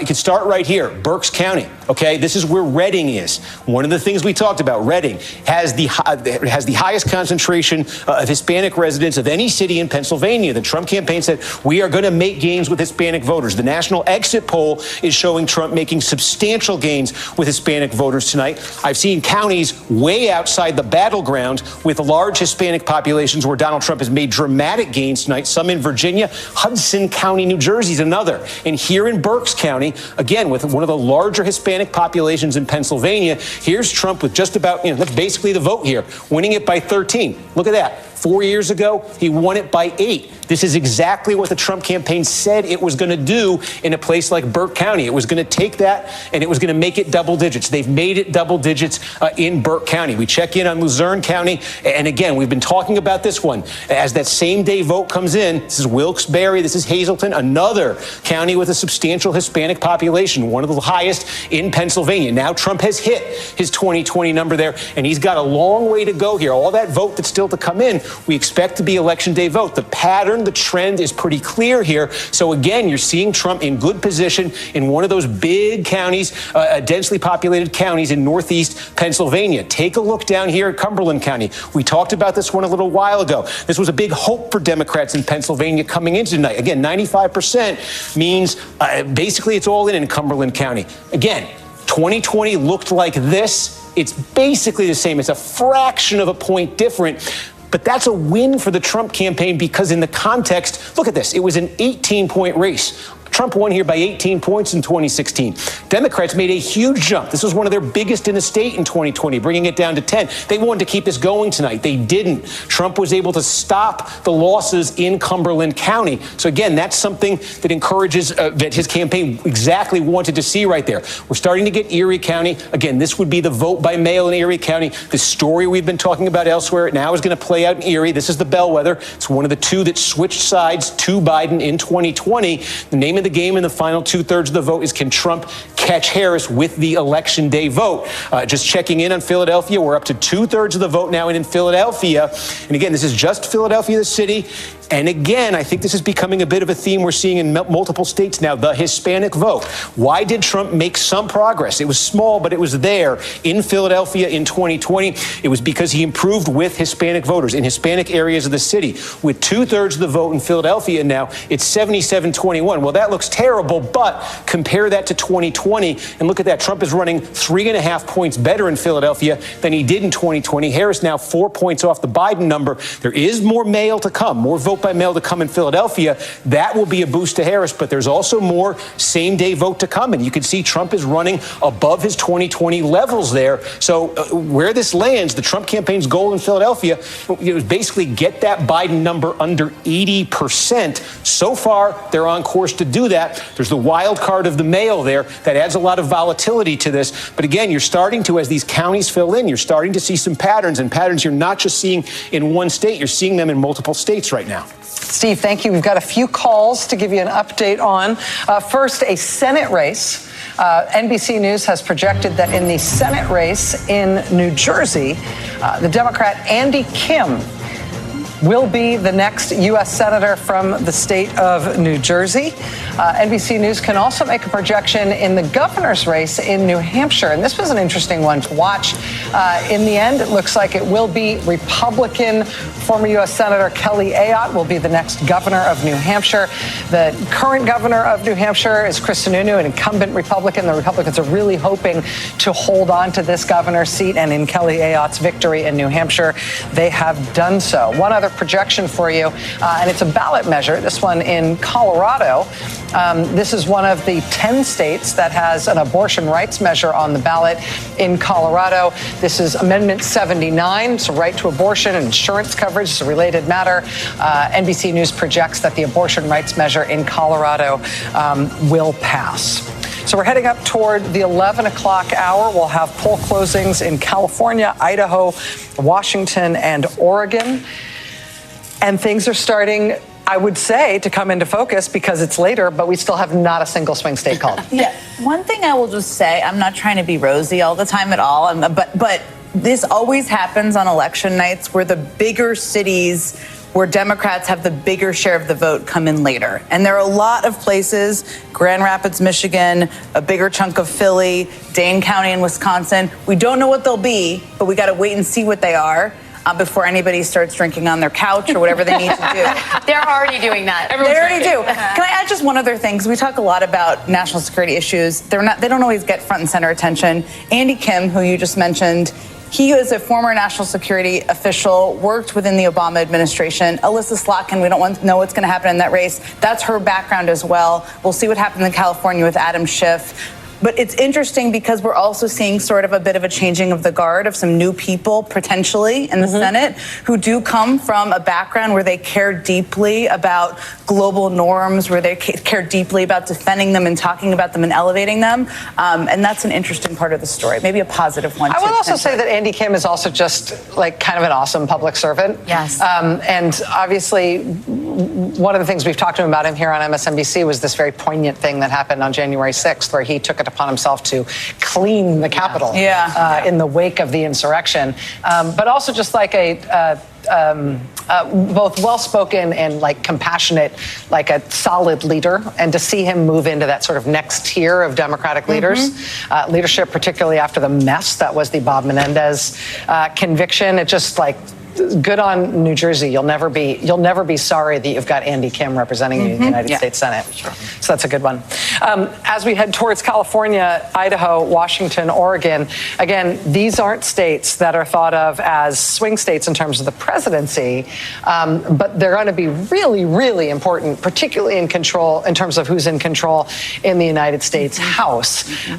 So we know that a lot of the Western states count very slowly, particularly California. We'll get our first look at those things in about 7 or 8 minutes. Steve. Yeah, two big things just happened we can tell you about. One, we've been following North Carolina, where statewide you can see 85% of the vote now in, Donald Trump maintaining that lead in the neighborhood of 150,000 votes. The big thing that just happened is we have been talking about the giant, core city counties where Democrats need the big margins. We've been waiting all night on Mecklenburg County. This is where the city of Charlotte is. Now we've got almost all of Mecklenburg County has now been reported out. Harris, no surprise, landslide margin here, but this is short of where Joe Biden was here 4 years ago. Joe Biden won Mecklenburg by 35. Right now it's 32.5. And again, this number, Biden lost North Carolina narrowly, but he lost it 4 years ago. The name of the game for Democrats was to make a jump here tonight. You could look at it, do it in the raw vote, and you'll really see it. 378,000. That's the number of votes Joe Biden got here in 2020. 179,000 Trump. That is essentially a 200,000 vote margin that Democrats got out of Mecklenburg County 4 years ago. Not quite enough to win the state, but the name of the game for them tonight was build on that. Drive that over 200,000. With 90% in, there is still some votes to come in, so this is going to change, but you can see clearly the difference here is sitting at less than 175,000. So instead of going north of 200,000, it is on pace to finish south of where they were 4 years ago. So that's a significant development. Democrats looking at North Carolina all night have wanted something giant to come out of Mecklenburg. We just basically got Mecklenburg. That's what it is. The other one that I think is notable, we don't quite have all of it, but in Wisconsin, again, nearing 60% of the vote in statewide, razor thin. But again, one of those questions we asked at the start of the night, getting some clarity, and it's in the most Democratic vote producing margin county in the state, Dane County. Almost 90% of the vote in here. We're getting close to all the vote in Dane County. Significance here, Democrats rely so much on Dane County in Wisconsin now because they've lost so much ground in the rural areas of this state. I said at the start of the night, every single presidential election this century, the Democrats have added to their margin in Dane County. They have squeezed more and more and more out of it. Take a look at this. 4 years ago, Biden wins Dane County. The University of Wisconsin is here by 53 points. And that is a margin of about get that marker working. That's a margin of about 182,000 votes. Name of the game tonight was to hit that number and go further, like they have in every election this century in Dane County, with about 90% and still some votes to come. But you can see how far short they are of that number. 149,000 right now. 182 was the number back in 2020. This is the county Democrats rely on here. Also in the WOW counties, the question coming in tonight, the WOW counties being the big suburban bedroom communities right outside Milwaukee. Coming into the night, they're red now. They've consistently been red. How much less red would they get? We keyed in on Ozaukee County. Okay, this is now 60% of the vote is in Ozaukee County. Significance here is Trump lost in 2016, he won the county, but he lost so much ground that this was the worst Republican performance in Ozaukee County since 1964. This fits the profile demographically of exactly where Democrats thought they could knock it out of the park tonight. Knock it out of the park in Ozaukee County means get this down to single digits, something like that. Instead, 60% of the vote in. We'll see what happens the rest of the way. But so far, Trump has stopped the losses in Ozaukee County, which had been considerable. The decline in Ozaukee County, which had been considerable since he became the Republican candidate in 2016, and now leading by more than 14 points here. So those are some big counties, significant counties, politically significant counties, where we now have a giant chunk of the vote, and we can start to see some patterns developing. Again, just checking in statewide, close to 60%. It is very close there statewide, but that is a county, a few counties where we have that much vote in that size. That's very significant, potentially, what we just saw in Dane County. Steve, as we head toward the 11 o'clock poll closings in the West, I want to quickly jump to Georgia. Blaine Alexander is in Fulton County at the elections hub there, where the votes in Georgia's most populous county are being tabulated. What can you tell us, Blaine? Well, Rachel, I have an update on timing for you. I just spoke with a spokesperson from Georgia's Secretary of State, Brad Raffensperger's office. He tells me that they expect to see the vast majority of Georgia votes uploaded by midnight tonight. Now, that's certainly notable when you talk about the timing, when you talk about what Georgia's going to look like.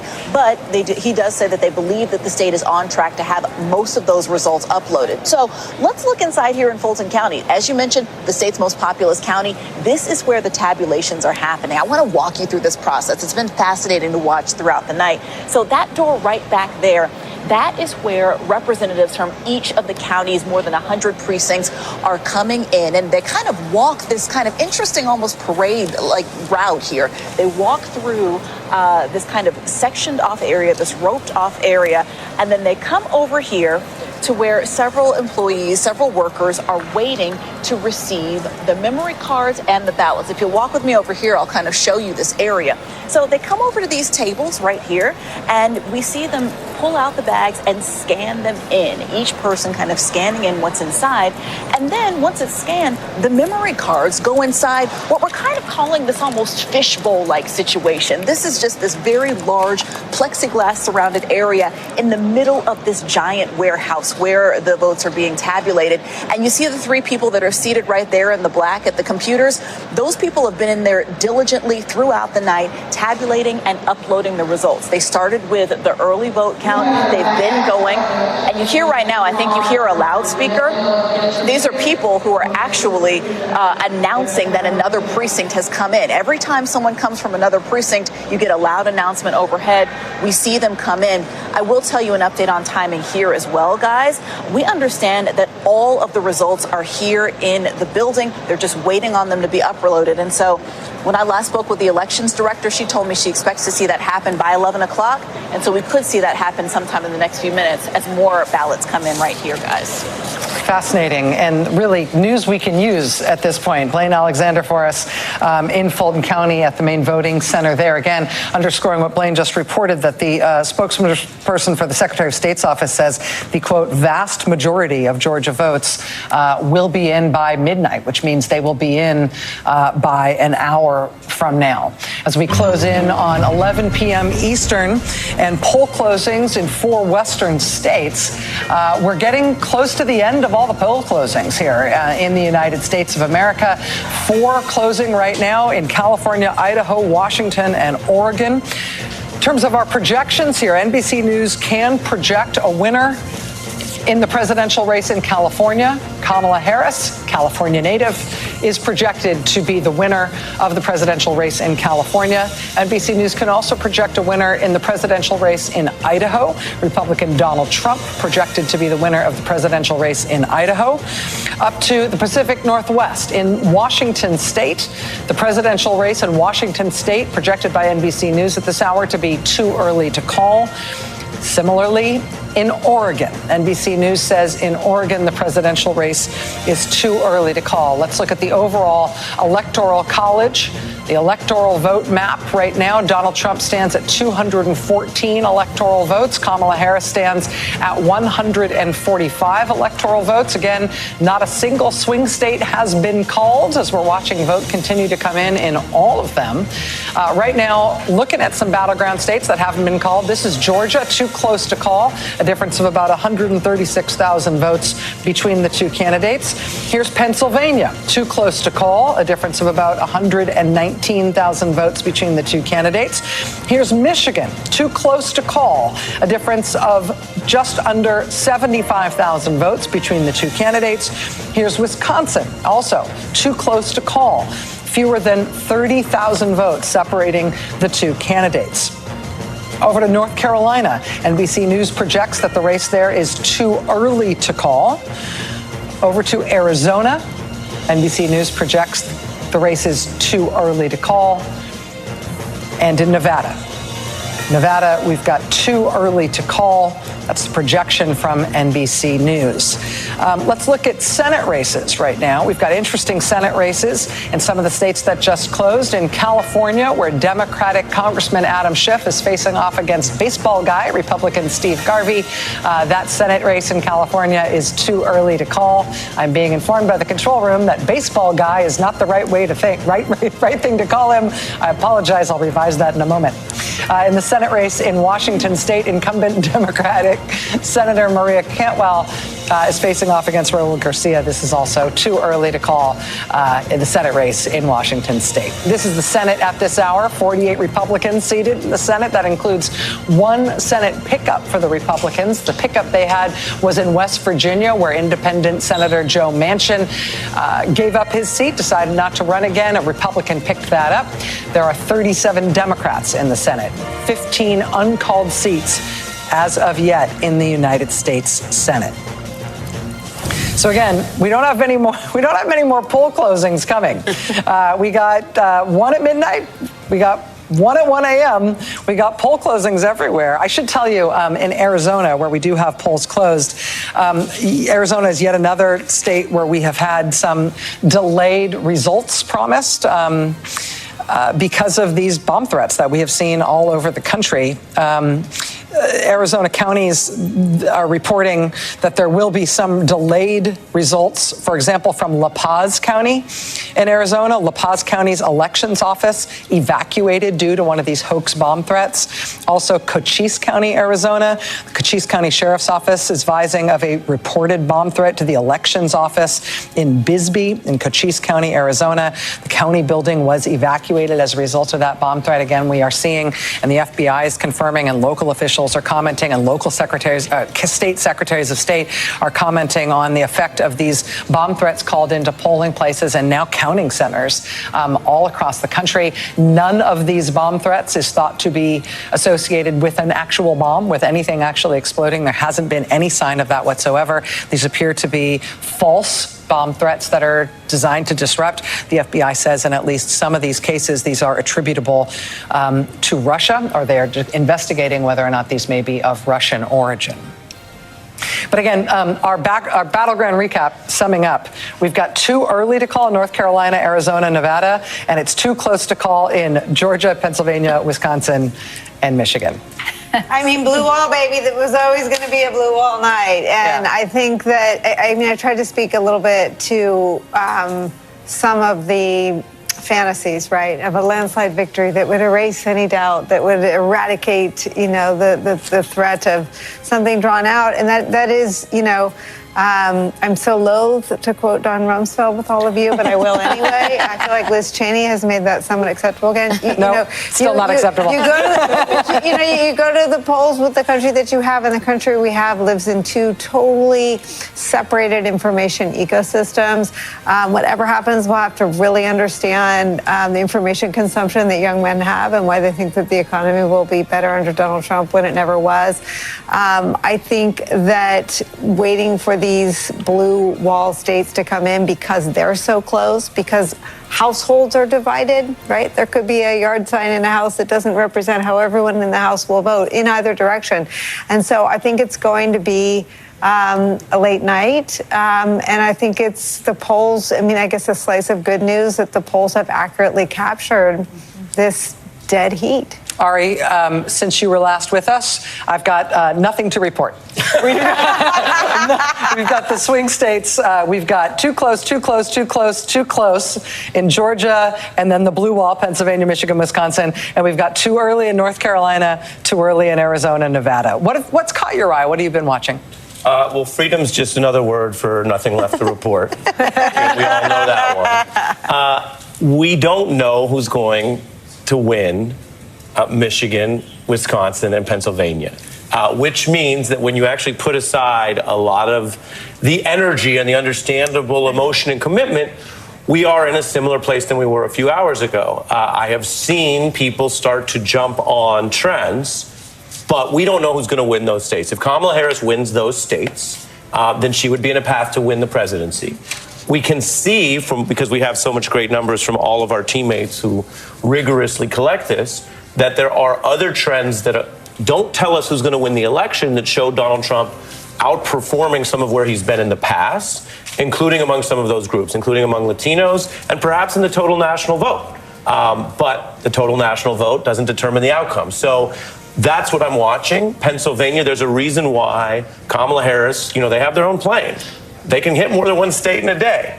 She spent her final day campaigning, doing all 5 stops in Pennsylvania. Yeah. The campaign, and we've heard from a lot of people there that still feel that's the path. While at the same time, and I've heard some of the interesting conversation at this table, at the same time, Donald Trump over in the entire country in places that may not decide the election, doing better among certain groups is a striking and noticeable development given the year he's had and how he closed. But yes, I will tell you that the boring thing, the simple thing, the repetitive thing is the true thing. We're watching those 3 states, and no one can really confidently say at this hour who's going to win them yet. I do have one call that we need to make, and let me interject here.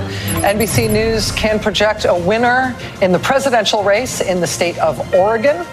Vice President Kamala Harris has won in the state of Oregon, per NBC News' projection. I also want to draw your attention to one House race that is one of the House races that we have been looking at closely just in terms of it being a race to watch. This is New York 18, a really interesting race. It's a very tightly divided district. Pat Ryan, the Democrat here, won his seat in Congress in an August 2022 special election. He was up against Allison Esposito, a Republican opponent who had been very heavily invested in by the Republican Party.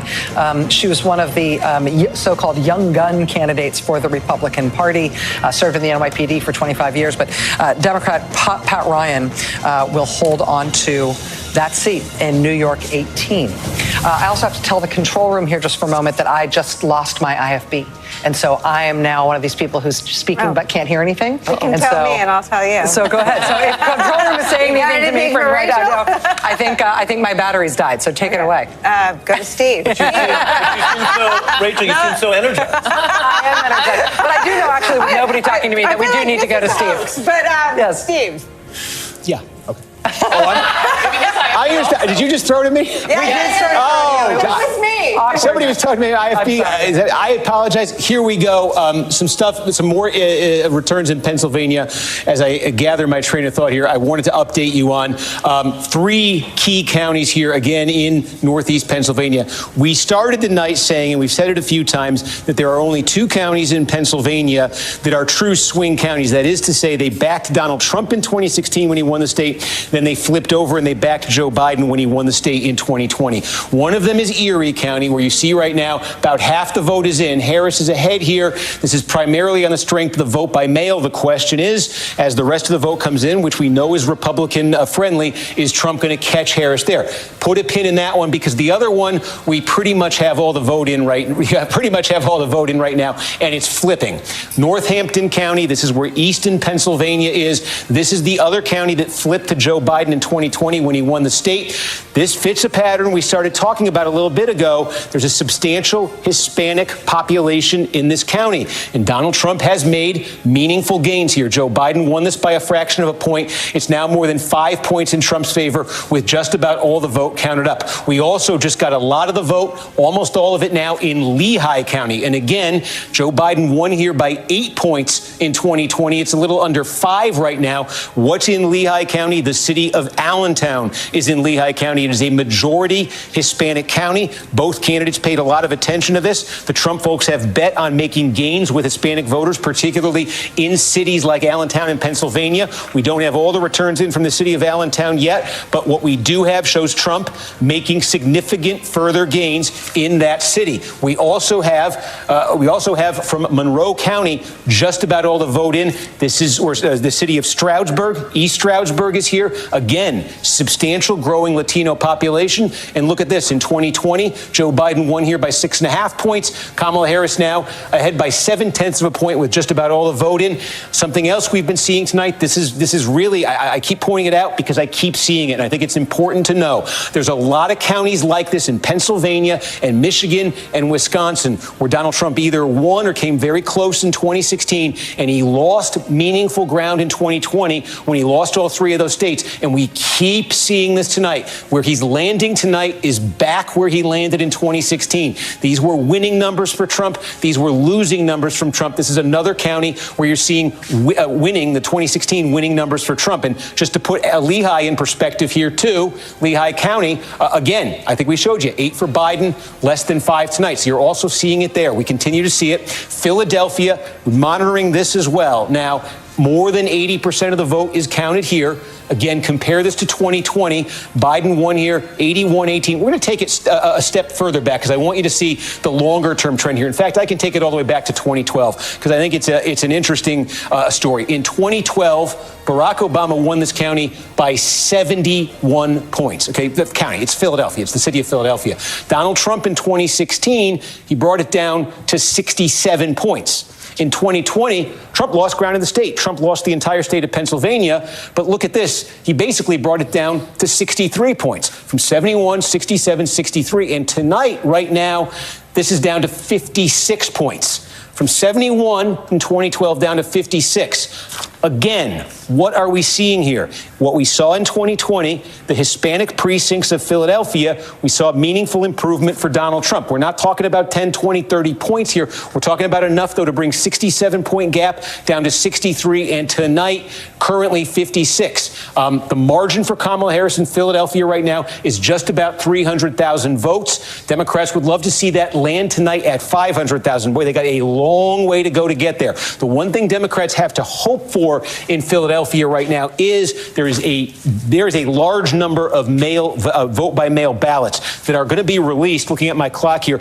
we think in the next 45 minutes or so. That should boost the Harris number in Philadelphia. That should boost the margin there. But she needs to get that back at least to where Joe Biden was 4 years ago. She needs to get that margin way up. I'm just going to take a quick look through the collar counties here because I think we're starting to get some meaningful vote. Again, these collar counties, especially Delaware, Chester, and Montgomery County, have become big, core Democratic vote-producing counties.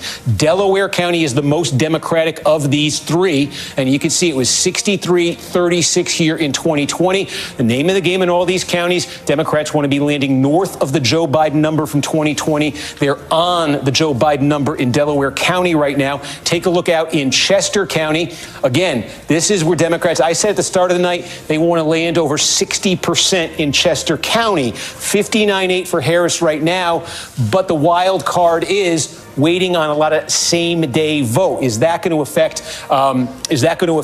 That number for Harris right now? And move up to Montgomery County. You know, you got cities here on the towns on the main line here, old school.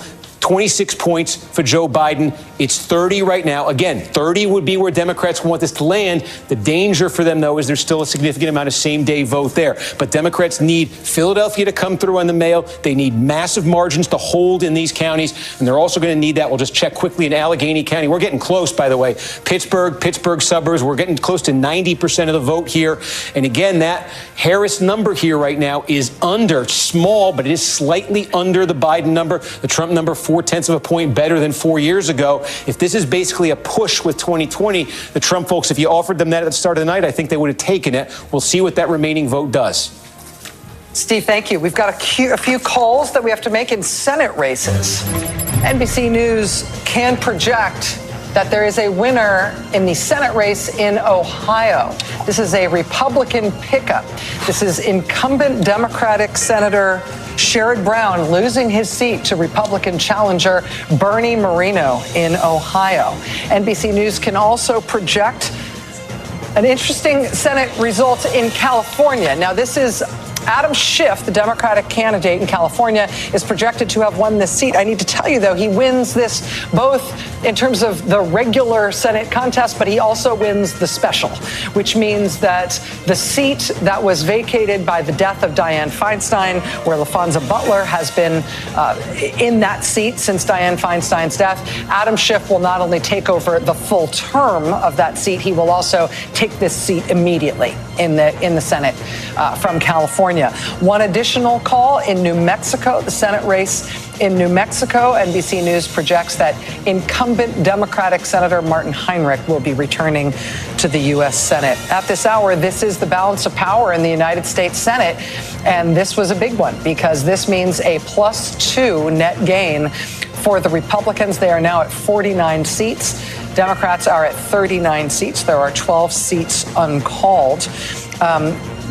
We've got to go in a moment. We're going to go to Michelle Norris, who is at Harris campaign headquarters at Howard University. Lawrence, I just wanted to get your reaction to that Senate news. Yeah, that is a big loss for the Democrats. It takes them down in terms of the incumbencies as of this hour to 49 in the Democrats in the Senate. If you were to assume everyone returns, John Tester was in even more trouble than Sherrod Brown. And so most senators believe that Sherrod Brown had a better chance of getting reelected than John Tester. So if John Tester goes the way of Sherrod Brown, that would absolutely guarantee that they lose control of the Senate, because the remaining hope is that Nebraska sends an independent senator to the Senate who would then vote for the Democrats in organizing the Senate, which would get them to 50. But this does now look like the Senate is probably going to be in Republican control. Yeah, I will also just say it's a loss for the Senate to lose Sherrod Brown, who is incredible loss. And he was one of those miracle workers politically of the Senate who could go back to a state where no other Democrat could win statewide, and he figured out how to do it and do it repeatedly. Yeah, long after his state turned very But they poured massive amounts of money into Ohio against him this time. Yeah. Just massive. Hundreds of millions of dollars. Yes. Exactly. We're joined now by MSNBC senior contributing editor Michelle Norris. She's at Harris Election Night headquarters at Howard University. Michelle, what are you seeing? Hey, Rachel. Well, the crowd here is still large, is still loud, but a little bit more subdued. And the word that I keep hearing, it must be some new phrase that has entered the lexicon, is the idea that people here are nauseously optimistic, not just cautiously optimistic, but nauseously optimistic. And one of the people I heard that from was LaFonza Butler.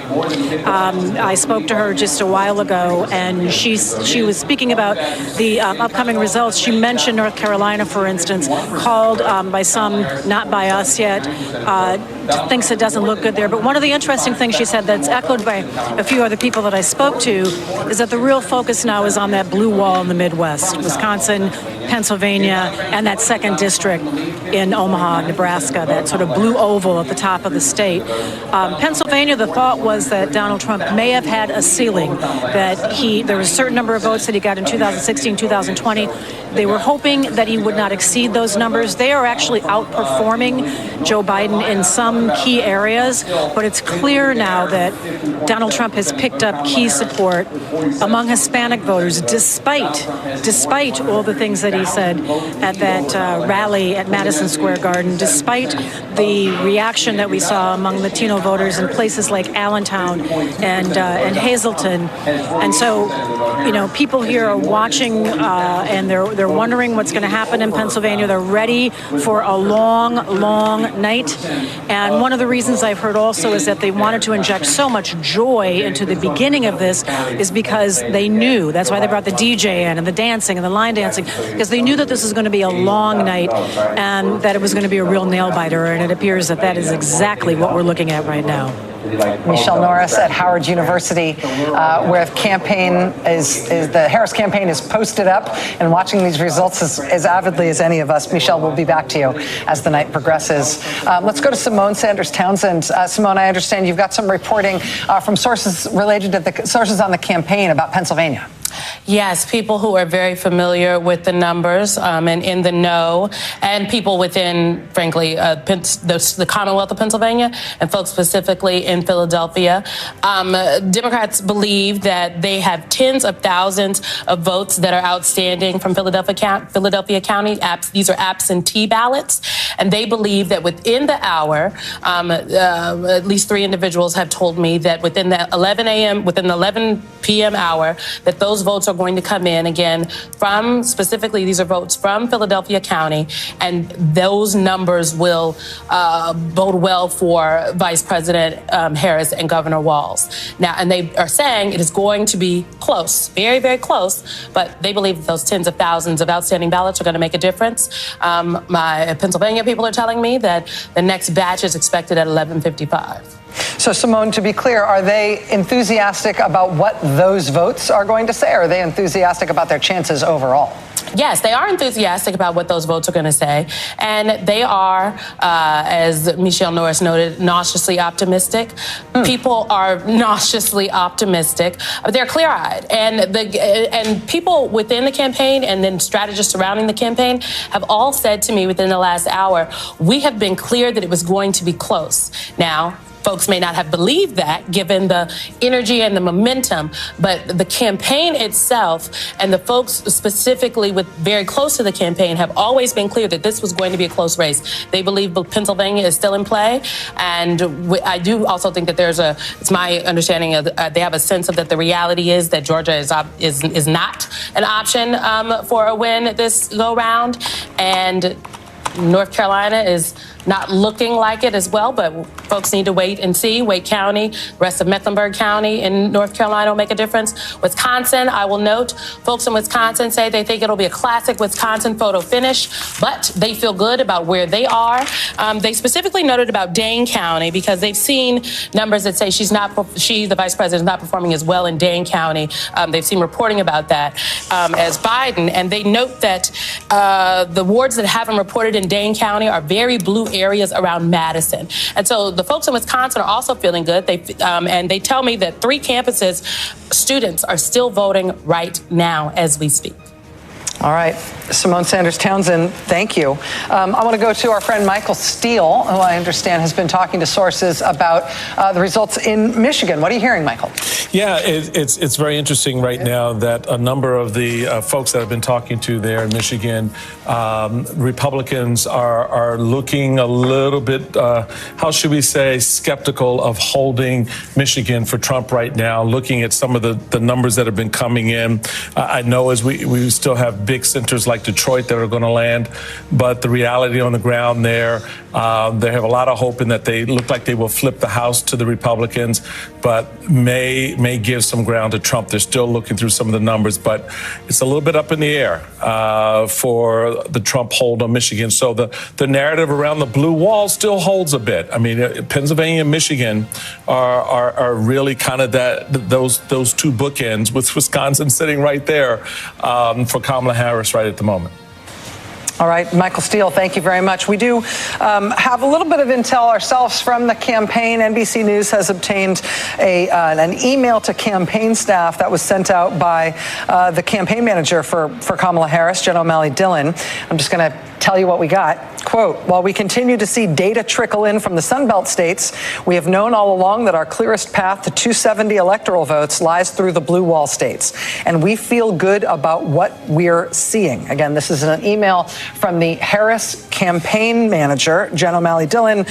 This is an email to campaign staff. This email has been obtained by NBC News. I'll continue to quote it. O'Malley Dillon says the Harris campaign has, quote, overperformed turnout expectations in Philadelphia, and that they're waiting for a, quote, significant amount of votes to come in from Michigan, including from the city of Detroit. O'Malley Dillon says they're also waiting for a significant amount of vote from Wisconsin's Dane County and Milwaukee County, adding they do not expect Wisconsin's complete results until between 3 and 5 a.m. We've been saying for weeks, says O'Malley Dillon, quote, that this race might not be called tonight. Those of you who were around in 2020 know this well. It takes time for all the votes to be counted. All the votes will be counted. That is how our system works. What we do know is this race is not going to come into focus until the early morning hours. Jen Psaki, let me get your reaction to that. Well, just reading this, I was thinking of what's happening in the boiler room. That's a very high pressure thing. You call it on a campaign, but Nicole and I have probably spent a collective hundreds of hours in boiler rooms. It's basically where you have the top campaign strategists and teams looking at, like our team looked at the decision desk, right? They have a team of people that do the decision desk. What's different in a campaign is that you're also looking at vote goals in these counties and what you're trying to achieve, right? So in these counties, in Philly, they're trying to run up the vote numbers by a great deal, higher than Biden did. And they're looking at, what the percentages were then. And Biden did about 2 percentage points is better than Clinton in a lot of the key parts of Pennsylvania. So they're looking at that. But they're also looking at the rural counties and where they're doing there and how they can do. So as the information comes in the boiler room, they're recalculating where they need to do better in certain states, in addition to looking at the path. So to me, it's interesting. Obviously, there hasn't been a call from here in some of the states that she doesn't mention in this email, but it is quite telling that she really focuses on the blue wall states here, which again, as Nicole said earlier, has long been probably a baseline of the path and is a core to the path, and they see it that way. The last thing I'll just say, the thing that becomes hard on campaigns is as the path narrows, right? Yeah. Because part of the objective of this email is to say to the people on the team, hang in there, guys. Like, it's not over. We're still getting votes in. We still need to keep talking to people, keep people in lines, tell your grandma it's going to be okay. That's part of the objective of an email like that, too. Yeah. We do have a couple of calls to make. While we have been discussing this, we've got a couple of projections from NBC News. In the presidential race in Connecticut, NBC News can project that the winner of that presidential race will be Vice President Kamala Harris. NBC News can also project that we have a winner in the presidential contest in Washington state. The winner there, also Kamala Harris. NBC News can also make a projection in the Senate race in Washington state. In that Senate race, we've got an incumbent Democratic Senator, Maria Cantwell. She will be returning to the United States Senate from Washington state. Steve, over to you. Look at a few more things we're getting in. First of all, I want to point this out. This is what the national popular vote is right now. Now, customarily, we've seen this the last two elections, 20 and 16, that Trump has led in the tally of the national popular vote, well into the night. And typically what you see certainly is California comes in late, and it takes a while to get all the vote counted there. And that's just a millions of vote margin for Democrats. So certainly this is going to change, and we're just starting to get California in. But outside of the core battleground, there are a couple things that I want to flag. A couple states that it's awfully late in the night and we don't have calls on yet that I think a lot of folks might have expected we would. Let me start in Virginia, where 80% of the vote is now in. And Kamala Harris, you see, is ahead here by about 2.5 points in the count. But again, in 2020, this was a 10-point state for Joe Biden over Donald Trump. What's changed tonight? Where has Trump made progress in Virginia? Take a look here. Loudoun County. This is one, if you remember that governor's race in Virginia in 2021 when Glenn Youngkin won, we talked an awful lot about Loudoun County, suburbs, exurbs of Washington, D.C., just lightning fast growth here. Biden won this thing by 25 points. It's been getting leaps and bounds more Democratic. Look what happened in Loudoun County tonight. What had been a 25-point win for Joe Biden comes down to a 16-point win. And again, Trump needs to be improving to win Virginia, on average by about 10 points in these counties. He comes very close to it there in Loudoun County. Take a look. Prince William County. This is a very densely populated and a very diverse county. Again, significant Hispanic population. Biden won this by 27, down to 18 points tonight. Just about all in there in Prince William County. Virginia Beach. We still have a lot of vote to come in Virginia Beach. And this is one, this is where Joe Biden won by 5. This is one when Glenn Youngkin became governor. He flipped and won. And Trump right now leading this by 6 points. Again, that would be an 11-point shift here. There's a lot of areas here, that Trump would still need to do even better in if he were actually going to overtake Harris here. But the fact that it's this late at night and Trump has made gains that have held this so much so far, it's significant. It's part of why that popular vote is maybe a bigger lead this hour than you thought Trump would have. Bigger reason, though, is this. This is why I raised it. New York, look, it's been called. Harris is going to win New York. Her margin is 12 points. Check this out.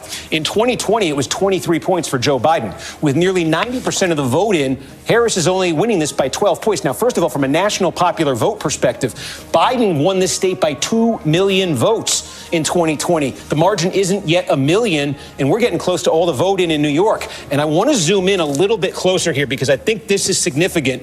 Let's look at New York City itself. The 5 boroughs of New York City, they're each their own individual county. And let me just show you what's happened here. Overwhelming Democratic city. Manhattan, the most liberal county in New York, a portion of New York, 86-12, a 74-point Biden win, down to 63. Trump's made double-digit gains in Manhattan. Take a look at Queens, 45-point Joe Biden win in 2020. down to 24, a 20-point net gain so far for Donald Trump in Queens, New York. Take a look over at Brooklyn. 55 has come down to 43. Staten Island's very small population-wise. It is the Republican borough of New York City. And you can see even there, though, Trump has gained a net of about 20 points with just about all the vote in there. And again, I flag that because we are seeing it in New York. Trump's gains with Hispanic voters, working class Hispanic voters. You're seeing it in New York City. It's being reflected in that statewide vote here, which has come down significantly. And even if you go across the Hudson River into New Jersey has 85% of the vote tallied. We have not yet called it. Now, Kamala Harris is ahead here by nearly 200,000 votes. But again, contrast this to New Jersey in 2020. This was a 16-point state. Tonight, it is a 5-point race with 85% of the vote tallied. The margin here in 2020 was about 800,000 votes for Joe Biden. Tonight, it hasn't yet cracked 200,000. Again, that has potential national popular vote implications for those who are tracking that. But I wanted to point out New Jersey. Again, we see Harris is in pretty good shape to win the state. But take a look at Hudson County. Hudson County, just across there, this is where Union City, New Jersey is, for instance. It's 80% Hispanic. A lot of small, densely populated cities in Hudson County with large Hispanic populations. Joe Biden won here by 46 points. Tonight, it's 28 points. This is basically it in Hudson County, from 46 to 28. This is one of those giant core Democratic counties in New Jersey the Democratic Party relies on. That's a massive, massive shift. And again, that speaks to Trump's gains, it really would seem, with Hispanic voters. So again, those are some of the states here that have bearing on the national popular vote. We saw the polls nationally much tighter than before. We wondered if Trump was going to narrow the margin in some of those big states. That is what we're seeing. I did want to follow up on Wisconsin, too, now getting close to 70% of the vote in. And yes, we were just talking about Dane and the question of what was left and could the Democrats here hit that margin that they got out of 2020. And it's true. OK, well, here we go. Now we're up to 95%. So we just, since I checked in a few minutes ago, we got more. We're getting close to all of the vote in Dane County. 163,000. That's the Harris margin in Dane County, 163,000. In 2020, that was about 182,000. 182, 163. We'll see if there's any more votes to come. But when that hits 95%, there usually aren't. So again, if anything like that holds, boy, Democrats want to be at that number. This is where they've improved their performance every time for 4 years. Where Democrats have improved tonight, where Harris has improved, or it looks like she will, not much to come in Waukesha. Big county, 400,000 people live here. One of those wow counties right outside Milwaukee. And here again, Trump got, basically 60%, 60 to 39. Trump falling a point here so far. Harris rising a point over Biden. So that is progress for Democrats in a very big county. You take a look here at Ozaukee County. And again, this one, now we got about 3/4 of the vote in. And Trump is running a bit above, not much. It's basically level with his 2020 number. Again, this is one where Democrats want to get a couple points better, see what happens with that remaining vote. And we talked at the start of the night about, we say the wow counties and the bow counties here. Brown County, Outagamie County, Winnebago County, mid-sized cities along sort of the Fox River, Lake Winnebago. These are all counties that Donald Trump won in 2020, but with reduced margins. Is he returning to 2016 levels, or is he back at 2020 levels? So Outagamie County here, again, this is where the city of Appleton is. In 2016, when Trump won Wisconsin, he won this county by about 13 points. In 2020, when he lost Wisconsin, a 10-point margin. And tonight, as you can see, 67%. It's back at that 13-point spread right now. Now, again, votes still to come in Outagamie County. But I only flag this because we are seeing it in an awful lot of places tonight where Trump is returning to 2016 levels. These aren't always dramatic shifts, but Wisconsin's a state. When Trump won it, it was by 20,000 votes. When Biden won it, it was by 20,000 votes. So these kinds of differences can make all the difference. See what happens with the remaining vote there. But that's something we've been seeing in other places in this northern tier of the battleground all through the night. Again, now up near 70%. It's very close here, about 67,000 votes. More to come out of those wow counties, and we'll see if there's anything left there in Dane. But if that number doesn't move, that's a little bit below, I think, where Democrats wanted to be there. All right, Steve, thank you. We've got a call to make in a Senate race. NBC News can project that in the Senate race in the great state of Minnesota, Do we have that projection? There we go. The Senate race in the great state of Minnesota, Democratic incumbent Senator Amy Klobuchar will be heading back to the United States Senate. Amy Klobuchar reelected in Minnesota. We're going to take a quick break right now. There's a bunch of other Senate races right now where we haven't checked in for a little while. The important Senate races in Pennsylvania, Michigan, Wisconsin, Arizona, Nevada, Montana, Nebraska. Lots of interesting Senate races still to come. We're going to check in on those on the other side of this break. Stay with us.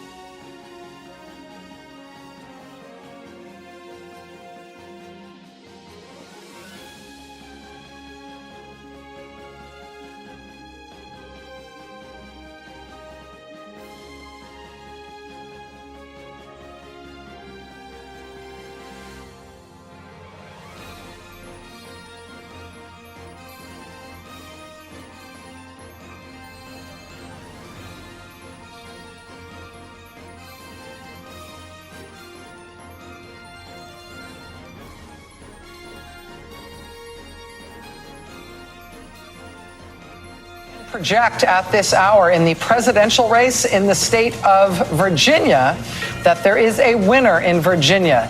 Democratic Vice President Kamala Harris has won the presidential contest in the state of Virginia. NBC News can also project a winner in the presidential contest in North Carolina. NBC News projects that the winner in the presidential race in the state of North Carolina is Donald Trump. This is our first projection of a result in any of the 7 big swing states. The first swing state to be projected by NBC News tonight is North Carolina, going to Donald Trump. I understand we also have a change in the characterization of the presidential race in Minnesota. In Minnesota, this had previously been characterized as too early to call. Minnesota now characterized by NBC News as too close to call.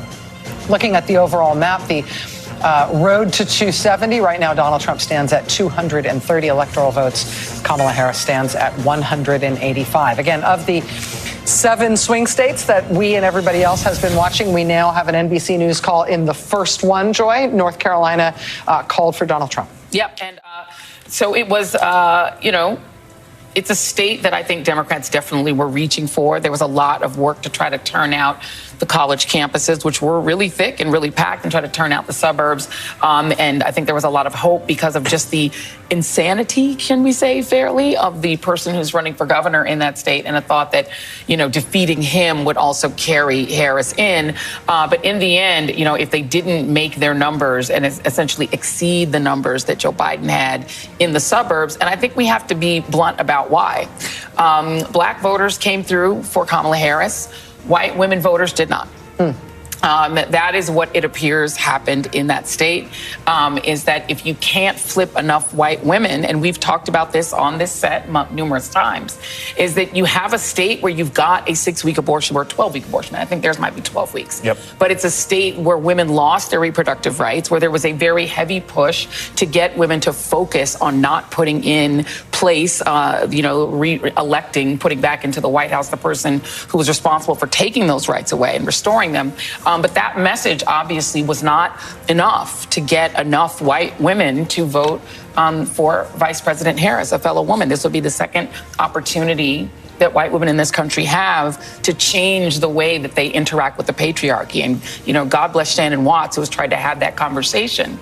But if people aren't receptive to it, and if people vote more party line or more on race than on gender and on protecting their gender, there's really not much more that you can do but tell people what the risks are and leave it to them to do the right thing. Steph?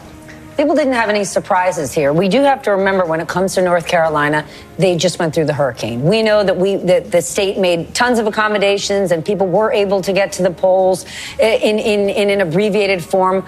But they also were victims to a huge amount of misinformation over the last 4 weeks. You cannot underestimate the impact that had. But to Joy's point, there's no surprises in this election. People knew exactly who they were voting for and what they were getting, so they get what they get. I want to talk about Mark Robinson for a second, because I think it's sort of interesting. Mark Robinson is like running an experiment, which is like, what's the floor? What's the floor for someone who's a major party nominee in a swing state, in basically a closely done? Remind people who he is. Mark Robinson is the current lieutenant governor of North Carolina running for governor. He is the one who said he was called himself a Nazi at one point on the Nude Africa Forum, where he had a long set of exchanges in which he said basically every single offensive thing a person can do. He has a very, very long history of saying incredibly repellent, omnidirectionally offensive statements about just about every group imaginable.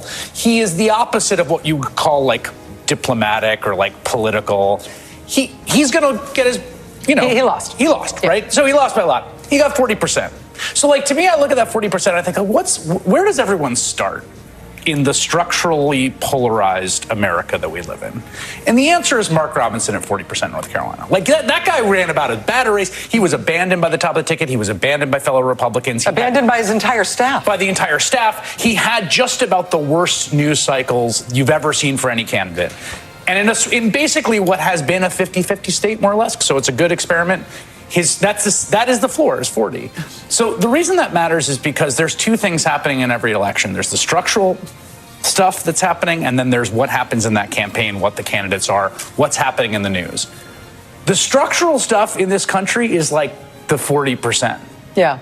That structural stuff is moving in all sorts of interesting directions, and Steve has been talking about them. The realignment we've seen of working class voters moving from parties to the left to parties to the right, that's happened in every single OECD developed democracy across the world over the last 16 years, 20, you can go back further. Because of how structurally polarized we are, everything's happening at the margins. And the margins are 3 points, 4 points, 5 points. In a room of 100 people with people wearing different colored shirts, that's like 3 people changing the color of their shirt. It's 4 people changing the color of their shirt. That's where everything happens in American politics right now. Well, and I think it goes back to what David Plouffe said there and said they built a campaign for Kamala Harris to try to defeat a Donald Trump that had a 48% ceiling. It looks like from some of what Steve Kornacki is telling us that his ceiling might have been higher this time. Well, we talked to David exactly about that this idea that his ceiling was 46.1 or 46.7. It had always been that. And so there'll be much more time to follow this. We are following the story and the facts, and the story's not over. But if Donald Trump did increase that margin over what had been a 8-year ceiling, right, there will be much to say and much to study about whether that was because of some newfound appreciation for him and his ideas, or whether this was an economy election. And we've had many of them. And there's many a politician who will say, oh, this happened, that means you like me more, I have a bigger mandate.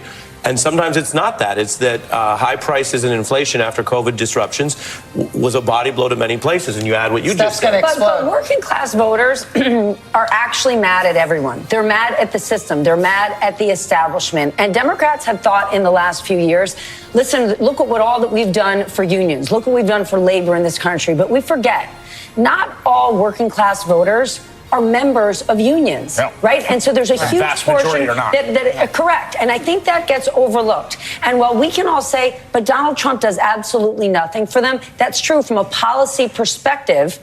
But they look around and somehow still they feel connected with his personality. They like the way he speaks. And he speaks to them and says, you are forgotten. You know what Joe Biden did?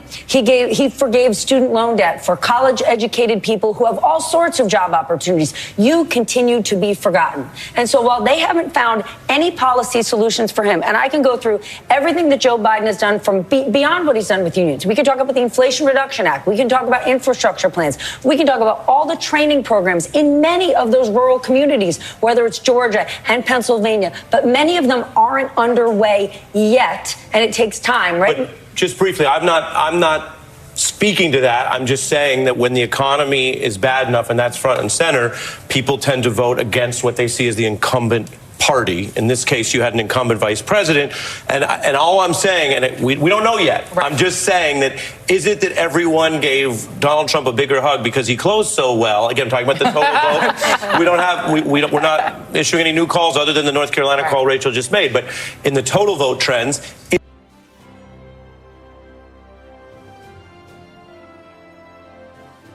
percent on a good year turnout country. There are a lot of people, especially low wealth people. You know, this is the Bishop Barber thing he talks about all the time on our shows, is that poor and low wealth people actually don't vote for the most part. They normally sit it out. And so there's a checking out of the system and saying, I'm not receiving economic benefits. College loan forgiveness doesn't impact me. And so people are actually, in some cases in this country, backing out of voting altogether. So I think there's a tendency to think it's poor people voting against their best interests, when in many cases, poor people aren't voting at all. And so they're just not a part of the system. And so what you have is higher net worth and higher education voters voting versus rural working class voters. But just remember, working class does not mean poor. You could be working class, meaning you're a non-college voter, but you actually have, a second home somewhere in, the Hamptons, and you work in a plumbing business, and you have you're not necessarily poor. So I think we have to be careful in characterizing it as necessarily low-wage people voting against their interests and figuring out how to get them in the system at all. We have a call to make. NBC News can make a projection of a winner in the governor's race in the great state of Washington. Do we have that? You guys didn't know that's how I usually do it, That's right? how you make it happen. NBC News projects that the governor's race in Washington, the Democrat Bob Ferguson will be the next governor in Washington. Republican opponent Dave Reichert. But the Democrat Bob Ferguson will be the winner there. I had mentioned that we were going to talk about some of the tight Senate races that we've got right now. We are still going to do that. But I want to go first to Philadelphia. Our own Jacob Soboroff is at the tabulation center in Philly, which is kind of the center of the political universe right now. Jacob, what are you seeing? Rachel, last I spoke with you, we were at this door with Seth Bluestein, one of the 3 Philadelphia city election commissioners here responsible for the tabulation of the ballots and all election administration in Philadelphia. We expect another release of ballots around midnight Eastern time. And I have some specific numbers that may or may not be useful to Steve and you all there. He tells me that around 50,000 votes will be a part of that next release around midnight Eastern time. And that would leave a total universe, according to Mr. Bluestein, of 37,000 votes left.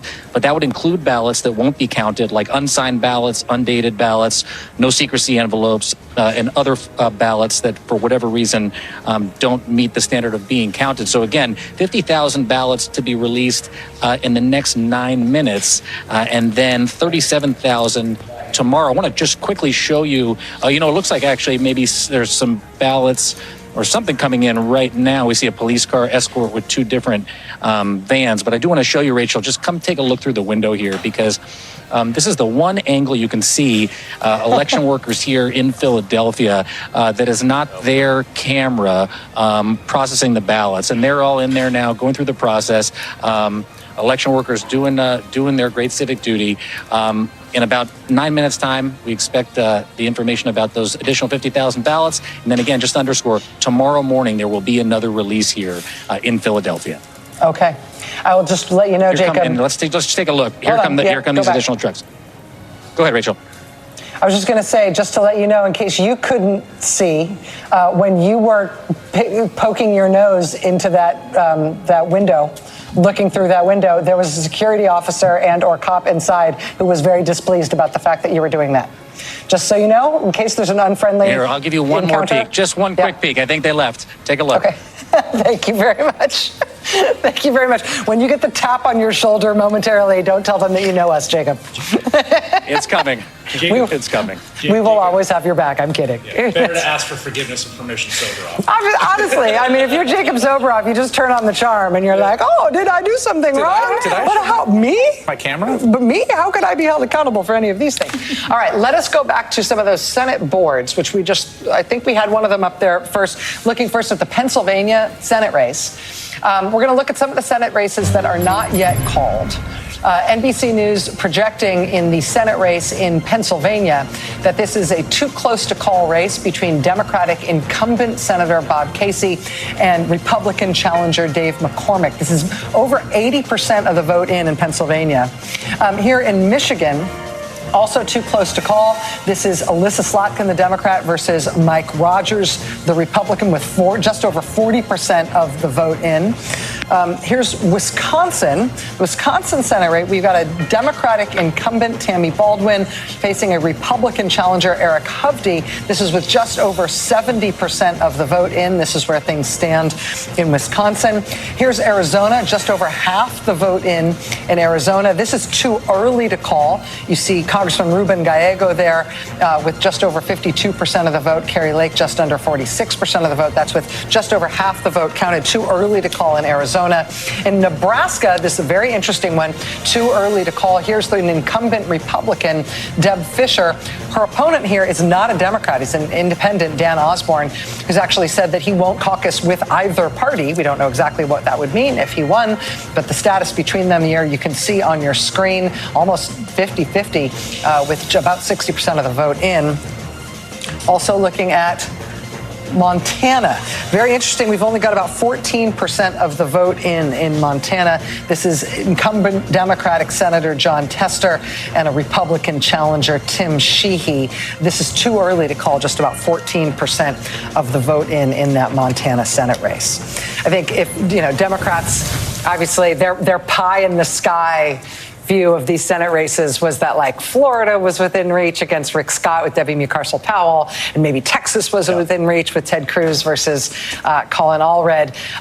Now I think that we're down to figuring out what the Republican margin is likely to be, honestly. Yes, and one of the things that we're seeing in those key races that we have not called, Michigan and Wisconsin, for instance, we saw, going all the way back to the spring, a delta, a gap between the polling for the Senate statewide incumbent Democrat and the top of the ticket when it was Biden, and that persisted when it was Kamala Harris, which is to say the Senate top of the ticket candidate running ahead of the national ticket. And there was always a question about whether that was an artifact in the measurement and they were converge, or there's something picking up there.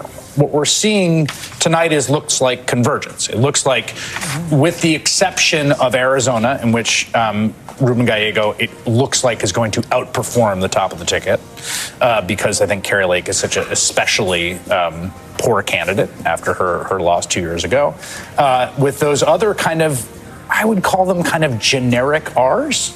They're sort of classic Mitch McConnell recruits in both Pennsylvania and Wisconsin. These are extremely wealthy guys who self-funded, which is like Mitch McConnell's favorite because it takes some money off the balance sheet for his Senate leadership fund. Honestly, it's like you guys do that. That's less checks we have to cut for the Senate leadership fund.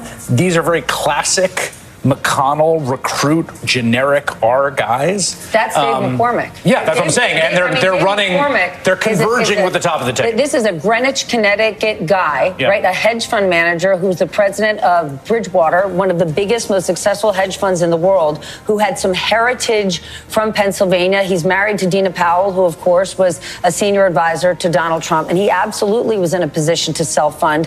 But it's noteworthy because Bob Casey is sort of expected to win that race and be in line with Kamala Harris. So if, in fact, Dave McCormick does win, does prevail in Pennsylvania, what could that mean for Kamala Harris in her potential strength in Pennsylvania? And Trump doing well in certain places has helped Republicans. When we look at Ohio, where you say, oh, what would a populist senator look like? The Democrats had one with a strong record, even against tailwinds that go, a long ways. However you want to say it, Sherrod Brown was doing 5 points better than the Harris finish, or Moreno was doing 5 points worse than Trump. Either way you cut it, there's some edge there of incumbency and populism, but he's running in an area where the Republican is up 10, and so he's got to deal with that. Yeah, and I just, to speak about Sherrod Brown, his board we're showing right now, we have the call that race for the challenger, Bernie Moreno. I mean, here's an example of the river, the motion of the river of the realignment that's happening across all of these democracies that everyone is swimming in. No one swam against that river more than Sherrod Brown, who I first profiled in 2006 when he was running for the Senate. He wrote a book railing against NAFTA when it was the least popular thing in the world to do as a first or second term congressman. All of the stuff you hear from Trump and J.D. Vance about trade and about building America, this has been Sherrod Brown's brand, his core belief, his principles, the things he's fought for and voted for his entire life in that state. And so far, he has been successful in managing to swim against that tide. And tonight, a Mercedes-Benz dealer really beat him, and that's where not just a Mercedes-Benz dealer, a man who's made a tremendous amount of money in cryptocurrency. Yes. So Bernie Moreno's first target is going to be the SEC chair, Gary. Let me also say there was about a $40 million spend from the outside crypto super PAC against Sherrod Brown, precisely because of his role in regulating finance. Another thing I know that he. And can we just also note that I wonder if Ohio Democrats will rethink putting that abortion ballot measure off of the November election, right? Because this was a candidate, Bernie Moreno, who just openly insulted women in the state of Ohio. And yet, I think we have something happening. We do have something happening. We are closing in on the top of the hour. Joy, I'm sorry. Just under 10 seconds to a poll closing tonight, a single poll closing tonight. NBC News. As the polls close in Hawaii, NBC News can project that in the presidential race in Hawaii, there is a projected winner. Kamala Harris projected to be the winner in the presidential race in the state of Hawaii. right? Yes, there it is. In terms of the road to 270, those 4 electoral votes from Hawaii make the road to 270 look like this. Trump right now standing at 230 electoral votes. Harris standing at 189. Again, the only swing state that has been called thus far by NBC News is North Carolina, which has been called for Trump. But here's a look at the other battleground states. In Georgia, it's too close to call, a difference of under 120,000 votes between them, with 93% of the vote in Georgia. In Pennsylvania, too close to call, 84% of the vote is in, just over 200,000 votes between the two candidates in Pennsylvania. In Michigan, it's too close to call, 44% of the vote in, difference of about 100,000 votes between them. In Wisconsin, it is too close to call. We've got 3/4 of the vote in, just under 90,000 votes between the two candidates. And in Arizona, it's not too close to call. It is too early to call. You see just over half the vote in. Also in Nevada, it is too early to call. We've got 2% of the vote in Nevada. All right, let's let's look at where the Senate stands right now, actually. Forgive me. In the Senate race in Hawaii, where polls just closed at midnight Eastern time, NBC News projects the Senate race in Hawaii at this point as too early to call. This is Democratic incumbent Mazie Hirono. Sorry for my confusion there for a moment. I thought we were going right to this slide. This is where the Senate stands at this hour. There are still 10 uncalled Senate seats, which is a lot. Republicans have a net gain of 2 already. That's in Ohio, Sherrod Brown's state. They flipped to Bernie Moreno, and that is in West Virginia, where Jim Justice picked up the seat that was previously held by independent Joe Manchin. Steve, what are we seeing at this hour? Okay, let's take a look at Pennsylvania, where you had Jacob there a few minutes ago setting up what probably any minute now we're going to see out of Philadelphia. And that is, he says, about 50,000 vote by mails. The results going to be released in Philadelphia. Of course, that is the most Democratic-friendly, overwhelmingly Democratic vote. So when that gets reported, we want to see what it does. This margin for Harris right now in Philadelphia sits at 305,000. Remember, ultimately, Democrats are hoping tonight to get that in the neighborhood of 500,000 votes. Got a long way to go with a little bit more than 2/3 of the vote in. And again, the context for this is where things stand in Philadelphia right now is that Trump is running so far 4 points above where he finished in 2020.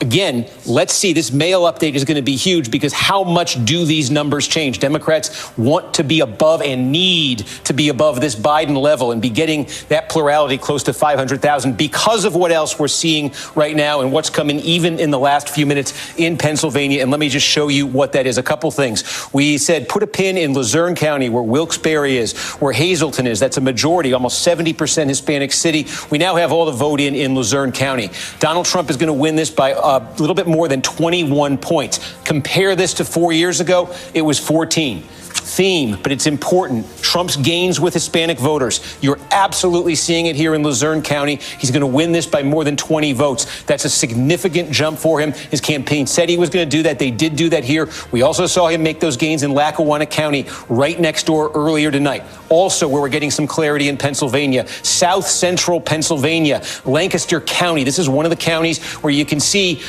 in 2020, Trump got 57-41. It's 57-58 if you round it 41 now. This is a place where Trump slipped in 2020, where Democrats wanted him to slip further. That's not happening. This is a big region population-wise. It doesn't get the same attention as Philadelphia.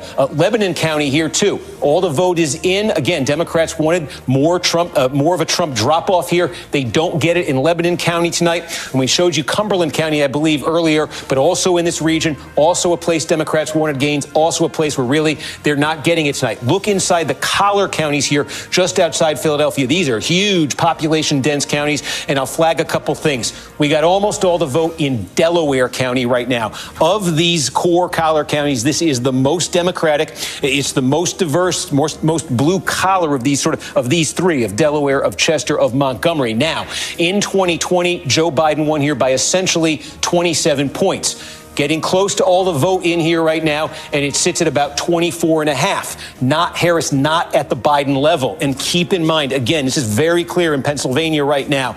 Generally in these counties, the vote by mail is all reported out early, and what remains is this same day vote that's Republican leaning. So in all these counties, you just see Trump incrementally improving with each update, and Harris is now almost 2 points under where Joe Biden got in this core Democratic county 4 years ago. Next door in Chester County. Now this is more significant drop off for Harris from Biden, but Chester County, unlike just about every other county in Pennsylvania, they are waiting until the end of the night, they say, to release their vote by mail. So let's see when the vote by mail comes in Chester County, if Harris can get back and surpass that 58. But there is also same day vote coming in that is helping Trump here. Next door in Montgomery County, this is just an enormous suburban county. And again, we've got the vote by mail. We're waiting on the same day, and already Harris is now running a point behind where Joe Biden finished in this county in 2020. Go up to Bucks. Bucks here, it's a little bit different. It's more blue collar, certainly, than Chester and Montgomery. It's more of a swing county.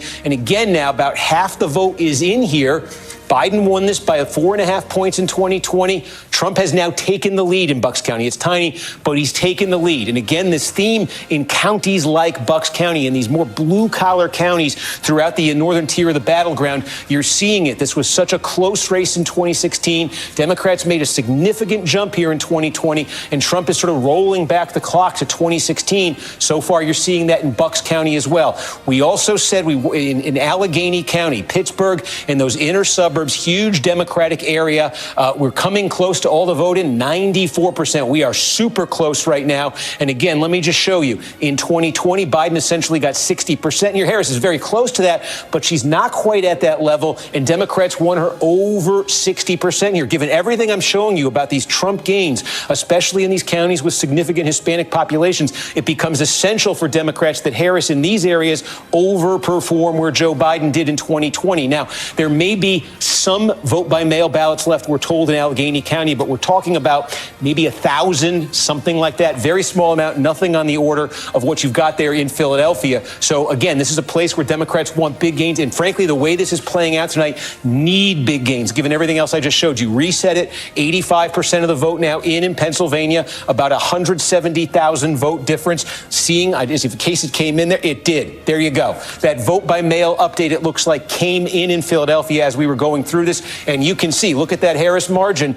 how much that jumped, basically up to 350,000. And there is, as Jacob said, another batch of mail that's going to be reported out tomorrow morning. So another jump like this expected to come that did knock Trump's number down, that did knock his percentage down to 20.8. It was at about 22 before. But again, he is still running 3 points north of where he was in Philadelphia back in 2020. So let's see that final. It's going to be a while till that final vote by mail update. But this one took Trump down a notch, but it didn't take him back to the level Democrats want him at there. And we can just take a trip down quickly to Georgia, because we've got some more counties that have basically filled in Georgia. Now 93% of the vote. And you do see that margin for Trump has come down a little bit. It's just under 120,000 votes, his lead statewide. Not a lot of votes left here, but one place we finally got clarity in here is Gwinnett County. This is a giant one, more than 1 million people in that core Atlanta metro area. Not all, but almost all the votes here right now. And again, let me just show you. It was 18 points for Joe Biden in 2020. Right now, about 16.5 for Harris. This has been the trajectory. Clinton won this thing by only about 6. Margin exploded for Democrats in 20, and they wanted it to take that next step forward in 2024, again, to offset what has been one of the stories tonight. We don't really show it because these counties are all so individually small, but I could just take you through dozens of counties that you see in red here where it's a Trump gain of 2 points, of 3 points, of 2 points, of 3 points. And you add those all together and put them together. That's a big reason why Trump has amassed this lead statewide. We've also got a little bit more in now out of DeKalb County. You know, some of this county here is inside the perimeter, large black population, large population of college-educated white voters. Not quite Harris hitting that number that Biden hit here in 2020. Massive win for here, but not quite hitting it. Still some votes to come, though. Democrats want to get more, desperately need more out of there. They would desperately need more out of, this is this is as core Democratic a county as you get. And again, Harris basically level, but a tick under where Joe Biden was in 2020. Not much to come. Democrats need every vote they could possibly get out of there. So again, you reset it statewide, seeing if anything changed. 118,000 votes. That's the Trump margin right now. And I'll just check to see if anything changed dramatically in Pennsylvania. 166,000, 85%. And you see what the lay of the land looks like there right now. Steve, thank you. We'll be checking back in with you. We've been periodically updating you over the course of the night about a few House races that we have been watching. This is a notable House race just because it's a flip, and there have been very few seats that have flipped from one party to the other tonight, but that has happened in New York 22. There was a whole passel of Republicans who were elected in more or less blue districts in New York in 2022. One of them was Republican Brandon Williams. Well, in New York 22, Brandon Williams has just lost his seat tonight.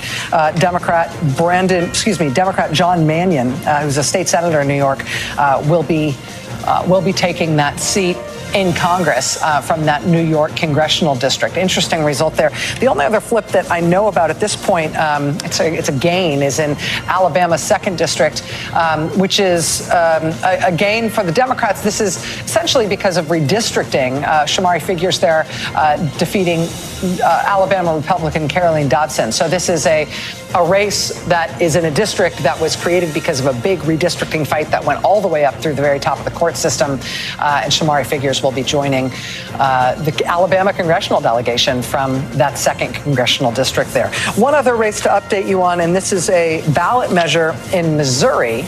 And this is interesting. Missouri called very early on for Donald Trump today, and Missouri's Republican incumbent U.S. Senator will also be returning to the U.S. Senate, Josh Hawley. But on that same ballot, Missouri voters voted to increase the minimum wage and have paid sick time.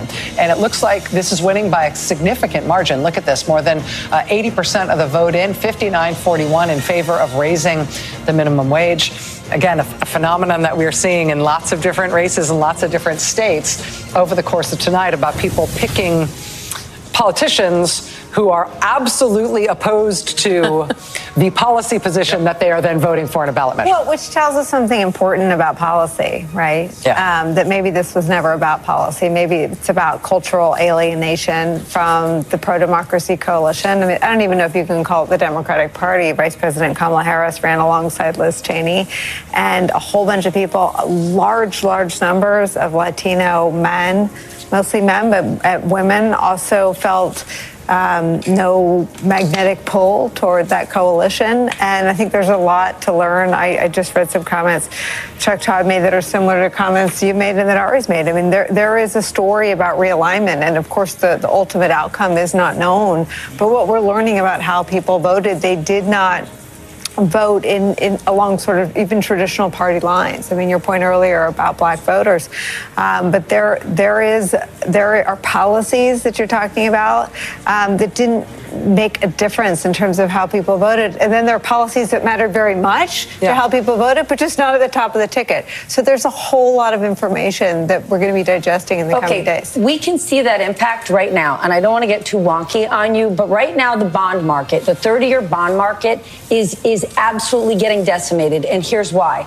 To your point earlier, inflation, people don't like the cost of things. We're going to vote for the business guy. The reason the bond market is getting crushed right now is because people are anticipating corporate tax cuts, which are going to balloon our deficit. Yes. They're also saying, well, if Donald Trump imposes tariffs, it will reignite inflation. So this whole thing is we're voting for someone based on a personality of a celebrity business guy because we don't like the economy. But what he would actually do to the economy, the policies he will put forth, right? The corporate tax cuts, which he's not just going to sunset, he's going to make them even bigger. Right. And then these tariffs are terrible for the economy. I think that's absolutely right. And 2 points on that quickly. One is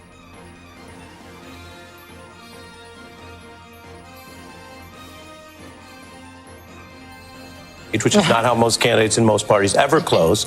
But he did close with an ad touting his support for the, quote, Trump tariffs in Pennsylvania as a Democrat. That's point one. Point two, I want to share. We've talked about a lot of races, we don't do a ton with exit polls, and I think when you dice them down really small, the numbers don't work. But on big questions, here's a nonpartisan exit poll question I just want us to touch on. This is out of all votes around the nation. You ask people, in the last year, mind you, that's not 2 years ago, in the last year, inflation has caused your family, not everyone else, your family,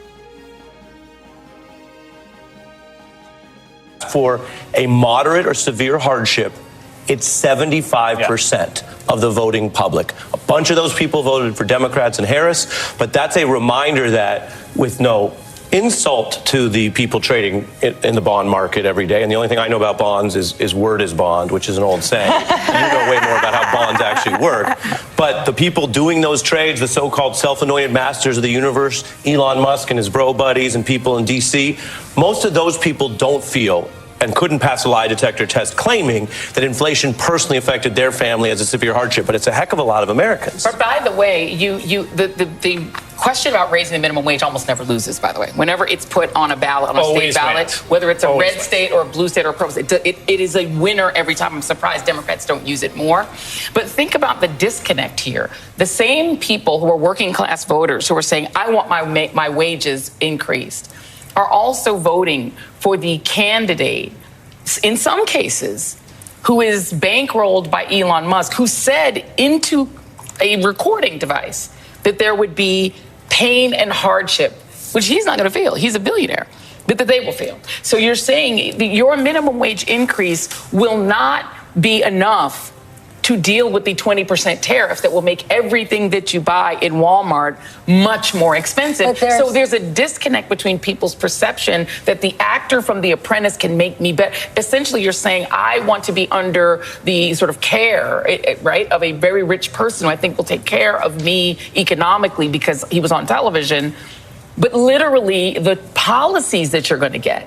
And this is what listen, you get the government you ask for. And if you're saying you want 20% tariffs and mass deportation that will make everything unaffordable, this is what will happen. But there is a group of people that we often don't talk about that aren't, to how you like to say, down with the care economy, and it's small business owners. And the reason small business owners are not down with the care economy is because when you increase minimum wage, when you offer maternity leave and paternity leave to low-wage workers, that sounds great, and we all support this idea. But there's lots of small business owners that don't want to say it in public, but are saying, I don't want to do that. Right. I can't afford to do that. My margins are small.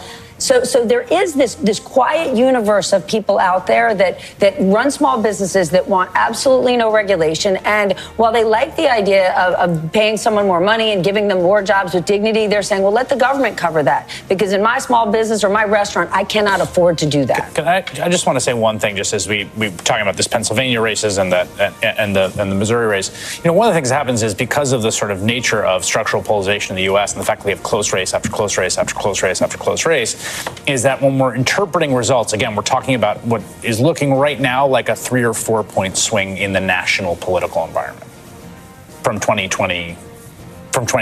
Right. These are, extremely important, meaningful switches for who wields power and what the government does and who it serves. As a sociological fact, these are relatively small margins, right? Yeah. We're not, when you look back at what happened in 64 or what happened in 72 or what happened in 1980, we're talking landslide, huge elections, right? Like 10, 15 point, like. Right. One of the candidates wins one state. Right, yeah, wins one state. Like we're just in a completely different world than that. And what will happen in the days to come, independent of the actual outcome, the winner that's called, is looking at these margins because they matter a huge amount to political professionals, to who wields power, to who wins campaigns.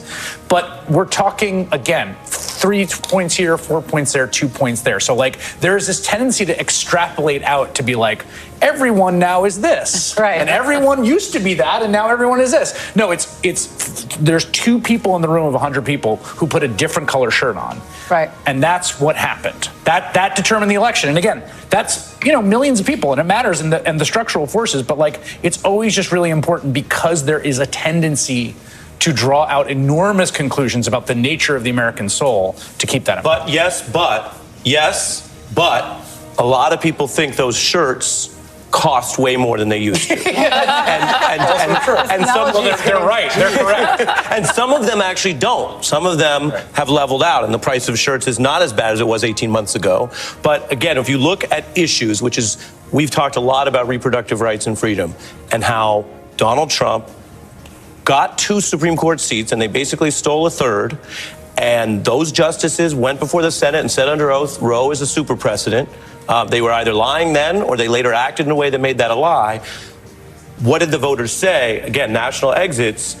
Immigration issue, is that your top issue to vote on? 11%. Abortion, is that your top issue? 14%. Economy, 31%. Yeah. That is not great news for Trump or MAGA or any of his claims, which I think Stephanie just fact-checked to great effect. But it was bad news, I think, for incumbents. But it also exists alongside the reality that the United States economy is the envy of the world. It absolutely That the only reason there's a positive economic outlook globally is because the United States economy is doing so well, it's dragging everybody else upward.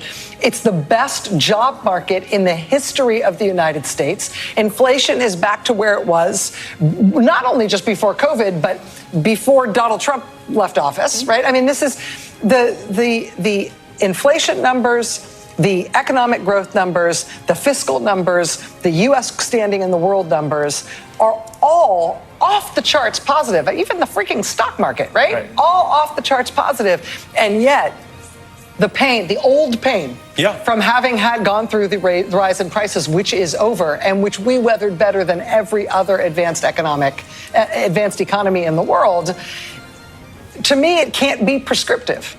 Because of what's happened since, because we voted today, or we voted in this early voting period, right? I mean, if we were a country where all the economic indicators were going down, you would expect it to be a big economically driven change election. But all of our economic indicators are 3 feet high and rising. And there was nothing else for the Harris campaign to offer or do. They delivered a very strong economy, and they put a plan forth for one going forward. And what Donald Trump has offered is only going to worsen the economy. And also, the polling above the economy was democracy.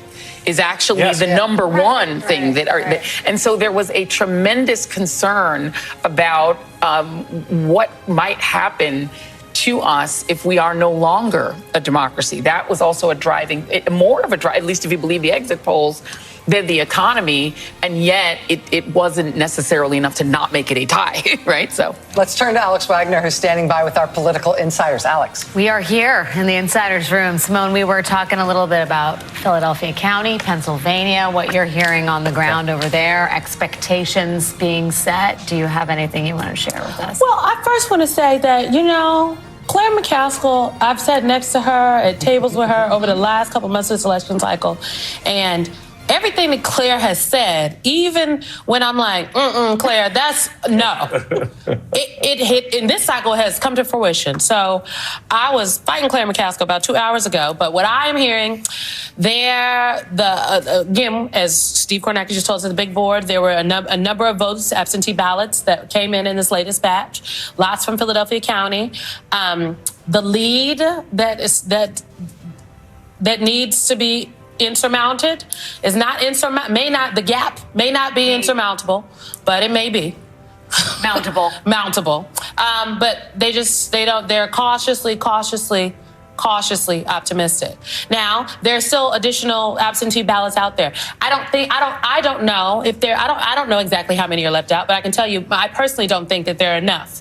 And that means if there were not enough, I want to be honest with people, if there are not enough absentee ballots out there to make up the gap that currently exists for the Harris-Walz campaign, the vice president will not win Pennsylvania. And if she does not win Pennsylvania, Donald Trump then hits 270. Now, Pennsylvania people are saying Allegheny County, that's Pittsburgh, right? The Lehigh Valley, with the Puerto Rican vote, there is still a chance. And then some of these suburbs in the collar counties outside of Philadelphia. But the numbers, the margins, because this is an election about the margins. Yeah. The margins have not been large enough in the state thus far. But again, there's still some votes out there. It's not over till we are still in it. We've been talking, Claire, about Michigan and Wisconsin, and looking at those two states in the context of the Senate races that are happening there. And as a former senator yourself, I wonder how you look at the way in which Alyssa Slotkin is in a very, very tight race with Mike Rogers, and Tammy Baldwin is in now, I believe, slightly, maybe even behind her Republican challenger. Yeah, and of course, Bob Casey in Pennsylvania. Yeah. What started out as a hopeful sense that maybe we could knock off Ted Cruz and maybe the independent candidate in Nebraska, while not caucusing with Democrats, would deny the Republicans a seat. Now we're looking at whether or not I think the Republicans end up with 51, 52, 53, or 54 seats. And why is that so important? Well, one reason it's so important is because it probably means if this all happens, this is very depressing. I'm sorry to do this to everyone, but it means maybe the worst instincts of Donald Trump as to who he would appoint to the cabinet can become real, because there wouldn't be enough people that would say, no, you're not putting somebody who's been in prison in charge of the National Security Council. This is not a good idea. So that worries me. Now, the other thing about the Senate races that I think we need to take a moment and talk about is now the House becomes very important. Yeah. And these House races that, frankly, some of them are in California, so we haven't had a chance to do deep dives yet. Karnacki has not really educated us yet fully on all of these House races that are out there. But we flipped some already. And Hakeem Jeffries may be the most important person in Washington for the values we care about. Yeah, when you're looking at a landscape, Michael Steele, in which Donald Trump does get the White House and they have 52, 53, 54 seats in the Senate, all eyes then go to the House of Representatives. I wonder, first of all, we are all on an emotional roller coaster, right? We're all calibrating our sort of psychological profiles by the hour. I wonder how you're sort of looking at the state of play and what you're thinking on, focused on. Well, look, the thing about that strikes me about where we are right now is, in many respects, you kind of saw it coming a little bit. I mean, when you're pulling at the threads of trying to move the narrative around the idea of women's reproductive health, and there's resistance to that. When you're talking about our role in the world, and there's resistance to that. And I think what we're seeing playing out is that resistance to those narratives. I think what we're going to spend time with, if this plays out the way it seems that Donald Trump wins this election, is trying to understand what that resistance was about. What is it about our supporting Ukraine that you did not like beyond the talking points? What is it about women's reproductive health that did not move you enough in Florida? Yeah. Right? To actually draw the line in the sand. Although, can I just say, 50, these numbers, again, this is a quickly moving storm front, but I believe it was 57% of Florida voters voted for. But you knew what the threshold was. 60. You knew. But and 56 or 57% also voted for Donald Trump, which gets to the phenomenon of people voting for Trump and for abortion There rights. you go. There you go. But I don't think it's as black as white. No, I'm not saying it's black and white. I'm saying it's absolutely every color under the rainbow. It is every shade of how we start to parse and understand elections like this, because it's going to be important for what happens next. If the MAGA movement continues to expand, as it seemingly has, I mean, there's some real consideration about whether or not Trump hits the national popular vote here tonight. There's some things for us to sort of think about. So, for me, I'm looking at some of the states, and I'm with my friend Simone. Claire is a savant in many respects, but is born out of an experience of understanding how elections kind of drive and how they're built. And margins. And how they're built. And, I wish I could ignore the margins, but it's hard. Exactly. How elections are built. And I think that this is for a lot of folks, myself included, a recalibration of thinking about, and it really draws me back to one thing. that 2016, focus group where I saw a young mother, I tell a story of a young white female suburban mother of 2 divorced. When asked why she was supporting Trump, said he's just like me. And in many respects, as we sit here tonight, that question, that understanding has not been met. To understand how, in the face of Dobbs, in the face of everything else that's happened, white suburban women tonight still voting for Donald Trump. Are still voting in a bigger number than you would think for Donald Trump. Well, I just will say, and yeah, I would love to hear what you have to say on this, Simone.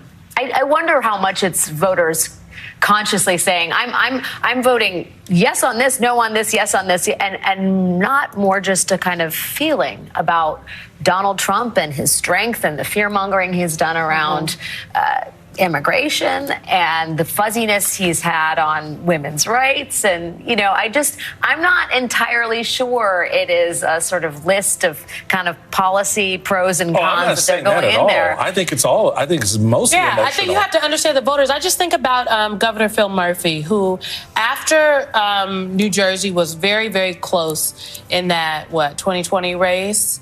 What was that? It was 2020. He commissioned these focus groups afterwards. The governor's race was close. He commissioned these focus groups and his own internal focus groups, and what he saw in the focus groups of these voters that went out and did things that Democrats in New Jersey were like, well, wait, what is happening here? He said that we have to listen to what the voters are saying. And so I want to know what the voters have to say about this, and we will have to ask them more questions about their vote in the focus groups in the weeks and days to come. And again, the election is still not over. Okay, it's not over until all the votes are counted.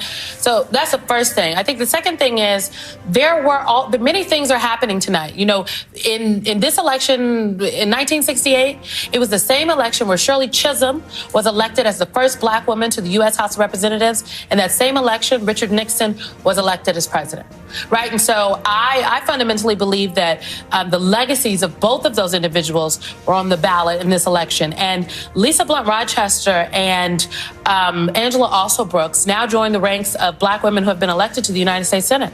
Shamari Figures in Alabama, a district that was created because people in Alabama, with the help of the NAACP Legal Defense Fund, the ACLU, and so many others, went all the way up to the Supreme Court to fight for their voting rights, their right to be represented, to have their voices heard, got districts created in Alabama, in Louisiana, and now and they're called Black Opportunity Districts, majority black districts, and now there's more representation. These are the seats that are going to make Hakeem Jeffries the first black Speaker of the House. So there are many things that are happening tonight, and I think that everything, everywhere, all at once. With that, and all over your head at the same time. I send it back to you, Rachel. Joining us now from a tabulation center in Milwaukee, Wisconsin, is NBC's own Shaquille Brewster. Shaquille, it is great to see you tonight. What have you been seeing? What are you seeing now?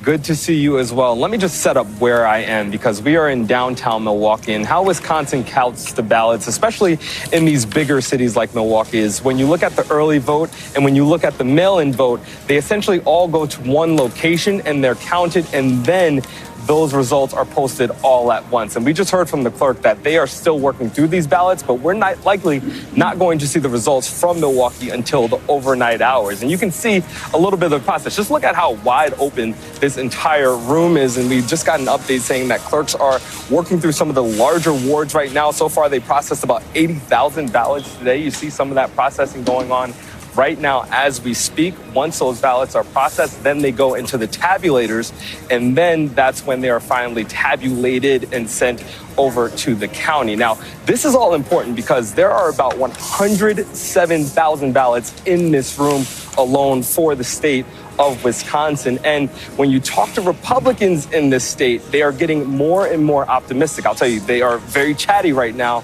reaching out to us saying that, one, they don't think that Vice President Kamala Harris got enough vote out of Dane County. That's in Madison, big college area.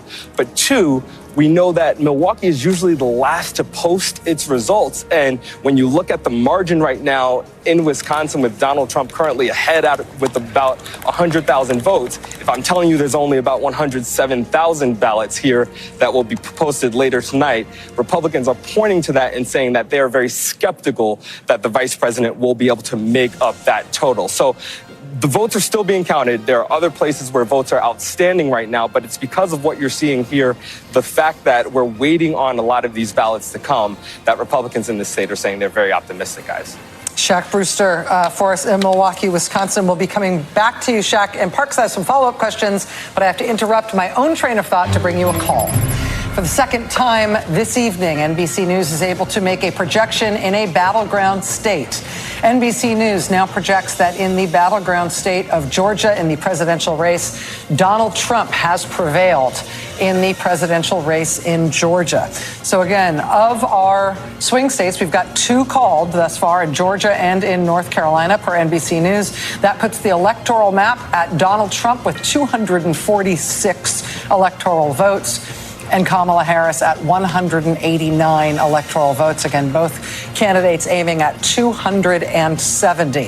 Of the 7 of the 7 states that we consider to be battleground states, 2, North Carolina and Georgia, have been called by NBC News as of this hour. Both of them called for Donald Trump. Steve, over to you. Yeah, and Rachel, what we can say now with that Georgia call is if Kamala Harris doesn't win a state that's not been treated as a battleground state, if she doesn't do that, then she now absolutely must pull out a win in Pennsylvania, because if there's no surprises outside the battleground, then Georgia plus North Carolina plus Pennsylvania would get Donald Trump to 270 electoral votes and the presidency. And look at Pennsylvania. We are closing in on 90% of the vote here. Donald Trump is leading by 168,000 votes right now. A couple of things that we can show you that have come in now in Pennsylvania to add a little more clarity. We said at the start of the night, 2 counties are pure bellwethers in Pennsylvania. Voted for Trump in 16, flipped to Biden in 20. What would they do tonight? We told you that Northampton County in the east has flipped to Donald Trump. The other one, Erie County, we've now got the results from Erie County. It's flipped back to Donald Trump. Again, just take a look at this. In 2016, when Trump won Pennsylvania, he won Erie County. He gave it back to Biden when Biden won the state. Now Trump is reclaiming Erie County tonight. Again, this is one of those big sort of quintessentially, you'd call it Rust Belt counties, a lot of big blue collar population there. Where are we waiting for remaining vote in Pennsylvania right now then? We've talked a lot about Philadelphia. Jacob has told us there are going to be a big batch of mail-in votes that we are not going to know until sometime tomorrow morning. That's it. There's also some same-day vote that's been coming in. The same-day vote has been running less Democratic than the vote by mail. And again, the big picture in Philadelphia is the Democrats are currently 3 points behind where Joe Biden ran in 2020. And this reflected a bit of a disappointment for Democrats. They won Pennsylvania, obviously, in 20. They were thrilled with that. But their Philadelphia number came down. It's coming down further so far, and unless those remaining mail-in ballots really boost them dramatically, Trump may finish with more than 20% in Philadelphia. Also still to come, we've got a few votes left in Delaware County, big suburban county, right outside Philadelphia. But again, right now, Harris is not hitting that Biden number. She absolutely needs to hit and exceed that in these places. Chester County, I think we're pretty much down to the vote by mail in Chester County. Of course, that is the very Democratic vote. So the question becomes, when we get that vote by mail, Harris is at 54.5. She's got to get past. She's really got to move past that Biden number. Will the remaining vote by mail in Chester County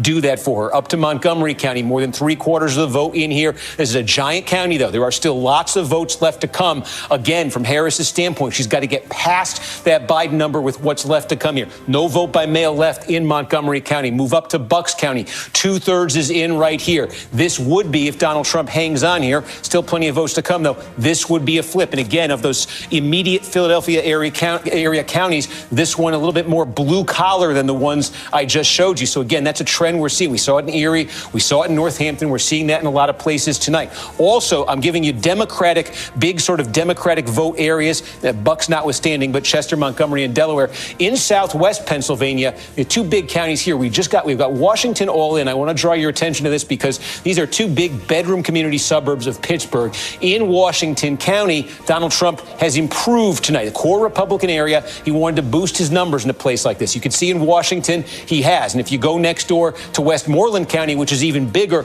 there is still vote to come in Westmoreland County. Trump currently, take a look at this, 28 points was his margin, 36 here right now. Again, if he finishes above that 28, it's exactly what he wanted to be doing. So for Democrats, it's going to take something really kind of massive out of Philadelphia, where really those numbers are disappointing for them so far. And again, out of Chester with that vote by mail, it's more to come in Montgomery, and they're going to need to get bigger margins with what's to come. Again, 170,000 votes. That's Trump's advantage here, nearing 90% in Pennsylvania. Just checking on Allegheny. And again, those are the stakes. Trump wins this state. He's probably got this. Steve Kornacki, thank you very much. We've got a call to make. NBC News can project at this hour, and this is a big one, that the Republican Party will control the United States Senate. Now, what tipped this over is that NBC News is also projecting a couple of Senate races since we last checked in on Senate. Right now in Nebraska, incumbent Republican Deb Fischer is projected to have held off a very stiff challenge from, interestingly, an independent challenger, Dan Osborne, not a Democrat, but an independent, ran a very close-fought race against incumbent Republican Senator Deb Fischer. But NBC News now projects that Deb Fischer will be returning to the Senate. Shows you a little bit about how things proceeded in this Nebraska Senate race. I should also tell you that earlier than this, in the Utah Senate race, NBC News has also projected a winner in the Utah Senate race. This is the seat that is being left by Mitt Romney, by Utah Senator Mitt Romney. It will be held by the Republicans, by Republican candidate John Curtis. So after John Curtis secured that seat and Deb Fischer secured hers, that puts the Republican control of the Senate on the books, according to NBC News projections. Lawrence, let me just get your reaction to that.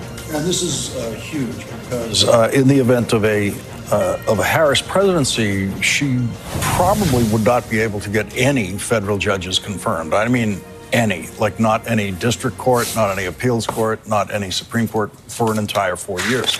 On the other hand, in a Trump presidency, this means that all of those judges can just sail right through. It could mean that Donald Trump manages to broker the retirement of two Republican Supreme Court justices and replaces them with much younger justices. So the issue now becomes, what about the House of Representatives? What are we going to end up with in the House? If the House, if the Democrats can get control of the House, then they really have control of government. They do not have control of the confirmation process. That's gone. That is already gone. But in terms of what could happen legislatively, the House would be in control of that, meaning they could prevent any of the worst things. And let me just interject for a moment. We have eyes on Howard University right now. We can tell you that Vice President Harris is not expected to speak tonight, but we are seeing quite a crowd there, and we are expecting, we're within the 2-minute warning from a statement that we're expecting from the Harris campaign co-chair Cedric Richmond. Cedric Richmond expected to address this crowd at Howard momentarily. Again, we don't expect to be hearing from Vice President Harris. But I think, actually, if we can go to this live so we can hear the Natsat here, so we can hear Cedric Richmond and what he's going to say to the crowd and also how the crowd receives him. This is live from Howard University in Washington, D.C.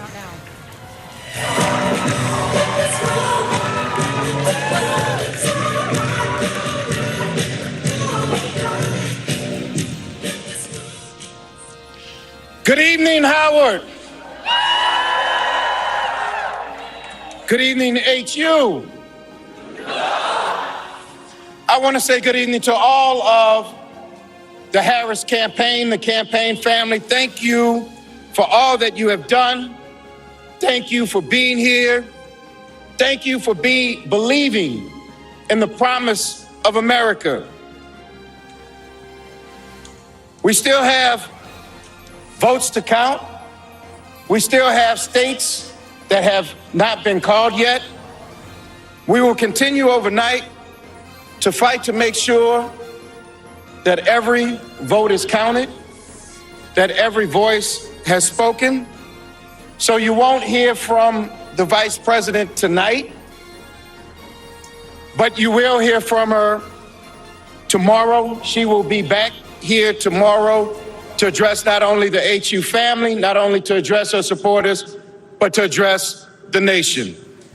So thank you. We believe in you. May God bless you. May God keep you. And go HU and go Harris. Thank you all. A short and to-the-point statement from Cedric Richmond, the Harris campaign co-chair, speaking to what is still a considerable crowd at Howard University in Washington, D.C. You now see them turn as one to start to leave the grounds. They're letting the crowd assembled there for the Harris campaign and for in support of Vice President Harris, letting everybody know that she's not going to be speaking on any subject over the course of this evening. Cedric Richmond saying we still have votes to count. We still have states that have not been called yet. You will not hear from her tonight, but he did say that you will hear from her tomorrow. I think indicating that she may be speaking from Howard tomorrow, both addressing HU, Howard University, but also addressing the nation, in his words. I just wanted to sort of re-emphasize a point that Lawrence made before that speech about where we stand tonight. We're looking at a map that appears to show somewhere in a national 3 or 4 point swing from 2020 towards the Republican Party. We have called the Senate for the Republican Party. That they were always favored to take the Senate, given the map, so it's not hugely surprising. There is a weird wrinkle here, which is the House of Representatives. Now, in 2016, of course, when Donald Trump won that race, despite losing the national popular vote, he won the White House, the Senate, and a House majority. He had a trifecta. When Joe Biden won in 2020, he had the Senate and the House a trifecta, thanks to those two Georgia runoffs. It is a genuine possibility that should Donald Trump win the presidency, which is not yet called, the Senate is called for Republicans, the Democrats take back the House from Republicans. This is not like crazy talk. This is not like some, it's 1 a.m. and I'm punchy. Like mathematically, based on what we know so far, based on the flips we have, that is genuinely an outstanding possibility. That could be massively consequential in ways that I cannot overemphasize. And we're going to have to, as we start to see House races get called and as we watch for additional flips and ads, we're going to have to talk about those consequences over the course of this night. You're not going to get away with it, with leaving without talking about those consequences. But before we leave Howard University, I want to go actually to MSNBC's Michelle Norris, who's at Howard University for us, who just saw those remarks from Cedric Richmond. We saw the reaction from the crowd from that aerial or that high-mounted shot in terms of people turning and leaving. Cedric Richmond, Michelle, making clear that the vice president will not be speaking tonight. Nobody should be waiting to hear anything from her. But it does sound like, was I right in understanding what Cedric Richmond was saying, that she will be back at Howard tomorrow to make remarks both to Howard and to the nation? Yes, you heard that right. The crowd, you can probably see behind me the rush to the exits. I mean, as soon as he said that, people turned on their heels and they were out of here. The evening was getting increasingly somber as people realized what this map is looking like. He did indicate that she would be back tomorrow to speak to people here and to speak to the nation. That, of course, is a logistical nightmare on several levels because the university was not expecting her to come back tomorrow. I don't know how large the crowd will be. There are a lot of unknowns in that statement. I do know that there was a lot of hand-wringing and consternation in her camp about when she should leave, about when she should start to head here. And her victory party, which was in another part of town, at what point they turned off the TV set and just piped up the music because the room was starting to get increasingly somber. So a lot of people here, I haven't had a chance to talk to people who expressed disappointment. Now, there really is still a lot of people who are holding on to hope, trying hard to hold on to hope. But the numbers, it's hard to do that in the face of a map that really looks like it's presenting a very steep challenge, and a country that at this point is still very divided. And to be clear, Michelle, NBC News has called 2 of the 7 swing states. They have called Georgia and North Carolina for Donald Trump. They've also called Senate control for the Republican Party. 5 swing states remain to be called. But as you say, the internal math, which we have been following with Steve Kornacki, the wins in Georgia and North Carolina have created the mood that you're describing. The last thing that we have reportable from the Harris campaign, the top of the Harris campaign manager, Jen O'Malley Dillon, said, we always knew it was going to be down to the blue wall, and the blue wall is still uncalled at this point. point. But it sounds like the Harris campaign is sort of keeping things tight in terms of whether or not they're going to string people along into thinking this is going to happen. And in that note that Jen O'Malley Dillon sent out earlier, there was an indication there, if you noted, that came out, a little more than an hour ago. And she was telling people at that point, get some sleep. We'll continue to count these votes and we'll be back at this in the morning. Yes, that's right. Michelle Norris, we, I imagine, are not freeing you to go sleep anytime soon. I imagine we may be back with you yet. But thank you for being there for us. It's much appreciated. Seeing Cedric Richmond come out and make those remarks at Howard, you can see how it could be different, right? You can see how they could expect that to be the candidate. I think they planned for everything in terms of, it's close or Harris is ahead, but Trump declares victory. I mean, all these things that everybody gamed out. Now, while we're just waiting for the blue wall states to come in and watching the math, sending people home is also like asking people to conserve their emotional energy, I think. And it's not possible. I mean, I think there's no other way to describe how people are feeling leaving that venue and people on the campaign than deflated in this moment. Yes, all of the other states have not been called. But what they went to that venue tonight hoping to see and witness was a historic election of Kamala Harris to the presidency, was the end of the Trump era as they knew it. And so we don't know the outcome yet, but that is not what they are receiving. And they are being told to go home and wait till tomorrow. It's a hard thing to hear. I just want to say one more thing. And this has also made me think a lot about the campaign team. And I've done a lot of these campaigns, as you all know. And Jen O'Malley Dillon has 3 little kids. She spent years electing Joe Biden. She stayed in the White House to be the deputy chief of staff. Then she went to the campaign and moved there to run this campaign. You have thousands of young people who have worked across the country because they believed in Joe Biden. And then they're like, we're here for Kamala Harris. We believe in this. We're fighting for democracy. We're fighting for abortion rights. All of those people are also sitting deflated and waiting at this moment, and maybe still hopeful too. But I've been thinking a lot about them as well because it's been quite a 200 days for them as well. Oh yeah, and I think it's important to say that anyone who has experienced or been in the United States for any period of time and experienced this country's history and knows it cannot have believed that it would be easy to elect a woman president, let alone a woman of color. Let's just be clear. And nothing that was true yesterday about how flawlessly this campaign was run is not true now. I mean, this really was an historic, flawlessly run campaign. Queen Latifah never endorses anyone. She came out and endorsed.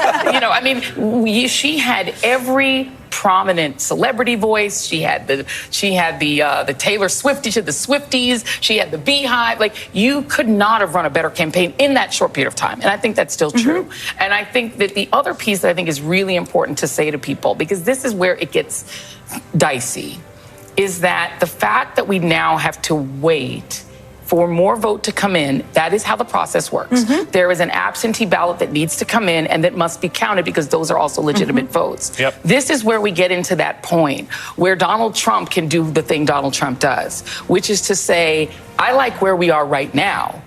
And anything that changes that, because there is still a chance that the absentee ballot, that the remaining ballot could change what's happening now. And so we need to be really, I think, vigilant and important in telling people and reminding people that until all the votes are counted and there's an actual call made, we don't have an outcome. And people going home at Howard, my concern would be that it feeds a disinformation, sort of doom loop that could be exploited by those who've been exploiting this campaign. We've had someone maybe with a Russia, VPN or maybe in Russia calling in death threats. And those death threats were going, let's be clear, to minority, black, and indigenous counties. Bomb threats. And 2 points on that. One, to reinforce what Joy is saying and what we know, but the truth bears repeating, we are counting all the votes and following the facts. We are not in a race to get the facts. We will follow them and they will come when they come. We are not in a prediction contest. We're not in a probability contest. We're not in a is your needle right contest. We are going to do that. So that's number one, and we are committed to that. And I wish everyone was committed to that, but we've learned not everyone is. Full stop. Why are you saying that? You sound like you're defending against something that other people are doing wrong. I think there are a lot of folks out there that don't care about that, and so either they don't care about the real result. They want to jump to want to jump to it before we know it. I got you. Okay. So that full stop. Then there's the journalism of what we're seeing right now in the last 10 minutes, and we are seeing where both campaigns are at, which doesn't mean they know the future, which is why I so laboriously made that point. But we've seen Donald Trump think he might win re-election and sound like that, and he lost. We saw the Hillary Clinton campaign, I say this in the most bipartisan way possible, on election even 16, really think they were going to win. So that's not predictive or dispositive, as the lawyers would say, but I stopped practicing.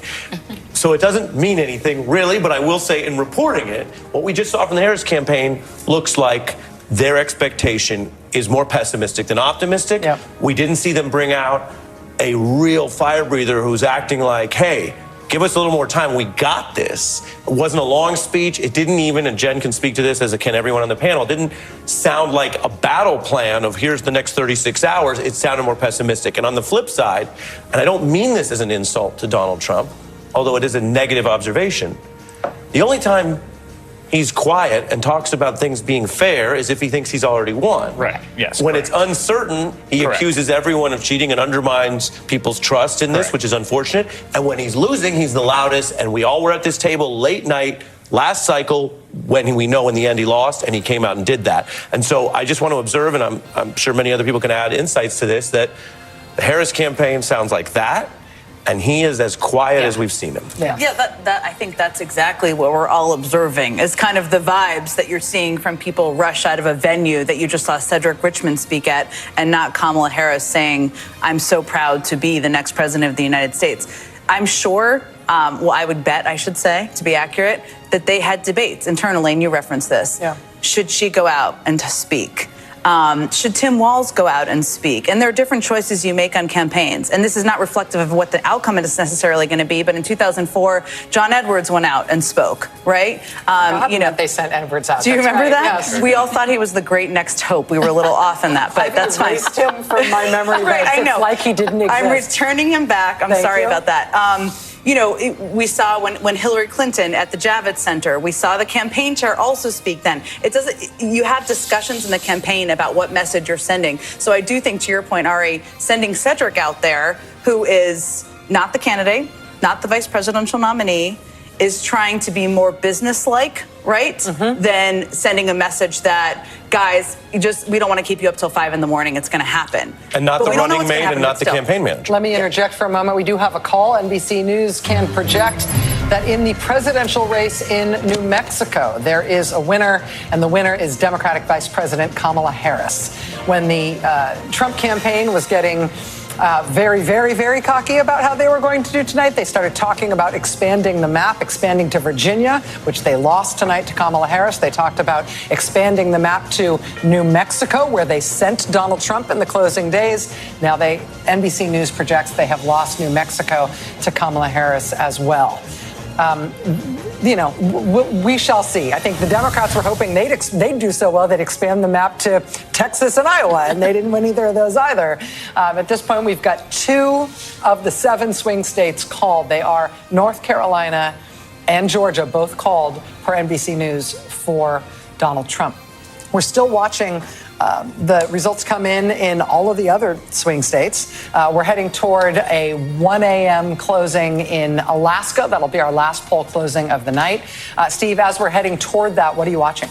Yeah, I'm watching Pennsylvania because now we've inched over 90% of the vote in, and Trump's margin now has moved over 200,000 votes in Pennsylvania. That's a 3.5 almost point advantage for Trump. What just happened and what's left? Well, we just got a big piece of the puzzle.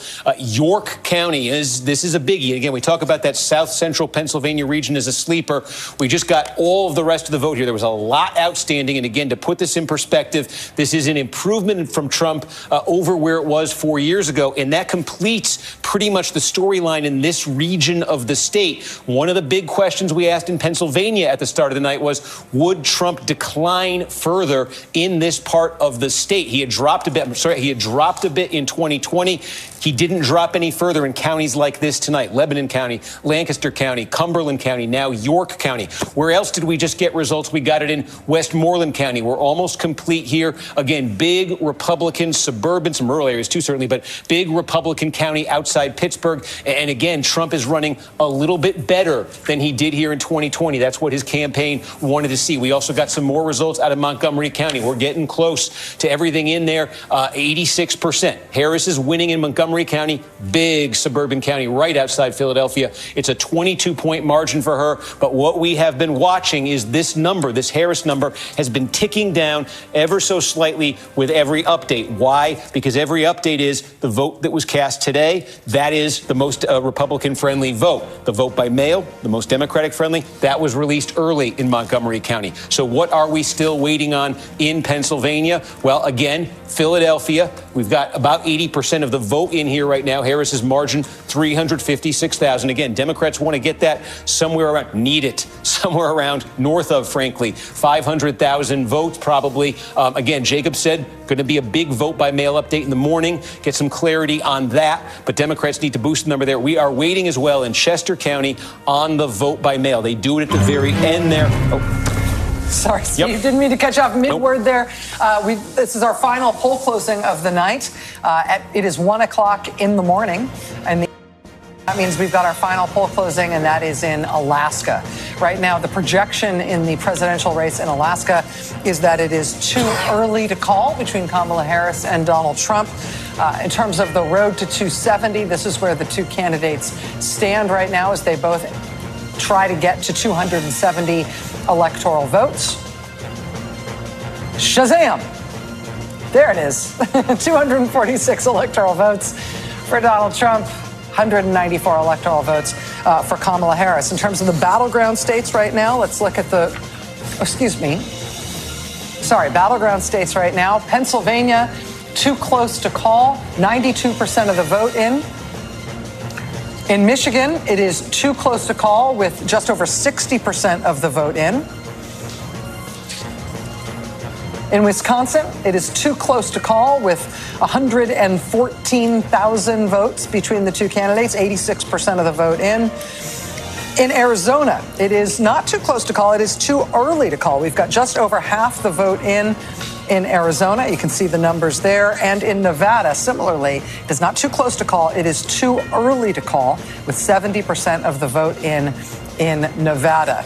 Looking at the Alaska House race, there's no Senate race right now in Alaska, but there is a House race in Alaska that is of interest, and it's one of these races to watch in the country right now in the Alaska House race, where Democratic incumbent Mary Peltola is trying to hold on to that seat, facing Nick Begich from a famous Alaska family. Nick Begich running in this race as a Republican, despite his family's Democratic history in the state.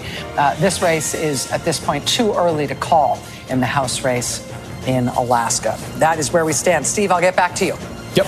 So again, in Pennsylvania here, it's about 220,000 just to reset. We were just looking at where else could votes be coming in significant numbers. Center County here, we still have some to come. This is where State College is. Now, Trump leading here right now. I believe vote by mail still to come here. This was a Democratic county for Joe Biden in 2020. So an opportunity for Democrats to add a little bit. Penn State University right there.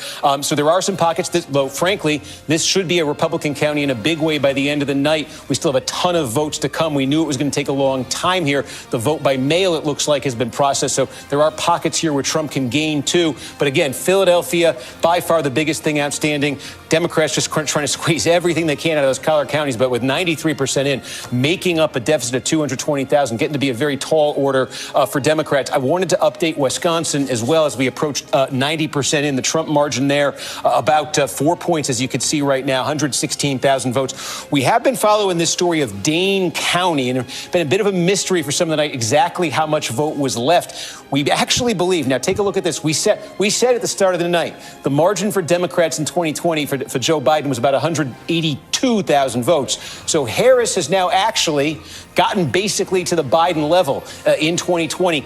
And we believe there is a little bit more to come still in Dane County. So it appears actually that question we posed at the beginning of the night here, could Democrats squeeze more out of Dane main county that they've been getting. Every election this century they have, it looks like they may be able to do that. We'll see. Make sure there are a few left there. Obviously, if they do, we expect them to break decisively for Kamala Harris. And one other thing I did want to point out and just make sure we kind of get on the record, as we look at the map of the country here and you see in gray the states that aren't called, you take a look on the East Coast here, and this one stands out. New Jersey, which in 2020 was a state that Joe Biden won by 16 points. Now, nearly 90% of the vote is in here, and Harris does have a pretty healthy lead over Donald Trump. But a couple things we can note here. I wanted to call your attention to this. This is Passaic County. The city of Paterson, New Jersey is here. Passaic is here. This is a plurality Hispanic county, working class Hispanic county, 42% Hispanic. Look at this. With just about all the vote in, Trump is leading in Passaic County.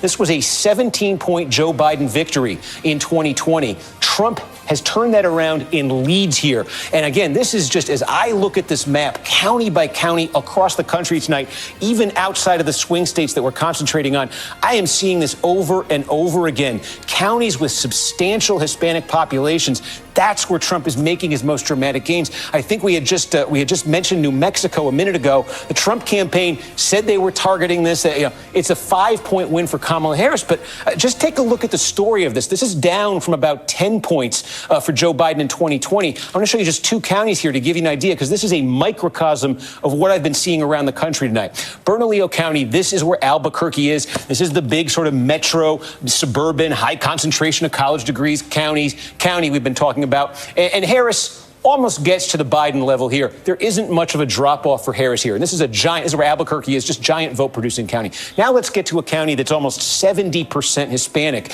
down where Las Cruces is. And you see, again, this is going to be a Harris County tonight, but look at the change. This was almost a 19-point victory for Joe Biden, cut down by 10 points here. Core Democratic county in New Mexico. The counties in New Mexico with the highest Hispanic populations are where Donald Trump has made his gains. The reason he got this down to 5 points are the counties with Hispanic population there. So you're seeing that, outside of the core battleground. And as I said, I've been showing you in Pennsylvania all night. One of the stories of how Donald Trump has gotten this lead tonight has been all of these small and mid-sized cities, counties that have these small and mid-sized cities in them with significant Hispanic populations. That's where Trump's made gains. Steve, thank you very much. Looking now at what remains outstanding, obviously we've got Senate races that remain outstanding. We've also been talking about control of the House. Mm-hmm. Now, as far as I understand it right now, the best thing that we can say, most definitive thing we can say about the House is that we're not going to know. And that's because there's so many contested House races that are going to come out, even just in California. Mm-hmm. And California, very proudly and with no compunction whatsoever, takes weeks to count. Yeah, they're just like, you'll wait. You'll wait, and it'll be really important for the country, but we'll get to it when we get to it. And they've done it that way for years in many cycles, and there's no fighting with them about it. Right now, at this hour, I understand that there are roughly 2 Democratic flips, meaning seats that were held by Republicans that are now held by Democrats, and roughly 4 Republican flips, seats that were held by Democrats that will in the future be held by Republicans. And so we'll look at some of those details, and we'll try to keep an eye on, look at all the uncalled races. There's tons of them here. But with a Republican-controlled Senate and with the sort of vibe check that we're getting from the 2 presidential campaigns, control of the House, as you mentioned, Chris, could become one of the most important things in the country. And, let's go back to control of the Senate for a moment. It's only control of the Senate for 2 years. And in the next 2 years, the Democrats will have the advantage in the Senate campaign that the Republicans had this time, which is to say more Republicans will be defending incumbent seats against Democrat. More Republican seats will be exposed to being flipped. And so it is a 2-year hold by the Republicans as of now. And that starting sometime tomorrow, Chuck Schumer is going to be working on how to get that back in 2 years. You mentioned the judges, which is such an important generational piece of this. But in that 2 years, there's also the confirmation of nominees. And if it's Kamala Harris sitting in the White House, it's going to become extremely difficult to get nominees through. Let alone judges. Let alone judges. It's true. it's the flip side. If Trump is in the White House, some of these nominees, and this might be, we don't know where things will be, an interesting thing to watch, might be very easy to get through, or maybe people like, there might be some who feel they're at risk in 2 years, and maybe they'll surprise us. But that will have a huge impact. Some of the people that Trump would nominate might get through, even if there should be greater concern. And there's something you should also remember. David Jolly made this point when he was on with me the other day, is that Vice President Harris's coalition, this broad coalition she built that includes the Liz Cheneys of the world and the Adam Kinzinger, her allies are not in power. They're mostly, members who are now turfed out. Yeah. So the actual existing House, the current House majority, is very Trumpy. It's very far right wing. Led by Mike Johnson, who led the coup. And so even if you had like a narrow Democratic majority, it would be incumbent upon Hakeem Jeffries. He would have to do what Speaker Pelosi has been able to do, which is to navigate a narrow majority, because it doesn't look like either side, either way, would have a very large majority. If the Democrats take the House, which again, it's going to be a while, everybody settle in, Jamie Raskin will be the chairman of the Oversight Committee. And there will be people like that who will take on outsized leadership roles and help guide through to be a check on if there's a Trump in the White House with Senate controlled by Republicans. And that could be an interesting dynamic of this that people are undervaluing at this moment. I just wanted to add one note of explanation about why California can take as long as it does. They actually don't have all the ballots tonight. Yes. Yeah. The ballots can arrive in California, I think, as much as 7 days after Election Day, but for several days after Election Day. So once they get all the ballots in a very, very close House race, then we can start to get to it. But it's not like they're sitting around being slow about it. They literally are waiting for some ballots to arrive later this week. Yeah, and it's the culture in California. There's no drama about this in California. It's not like people are gnashing their teeth in the state going, why is it taking so long? Everybody knows that they can still receive ballots 7 days after Election Day and have them counted. Just, I want to say one more point about checks, because there's a sort of saying you've heard for years in the world of sort of the, democratic development about democracy is more than elections. And the reason I think that's an important statement to think about is it's possible we don't know what the night is going to bring. The Senate, we've called for Republicans. Donald Trump is currently up in Pennsylvania. If he wins Pennsylvania, he would be the next president of the United States. The House, we're not going to know for weeks. But it's possible that Donald Trump and the Republicans will have a trifecta, as they did in 2016. In which case, the bulwark, against whatever overreach there could be, and whatever those depredations might be, and I think you're going to have a tendency to overreach if they do, is the kind of thing that's democracy between elections, which is the work of civil society, it's the work of the Fourth Estate, it's the work of institutions, it's the work of citizens. All that's super important stuff. We've seen it before. Donald Trump won an election in 2016. He got a Republican House. He got a Republican Senate. They were all fired up, and they were going to repeal Obamacare, and they tried twice, and it didn't work. There was a lot of things they wanted to do, and they didn't work because basically of the other parts of what American democratic culture is. And that was an important and meaningful lesson for the vibrancy of the American democratic experiment, and there's been lots of tests of and threats to that in the intervening years. But those are no one gets elected those things tonight. We're not going to make a call about those parts of civil society, those institutions, what citizens do. Those things are there on Wednesday, Thursday, Friday, no matter who gets called where, and in some ways, those are some of the most important attributes of American democracy. Yes. And governors. Sure. Is another important part of this. And there are some incredible Democratic governors out there who are overseeing in big important states like California and Michigan and Pennsylvania and Maryland. And they become part of the defense of democracy and the defense of rights. And they take on a big role. Right? Because if you're talking about policies like mass deportations, if you're living in a red state, you're more exposed in a way than you would be if you're living in a state with a governor who intends to protect you. And so I think, these are the questions. And again, we're not there yet, and we haven't gotten to that yet. But those are the things that people would then have to think about is where you live then suddenly becomes very important to what actual rights you have as a citizen. Let me interject just for a moment. We have a change in a characterization. This is not a projection of a winner, but in Nevada, we had previously had word from NBC News that this race was too early to call. Now in Nevada, in the presidential race, it is too close to call. You see 70% of the Nevada vote in, a difference of just under 40,000 votes between the two candidates. Similarly, in the Nevada Senate race, the previous characterization by NBC News had been in this Senate race that it was too early to call. But now in the Nevada Senate race, this is too close to call. This is Democratic incumbent Senator Jackie Rosen facing Republican challenger Sam Brown.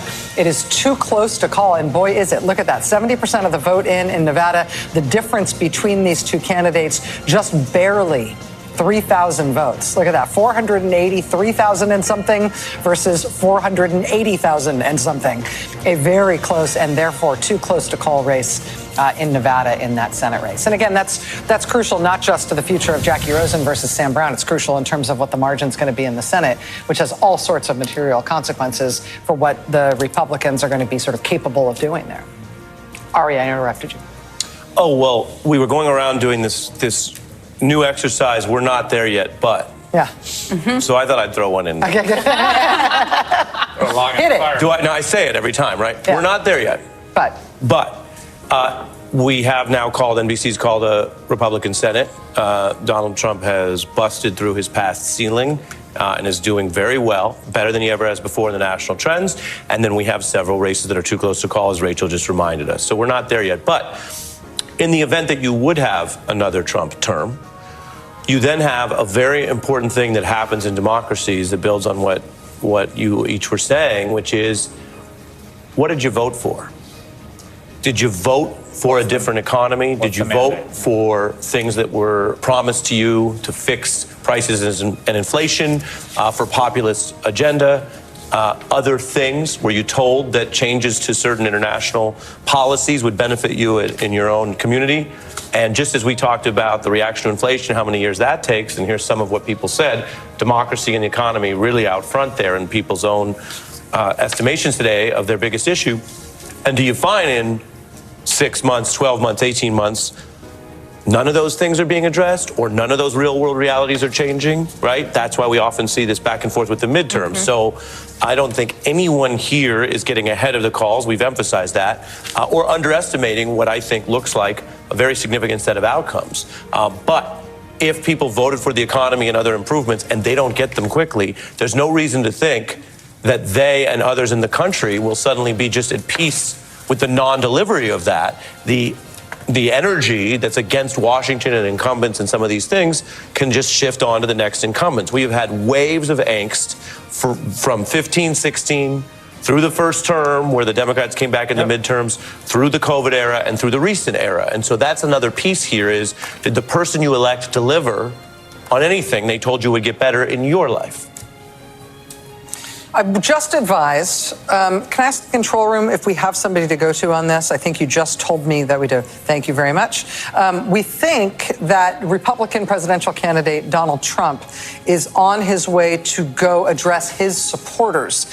Trump would be on his way to the Palm Beach Convention Center in Florida. We don't know exactly the plans or exactly the timing for the plans, but that's why we're lucky enough to be able to check in with NBC's own Vaughn Hilliard, who is at Trump's election night headquarters in Florida. Vaughn, what are you seeing? Hey, Rachel, we're in West Palm Beach. He, it's our understanding, is beginning to make his way from his Mar-a-Lago estate in Palm Beach here to West Palm to the convention center, where I am told by a campaign official that he is set to speak soon. They were waiting, the campaign was, for North Carolina and Georgia to be called, and they were hopeful that they would be able to see a trajectory that was beneficial to them in the state of Pennsylvania before Donald Trump were to come and make his remarks. It's not clear whether he intends to declare victory here or not, or signal that the votes are coming in and they feel like they are in a good position. But this, when talking to folks that worked in his first administration White House former staffers that are here, as well as other political allies. There are folks that are already talking about potential jobs in Washington. They say they don't want to jinx it or get ahead of themselves, but there's a great many staff members that have been working here in Palm Beach that have their eyes on working in a second Trump administration. I talked to Roger Stone, the longtime friend and informal advisor to Donald Trump, who was over at the Mar-a-Lago estate where Trump was joined by the likes of Elon Musk and UFC's Dana White, as well as others who have really helped lift him up politically in the last months, including individuals like Robert F. Kennedy Jr. It was a closer group of family and allies that were at the Mar-a-Lago estate watching these results come in before now, to our understanding, Donald Trump is making his way here. And Roger Stone, I mention him because really he's seen through 60 years of the Republican Party. And this is a moment in which I asked him very directly, again, I understand that we are still counting votes here at this time, but at the least bit, there is a part of the American electorate that has chosen to elevate somebody like Donald Trump potentially back to the White House. And I asked Roger Stone, what did he make of this for the history books of watching after 9 years of America become acquainted with Donald Trump, somebody who is so transparently brash and somebody who is so willing to denigrate his perceived enemies. And the way that he phrased it to me was, quote, "How very American. No one argues that he's perfect. No one is perfect, but he's genuine. He's not a construct or handled or managed. We embrace the imperfect. We're Americans." That's Donald Trump. And Donald Trump is on his way now here at a moment, of course, that would potentially in the days ahead lead to many conversations about the potential policy impact of what a Trump White House with a Republican Congress could look at.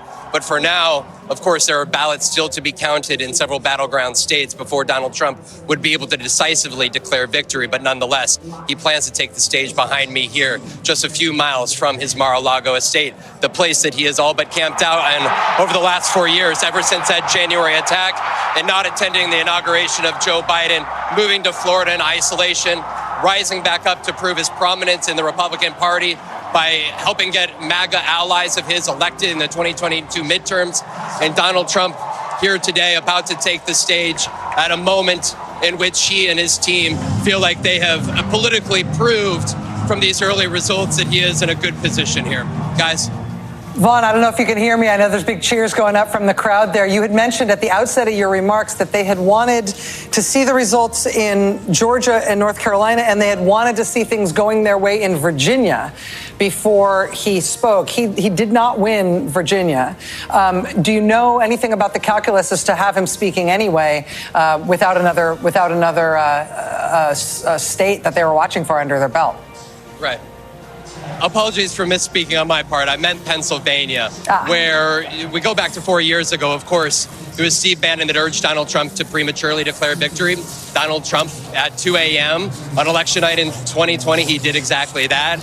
We asked, our colleague Jake Traylor asked Donald Trump earlier today inside of the West Palm Gymnasium where he voted, whether he would potentially acknowledge that it may take several days to count ballots and be willing to acknowledge that he may not be able to declare victory tonight.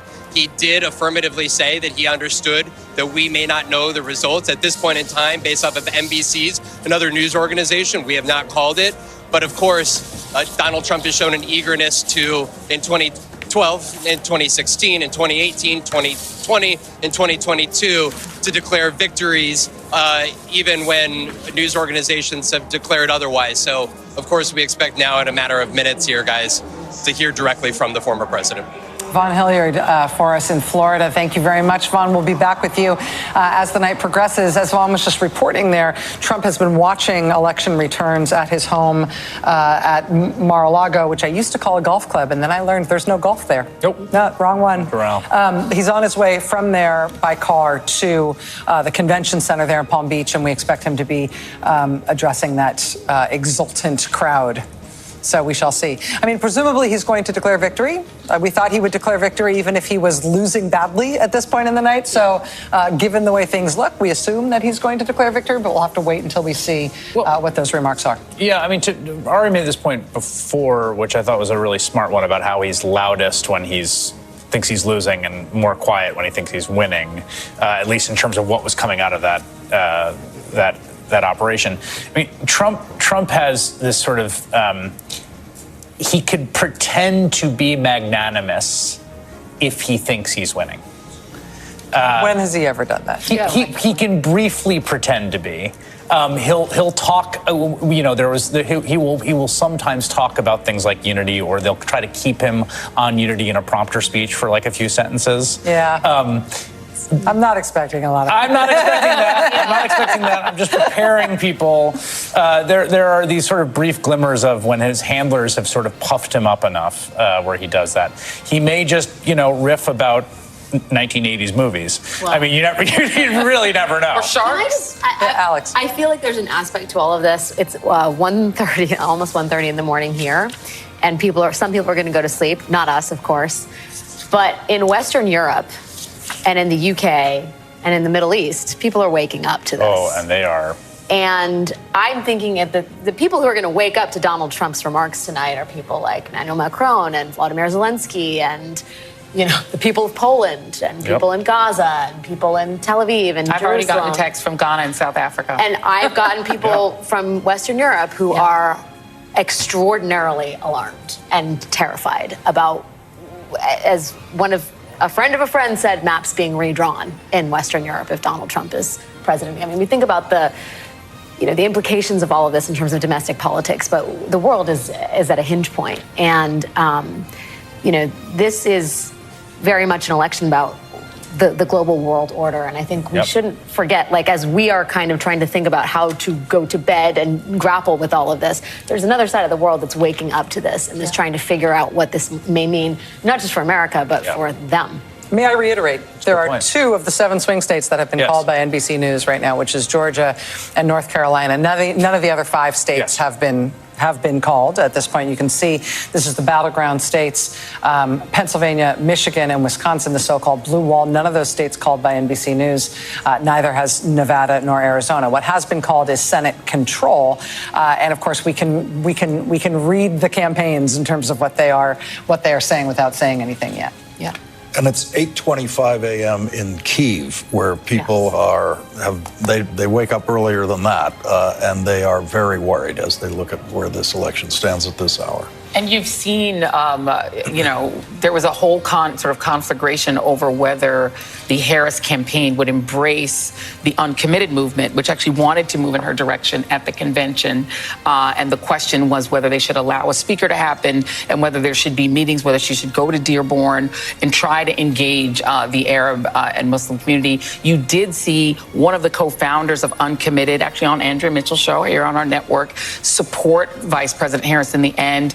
The member, the state senator in Georgia, who was going to be the speaker had they allowed it to happen, also endorsed and supported her.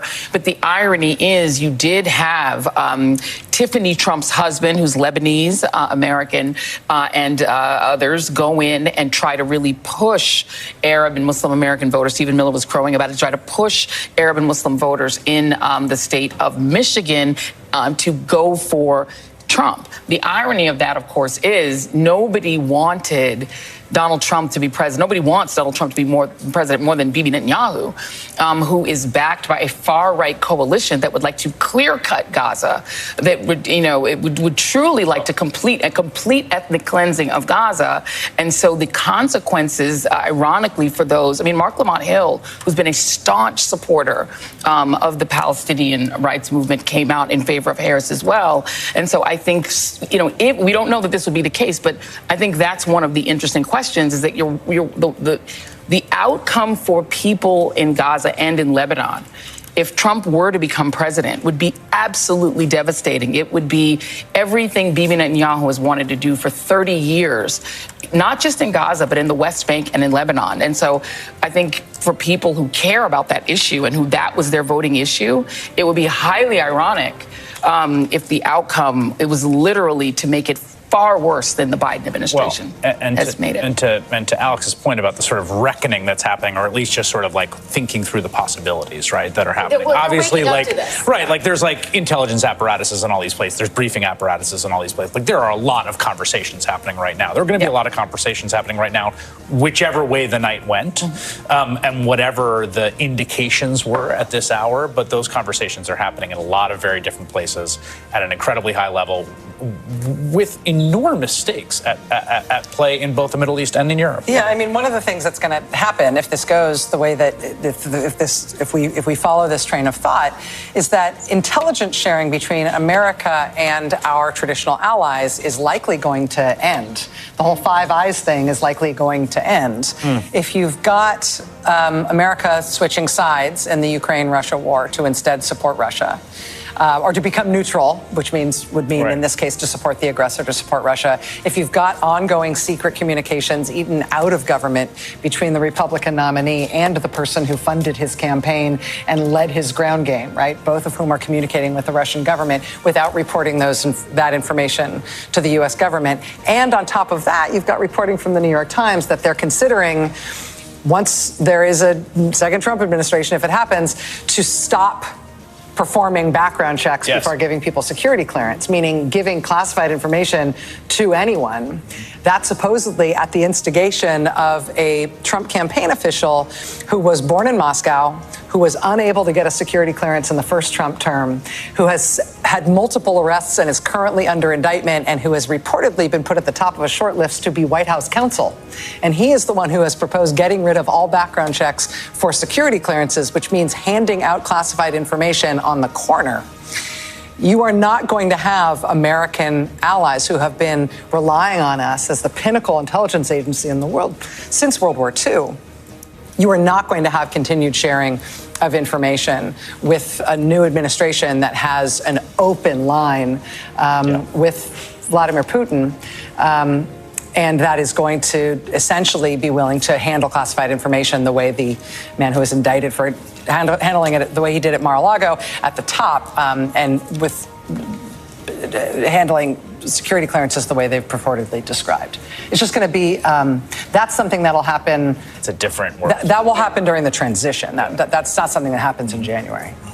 And if we're at that level, if that's the kind of transformation that's happening in terms of America on the world stage, the idea of there being a part of the U.S. government that is still in Democratic Party hands becomes a very interesting thing in terms of the stability of the world, right? Yeah. Because it puts Donald Trump in the position, if the House is controlled by Democrats, puts him in the position of having to decide whether he's going to do what other autocrats have done, which is to essentially eliminate the function of the legislature. All right, that's one of the things they do, from Orban to Putin to everybody else. You have a Potemkin legislature that's not allowed to actually do anything, and you do that when your opponents still have some foothold there. But that's just going to push those questions right to the very front, very fast.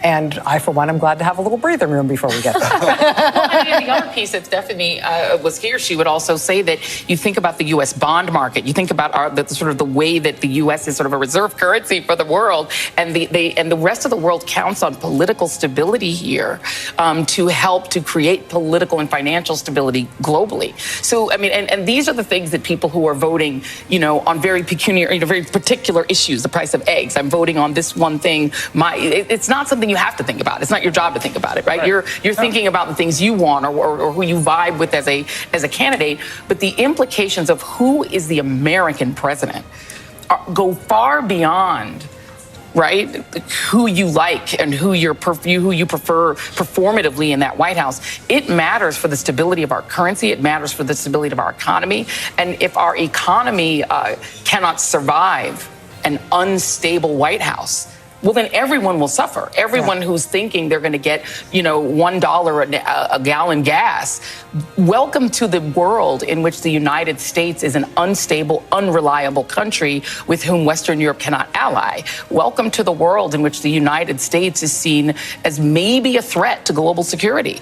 And these are the things. It's not that it's any voter's job to think about it. Yeah. But somebody's going to think about it. The last profile, the Vanity Fair James Pogue profile of Steve Bannon, that ran the last profile of him before the election, which ran while he was in prison before he got out.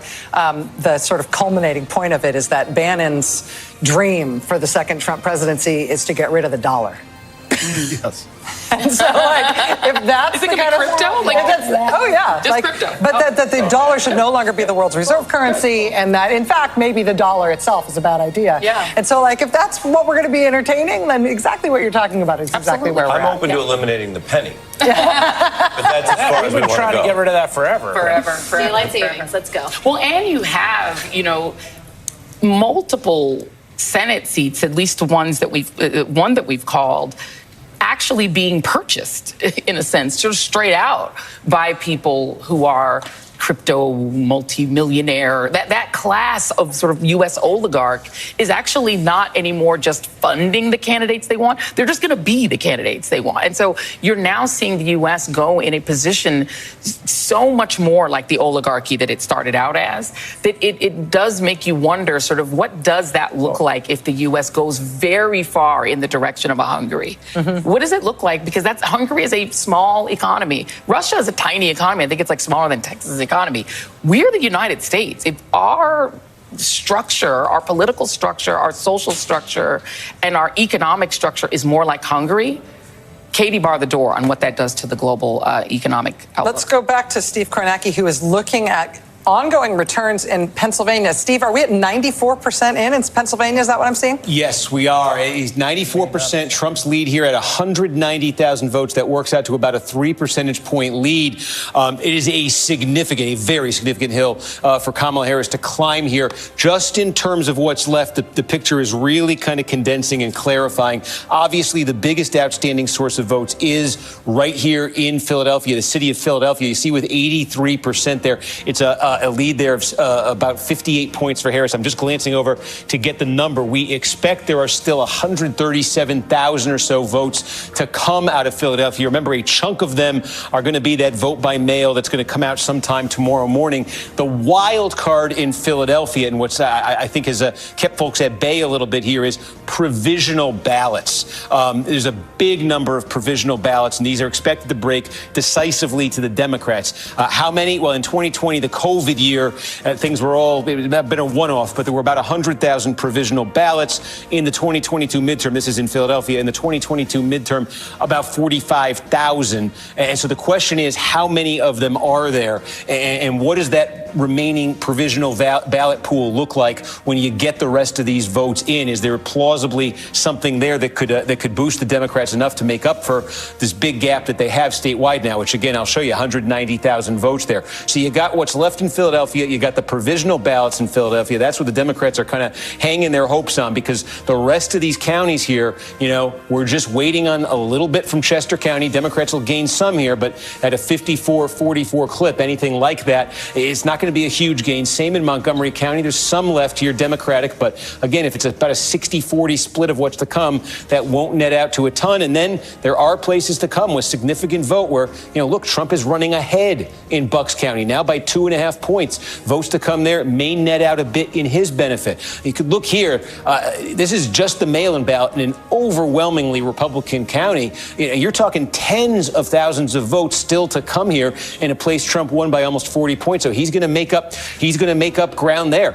He's going to make up ground still in a place like Schuylkill County, core Republican county. He's winning it by 52 points. There's still votes to come. There are still pockets of votes as well in these deeply red Trump counties. They add up as well. So again, Democrats stand to make some gains in these places, maybe some very substantial gains out of Philadelphia. The provisional vote, we are trying to figure out how much there is. That looms as a wild card here. But again, looking at a mountain of 191,000 votes, you got to make up with this little letter for Harris. But let's get a sense of that provisional. Steve, can we look at Pennsylvania Senate before we leave the state of Pennsylvania? Yes, let's call it up right there. And again, this is basically the same situation here. It's 49-4-48. So there is a bit of separation there where Dave McCormick, the Republican Senate candidate, is running a bit below Trump's number. Bob Casey, the Democrat, you can see is running a bit above Harris's number. Again, I'll just show you the sort of the eye test here, 49-4-48. And we'll show you again the presidential race, 50.9-48 flat. Why that is significant is because while this is a very big margin for Democrats to try to overcome, and we'll see what happens as we learn more about the provisionals, but while 191,000 is that steep, when you look back at the Senate race, 88,000 with what's remaining in terms of the votes in Philadelphia, in terms of the vote by mail in Philadelphia, in terms of potentially the provisional ballots. That is closer. That's decidedly more doable.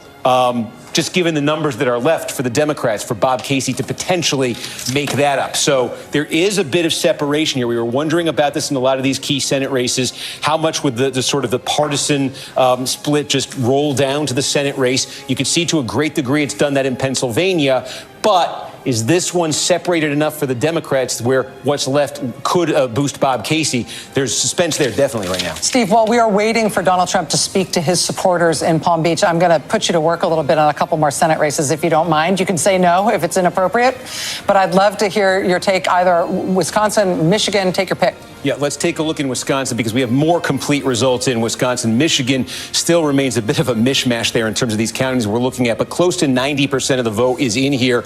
And again, Hovde, the Republican, with about a 2.5-point advantage. That's about 70,000 votes over Tammy Baldwin, the Democratic incumbent. Again, the question here is how much these are going to sync up with the presidential race. So again, keep your eye on that now. Watch it flip from 50.1 for Hovde to 51.3 for Trump. So again, given how tight Wisconsin may come here, it's a 125,000 vote advantage for Donald Trump. And then you take a look at the Senate race, and it's just a little bit more than half that. So again, Baldwin behind, but running substantially closer to Hovde than in the presidential race we're seeing with Trump and Harris here. So again, if this thing becomes tight enough, if you're in a situation ever where Trump ekes out a victory in the presidential and Hovde's running a point or so behind him, there's the potential there for a split as well. Remember, in Wisconsin in 2020, it was a difference of 20,000 votes that separated Trump and Biden. It was about 20,000 votes in 2016 as well. In 2016, there was a Senate race.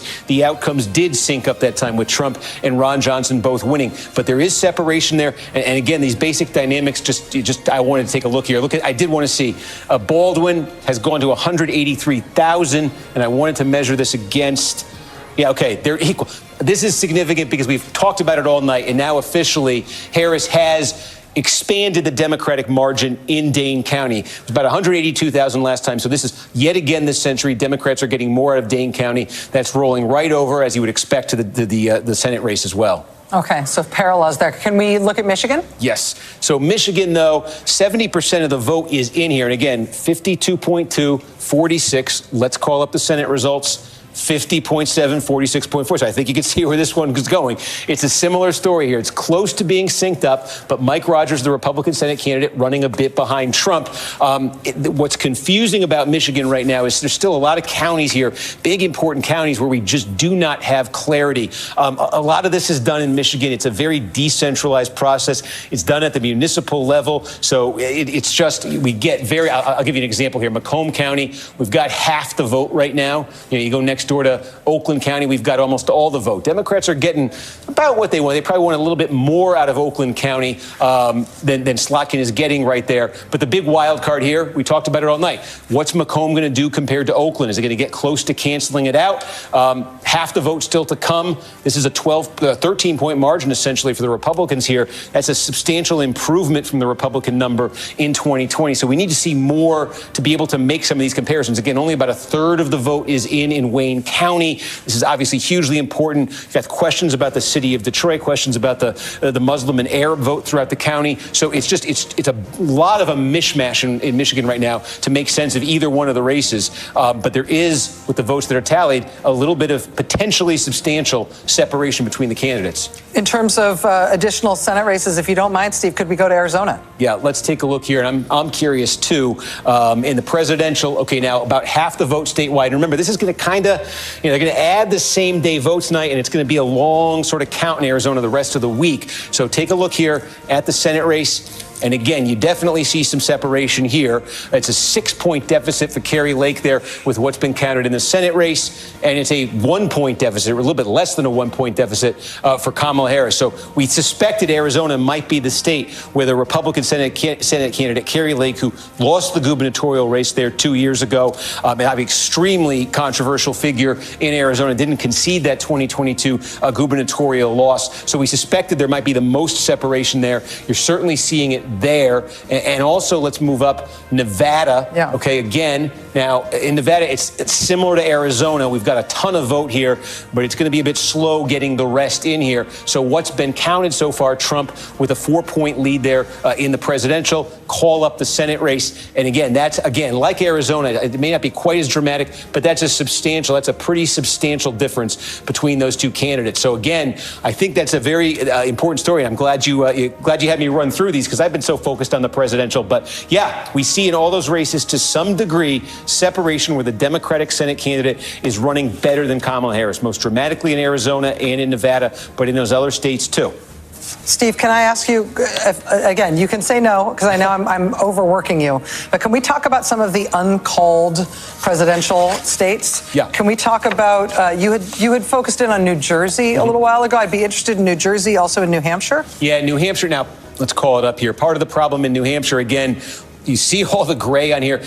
Also, you see all these puzzle pieces. Unlike other states, New Hampshire doesn't report out by county. They report out by municipality. So you've got some cities in here, and you've also got a lot of just small towns, villages, hamlets kind of, where you're just still waiting on numbers. And that last 15% or so in New Hampshire can take a long time, not come in election night, not coming in those overnight hours. So there's still a lot to come, but we can show you some of the places we're looking at. Statewide, that's almost a 5-point lead for Kamala Harris. It's down a little bit from, I'll just show you, that's down a little bit from where this state landed in 2020 when Biden won it by just over 7 points. But some of the places we were looking coming into tonight, this would be a good example. Pelham, New Hampshire, right on the New Hampshire-Massachusetts line. This is the kind of big town that Trump lost ground in I'll show you, lost ground in 2020. He had won it by about 25, fell down to about 20 points in 2020. And you see, he has got it back up to that 2016 level in Pelham. There's a number of towns. Here's a big one we're waiting on.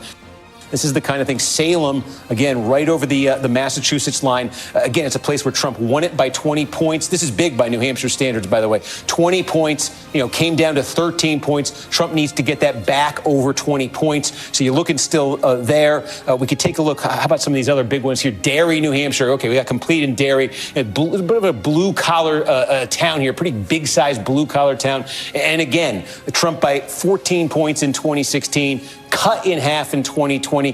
He's gotten back, not quite, though, to the 2016 level. I think to really have a shot in New Hampshire, Trump would have to be exceeding the 2016 level. He nearly won New Hampshire in 2016. It was just 3,000 votes. But in a place like Derry, he wants to be going over the 2016 number. Take a look at Londonderry. Very similar here. Big, kind of blue-collar place. Look, Trump eked it out in 2020 after winning this thing by 10 points in 2016. Again, he's improved on 2020. The Trump campaign would look at Londonderry and say they want to have more improvement than that. So Trump seems to be taking a step forward. There are some, pretty significantly sized outstanding places on this map still, but he needs to take bigger steps forward. That's why you see it's a 5-point lead here for Harris, about 30,000 votes, 29,471. But with so much to come and such a slow reporting, decentralized state, you're not getting a call there. This was one, though. Obviously, J.D. Vance was sent here on Sunday for the Trump campaign when they talked about potentially expanding the battleground. It was this, it was Virginia, it was New Mexico.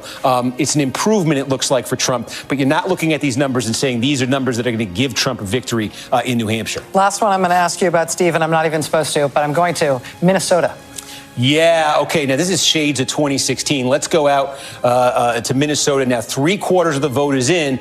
Uncalled, of course, Tim Walz, the governor of Minnesota, the Democratic vice presidential candidate, and yet compare what we're looking at right now in Minnesota to what we saw 4 years ago. 7 points, cut more than in half at this point. It's a 3-point Harris lead. It's a pretty good cushion she has there. But again, this is a drop-off for Democrats in the vice presidential candidate's home state. Oh, and I wanted to extend it out further because, remember, in 2016, this was one of the states that Trump almost got. He got, remember, Pennsylvania, he flipped, Michigan, he flipped, Wisconsin, he flipped, on the strength of blue-collar white voters. Minnesota is a state that also has a ton of blue-collar white voters, a lot of them small cities, rural areas. And again, this number tonight is not looking as much like 2020 as it is 2016. Again, what saves Democrats, even in a close call like this in Minnesota, what saves Democrats is the immediate Twin Cities area here. You talk about like Hennepin, Hennepin County.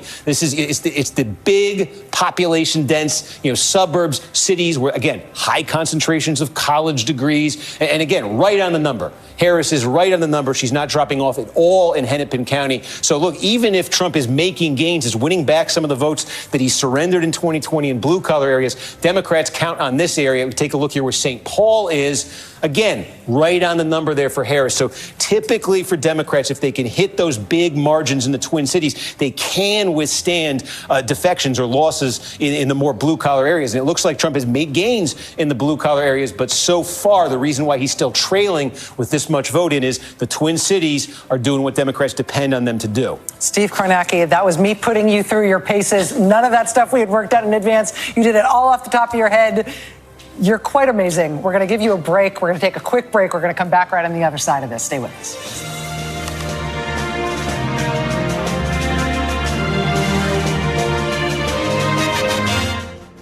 There's some things that work better together, like your workplace benefits and retirement savings. Voya provides tools that help you make the right investment and benefit choices so you can reach today's financial goals and look forward to a more confident future. Voya, well planned, well invested, well protected. Can a mortgage move you forward? Absolutely. SoFi has helped over 100.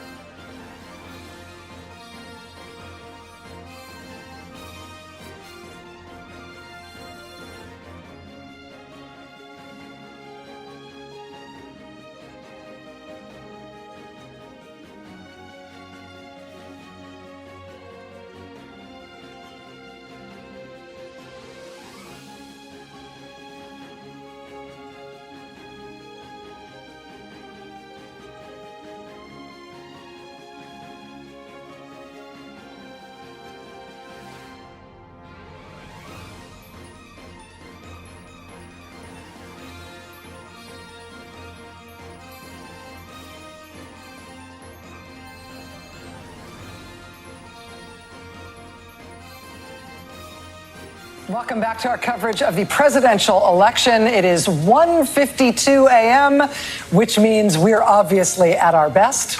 At this point, 2 of the 7 swing states have been called by NBC News. North Carolina and Georgia have both been projected as having been won by Republican candidate Donald Trump.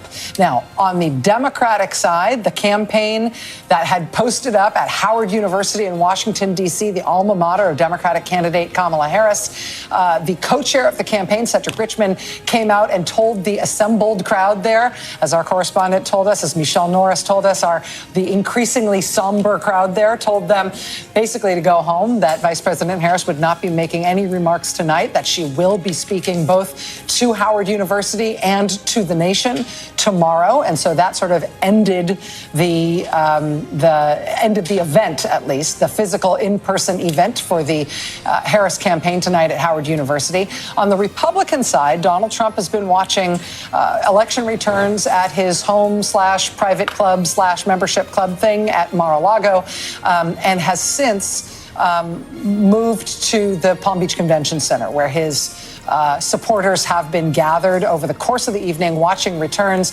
and they are now preparing to hear from their candidate. We don't know exactly when Donald Trump is going to speak or exactly what the character of his remarks will be. Our own Vaughn Hilliard is at the convention center. He's been covering the Trump campaign throughout this, for the duration, and has been there tonight as that crowd has become increasingly exuberant and excited about the results that they're seeing in this race. Vaughn, what are you expecting, if anything, if you have any reason to have any expectation in terms of what we're going to hear from their candidate tonight? Right, Rachel. I think it's notable, number one, that he's waiting to take the stage. Of course, the hope from this campaign is that this race would be completely called in his favor and he would be declared the 47th president-elect of the United States of America. Of course, North Carolina and Georgia, I was told, were 2 states that they were specifically waiting to be called before he took the stage. NBC News has called both of those states.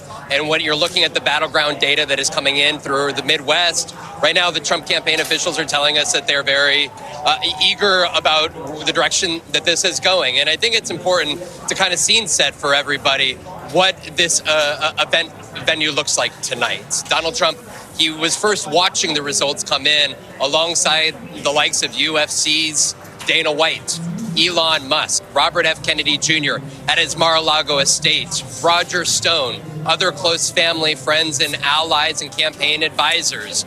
Of course, after the January 6th insurrection, there were a great many staffers from that White House that left Trump world. And those that stuck around at Mar-a-Lago as he sort of existed down here in Florida in isolation, it's those folks who 3.5 years later are the ones here in West Palm Beach at the convention center, about to celebrate alongside Donald Trump as he either declares victory or gives the indication that he intends to in the days ahead. You're talking about the likes of Rudy Giuliani, who is here. You're talking about Roger Stone.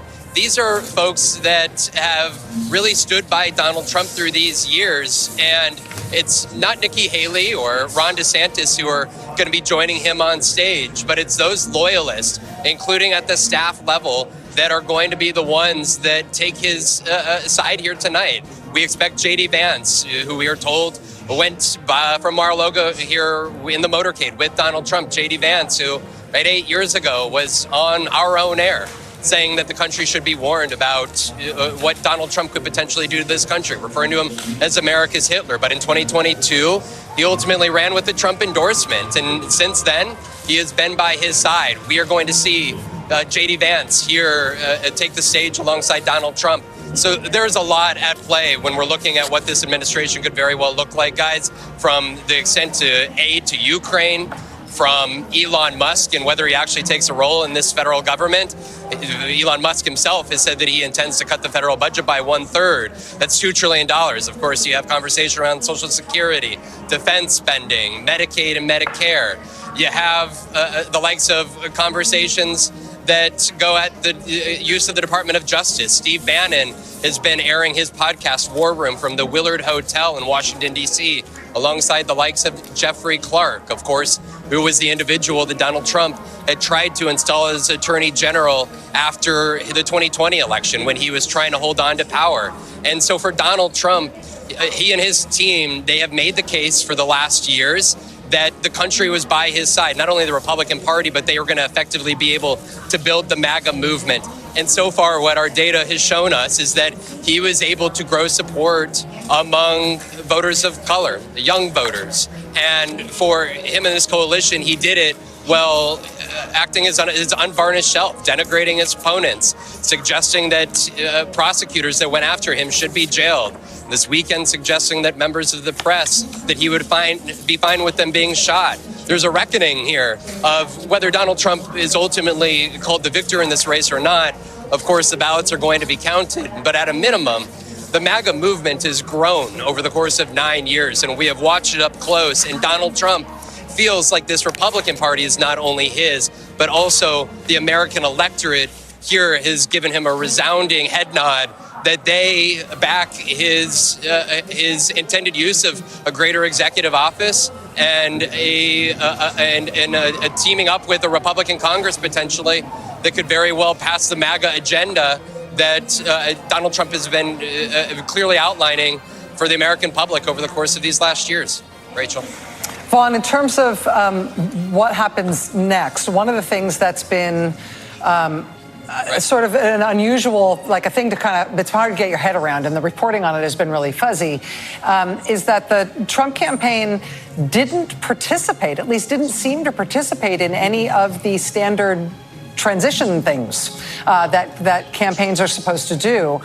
The way the transition process is structured, it's supposed to be set up so that if either candidate from either major party wins, each of them already has plenty of runway, plenty of on-ramp, plenty of ability to integrate their transition team seamlessly into the government so they can take office on inauguration day one sort of seamlessly. The Trump campaign has refused to do any of that. And in fact, Trump has refused intelligence briefings throughout the campaign itself. And so part of the question here is how well stood up are they as a professional organization in order to take on the responsibilities of governing if that is in fact what's going to happen here?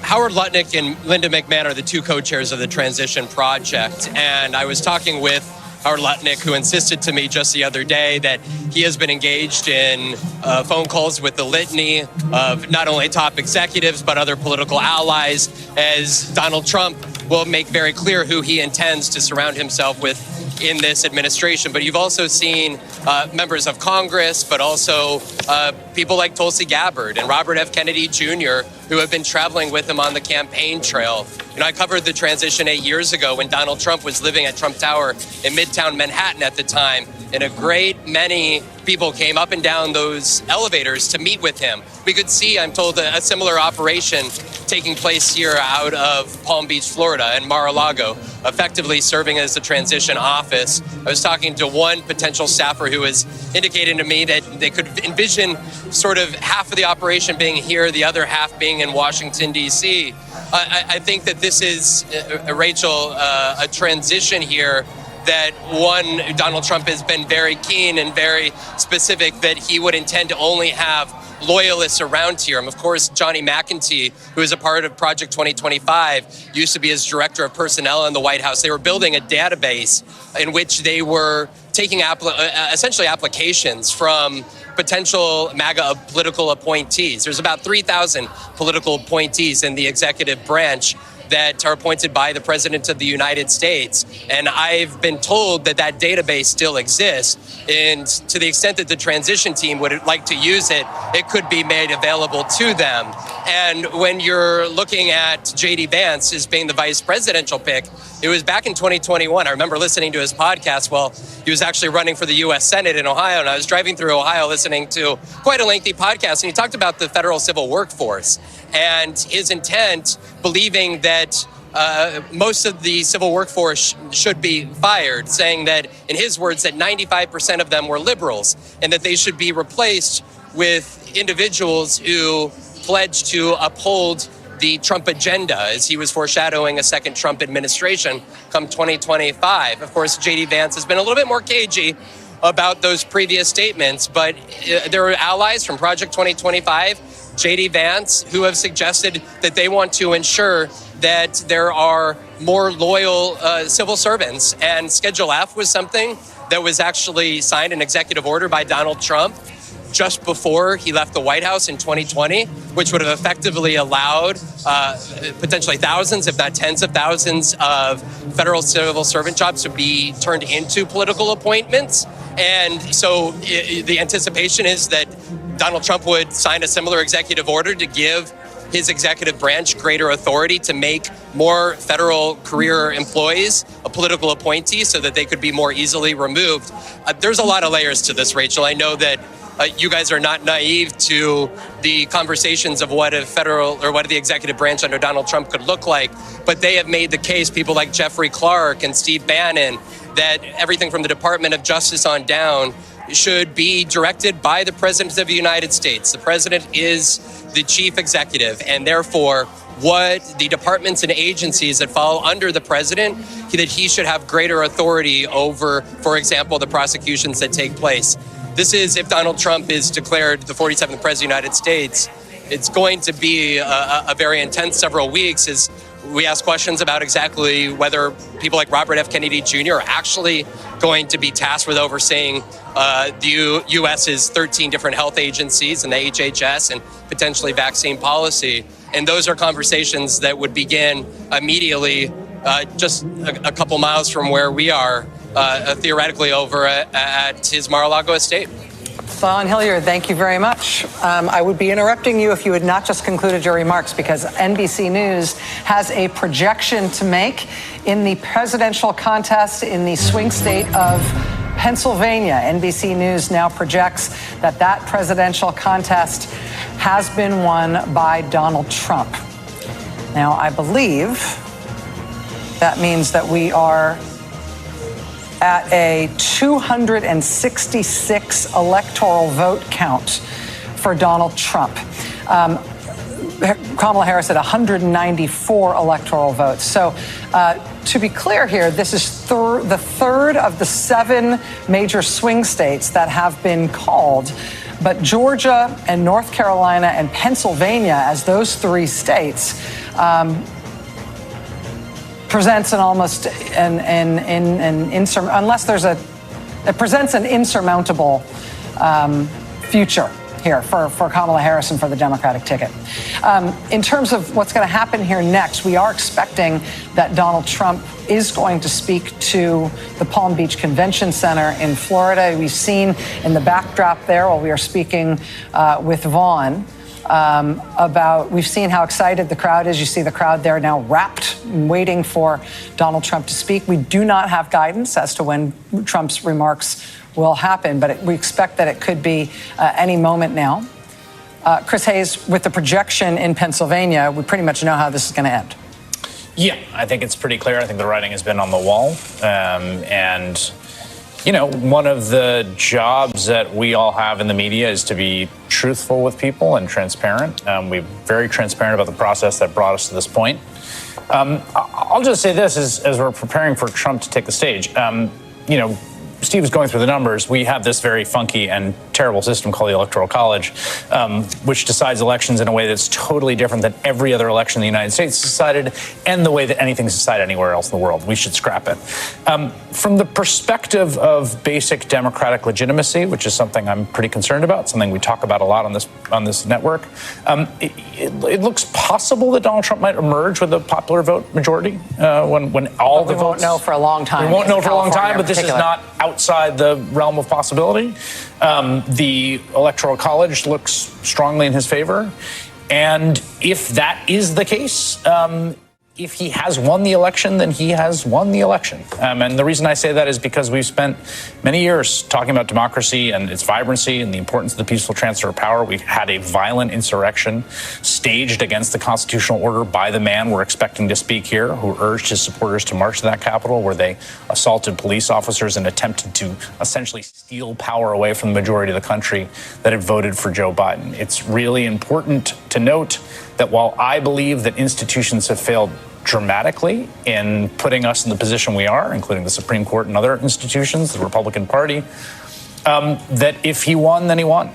And that's what the Constitution says. It's what our current constitutional order says. It's what Democratic majorities, at least in the swing states, the Electoral College have said. And that means we're in a new world for this country, but the sort of preservation of American democracy and the constitutional order begins as an ongoing process anew tomorrow. Steph, go ahead, but just keep your eyes on that monitor because we are expecting these remarks any moment. But unlike 2016, there are no surprises, right? In 2016, many people in this country said, I'm sick of the system. I want something different. Let's see what this gives us.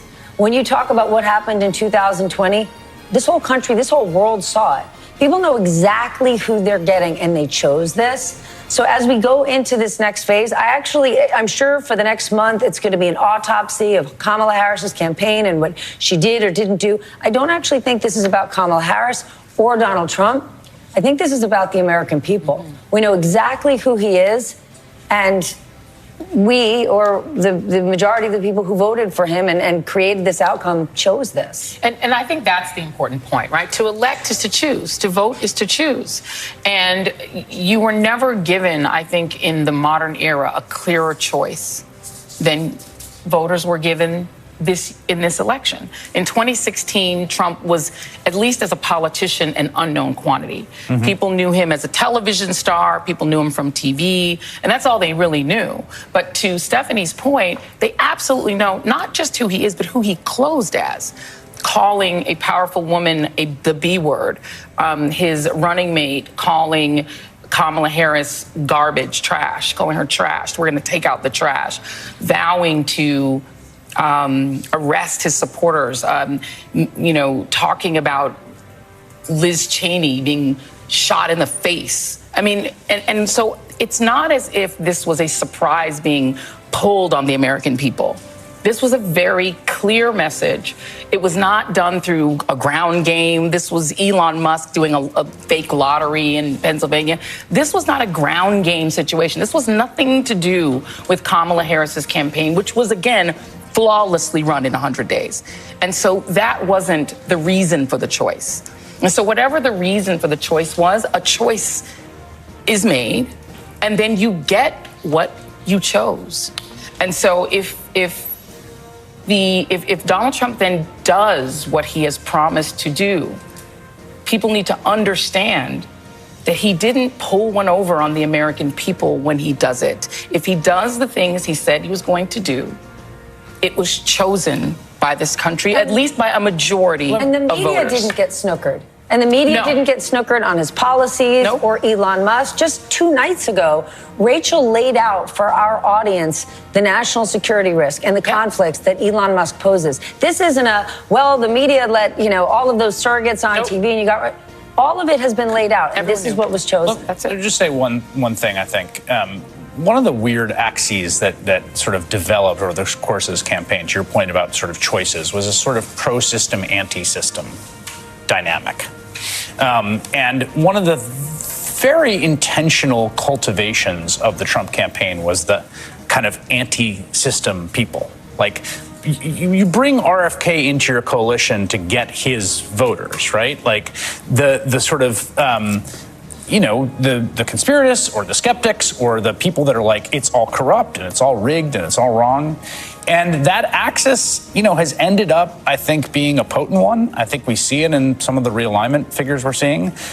But I would also say that, the valence of that should also be viewed in the context of a international situation in which we have seen incumbent parties in just about every developed democracy across the ideological spectrum, left, right, and center, get their butts kicked coming out of the period of post-COVID inflation. The Labour Party in the UK, which couldn't win an election for 20 years, it was completely one of the most sort of deficient and moribund parties since Tony Blair finally took power of that government. Massively in the context of and when you polled voters in the exit polls in the election that Labour won for the first time in basically 2 decades, they said they didn't like the cost of living, they didn't like the economy. It's true in a whole bunch of countries across the world. So there is a context here that we've seen from democratic republics and publics across the country. That is a huge part of this. And then the last thing I would just say is it was a 4-point swing from 2020. And majorities matter because they matter for democracy and they matter because we care about democracy, and we care about all of us choosing together what we do. But it's going to end up being about a 4 or 5 points. But by the way, it's a 4-point swing, and it's not even across the board. No. Because it does appear that Vice President Harris did really well with young voters, with the voters who have the most at stake, who are going to have to live with the consequences of this in a way that they can do the least about. At least if these early sort of exits are accurate, it's 18 to 29-year-olds and 30 to 34-year-olds with whom she did the best. And she also did well with seniors who understand the consequences of things like losing Roe. Unfortunately, we're talking about my generation, the generation that grew up under Trump, that were his sort of fan base. Gen Xers. In the Gen Xers, who were his fan base for The Apprentice, are the one constituency, but it's a big group. They're now larger as a share of the electorate than seniors. And so, there you go. I mean, I would just say, I remember when Obama was reelected in 2012, and for both that president and the people that work for him, in many ways, the reelection was much more meaningful than the initial election because it was basically an affirmation that it wasn't an aberration, right? That he was someone the country wanted and wanted again. And I think when you have a result like this, potentially, it's obviously not concluded. We're still waiting for more count. But if Donald Trump is reelected, given the entire history that you outlined, Stephanie, that we've talked about a lot on this network, it suggests that MAGAism needs to be considered a real movement with potentially legs. J.D. Vance is 20 years old, not really, but he's young, you know. There is a real question about the sort of tenets of MAGAism that exists beyond Donald Trump that I think people need to take seriously, both in terms of their threat and the weight that they pull on American democracy. One thing I would add to that, which I totally agree with, is that in the specific case of Donald Trump, we will be inaugurating, again, if things go the way they appear to go at the moment as we wait for him to speak, we will be inaugurating a lame duck president for the first time since Grover Cleveland in the late 19th century. Now, that's a strange thing. That's the only other time we've done.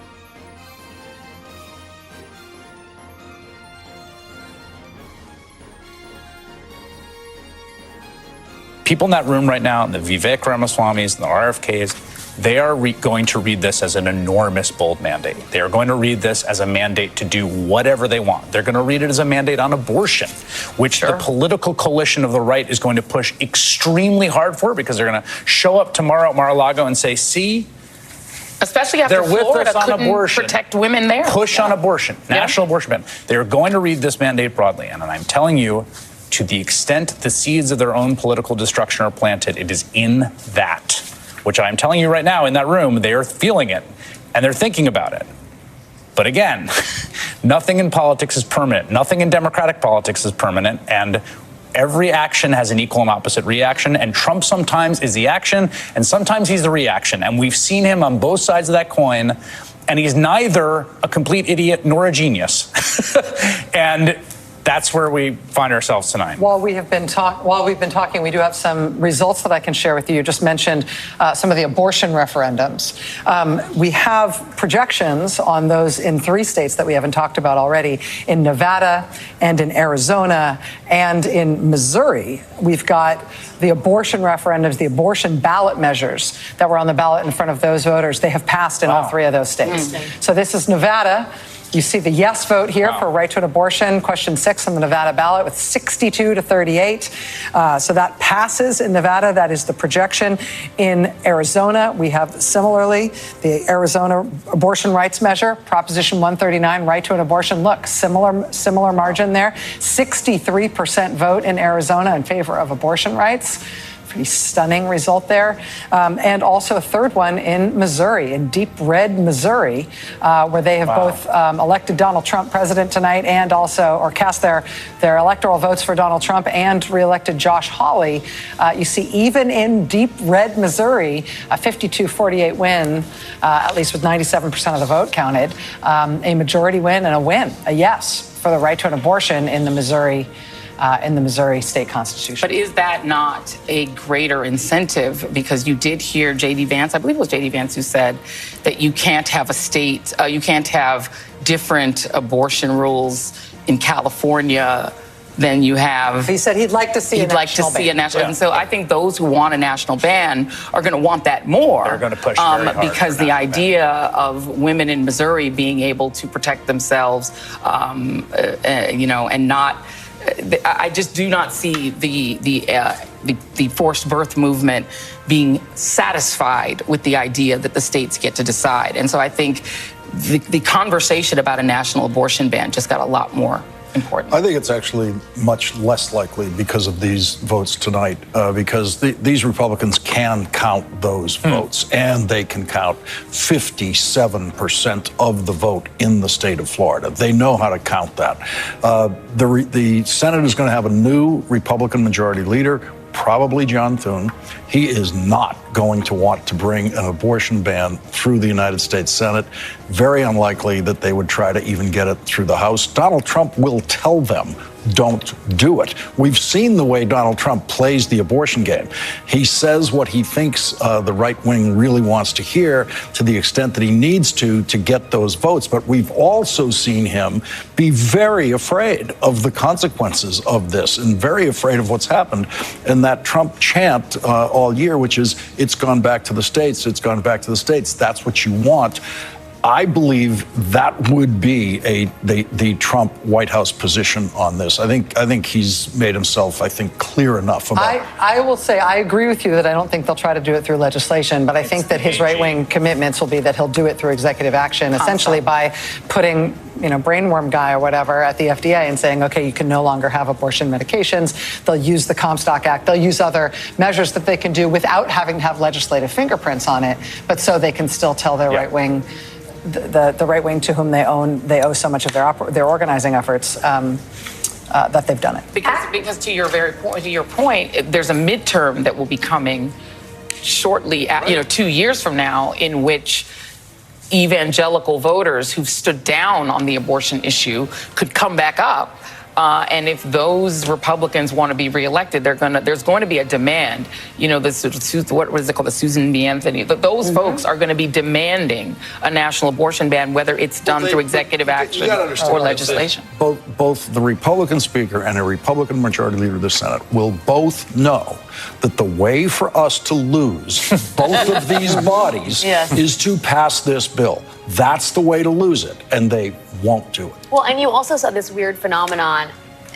These states are red states in large part, or they have elected Donald Trump, or they've gone for a Republican Senate candidate, and they've also enshrined the right to an abortion. And what that tells you is, A, the mixed messaging from Republicans or Donald Trump worked to some degree, but also potentially that the abortion referenda acted as kind of a permission structure, maybe for voters who understood, I know Trump says a lot of controversial stuff. This is a way for me to effectively have my cake and eat it too. Be on the record supporting abortion rights, the right to bodily autonomy, securing them, and then also voting for Trump because potentially, theoretically, he has my economic. I'm not defending it, but the other things that seem to matter to a lot of people, right, were the economy, immigration, and again, I'm not saying it's my view, and wokeism. And many people felt like their voice wasn't getting heard, right? So immigration is no longer an issue just at the border. And obviously, nobody's eating dogs and cats in Springfield. However,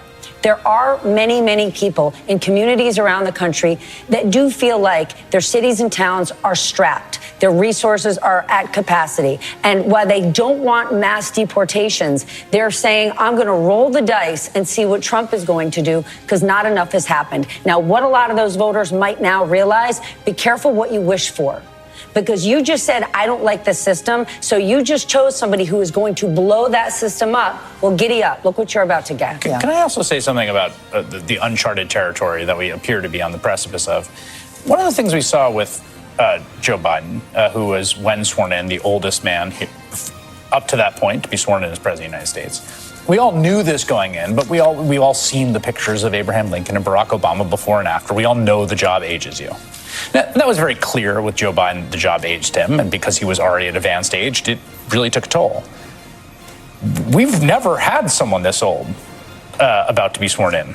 Certainly one who has not released any detailed medical information since 2019. Or his taxes. So we are in, again, there's a lot of uncharted territory, but this is one of the places, I mean, we all heard him in the campaign, and I have to say, at 78, it was somewhat remarkable to me that he was doing 4 rallies a day, even if he sounded at the end like a record player was a little out of whack. But it's a demanding job. And to the extent that he'll spend a lot of time at Mar-a-Lago, which he will, and a lot of time on the golf course, which he absolutely will, I just don't know what that is going to mean for how he does the job. I mean, the big concern that they ran on in the spring about Joe Biden was that he had lost the capacity to do the job. That was the argument against Joe Biden, and fundamentally, I think that was what ended up being reaffirmed enough by the debate performance that we had the switch. Yeah.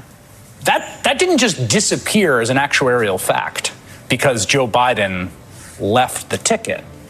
The exact same reality of aging exists now with the man who it appears will be the oldest man ever to And then the question becomes of how much of the responsibilities get outsourced to people like Elon Musk, who have tremendous power, to people like Peter Thiel, who have tremendous power, Bill Ackman, who's already crowing all over Twitter. And so these sort of oligarchs, these men who have bankrolled this effort, and who Donald Trump would presumably rely upon. I mean, the idea, as you said, of RFK Jr.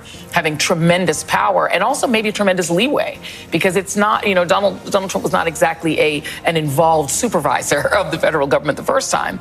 And so, perhaps he spends a lot of time. I mean, he wants the office because he wants the accolade of the office. He wants the respect and he wants the power and he wants to be lauded and he doesn't want to be sentenced, which now it's very clear he can pardon himself because the Supreme Court has made it clear he has broad power and likely he's gotten out of that, right? But potentially. But how much power is he ceding to these oligarchs? Let's watch as Trump takes the stage in Palm Beach, Florida, with former First Lady Melania Trump, his wife, at his side, and his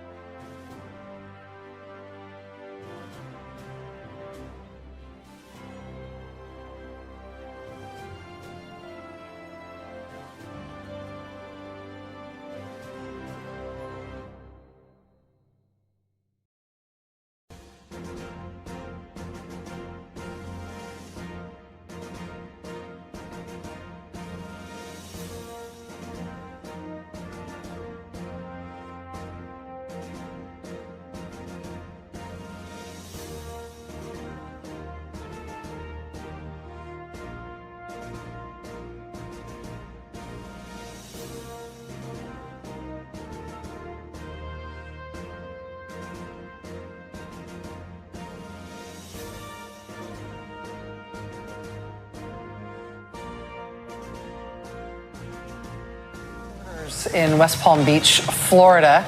I should tell you that while he was speaking, we did have a little bit of news to make. NBC News can make a projection for the presidential race in the great state of Minnesota. NBC News projects that Minnesota has been won by Vice President Kamala Harris. So Donald Trump, at this hour, Donald Trump has 266 electoral votes.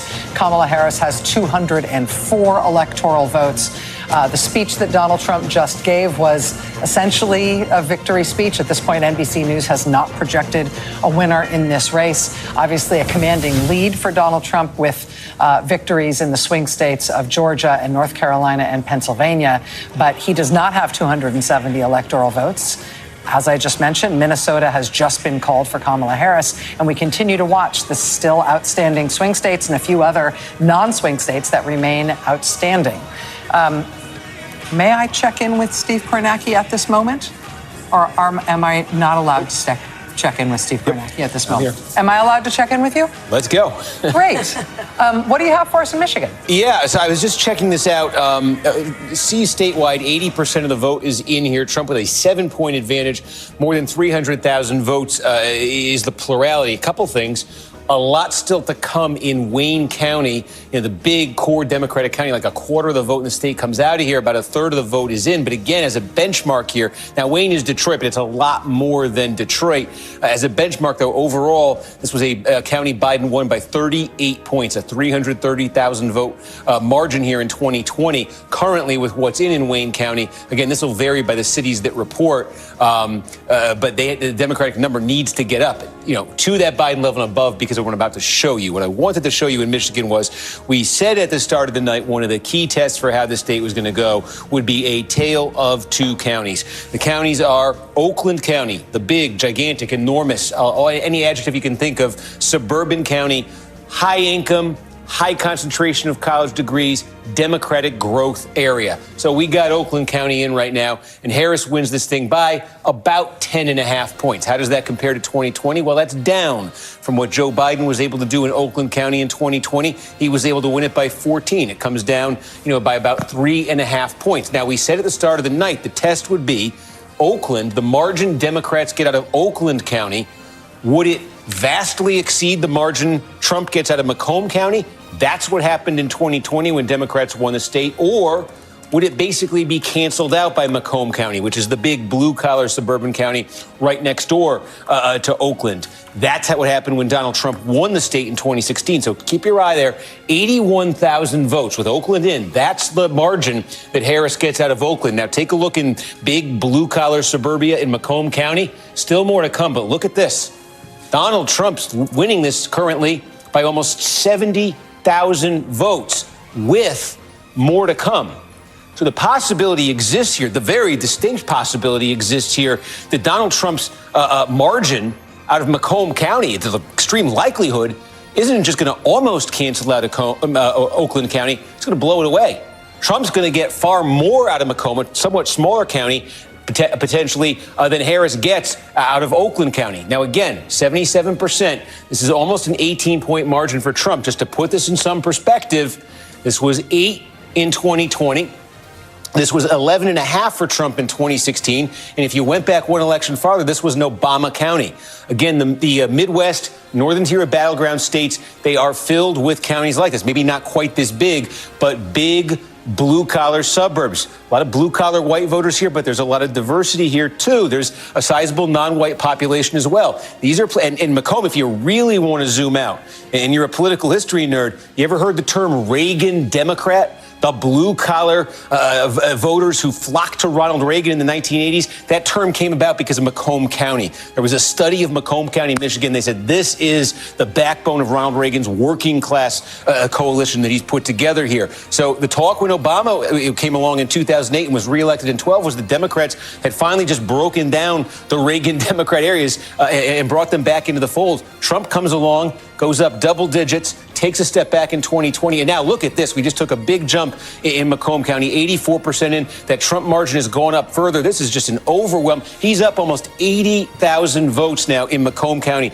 80,000 for Trump there. And in the economically upscale Oakland County, it's 81,000. Trump is now getting more out of Macomb County than the Democrats got out of Oakland County. We thought in a good night for Trump, potentially he gets close. He's gone past it. That's very significant. There's also two, we said tonight, two kind of big swing counties. One of them is Saginaw County. We now got Saginaw County in. And again, this is one that Joe Biden won narrowly in 2020. Good night, we said Trump would win it. Trump is winning it by 3 points. And the other one here is just north, is just on the coast there.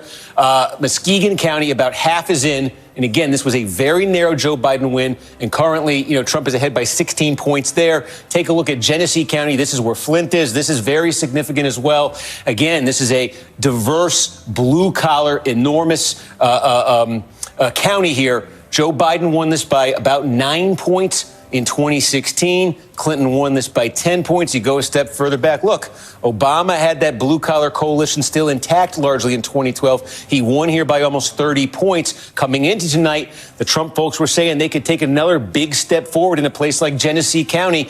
Looks like they have 4.5 points, cutting this in half from 2020. They wanted to make gains in places like that. So, again, we are waiting on, still a lot of vote to come out of Wayne County. And as we really sort of slice and dice the Wayne County vote, we'll be looking at Dearborn. There's some indications in the returns. Dearborn, large Muslim American population, large Arab American population, indications that Kamala Harris may be significantly underperforming what Democrats want out of a place like Dearborn. We'll be analyzing that and getting more of that vote coming in. But you can just see around the state the reason why, with 80% of the vote counted, Donald Trump is more than 313,000 votes ahead. It's not just because we're waiting on Wayne County. It's because some of that significant movement taking you through right there. Steve, while you have been covering those results in Michigan, we did get a little bit more news. NBC News does have a projection to make in one additional presidential race, this time in the state of New Jersey. NBC News projects that the winner of the presidential race in New Jersey is Democratic candidate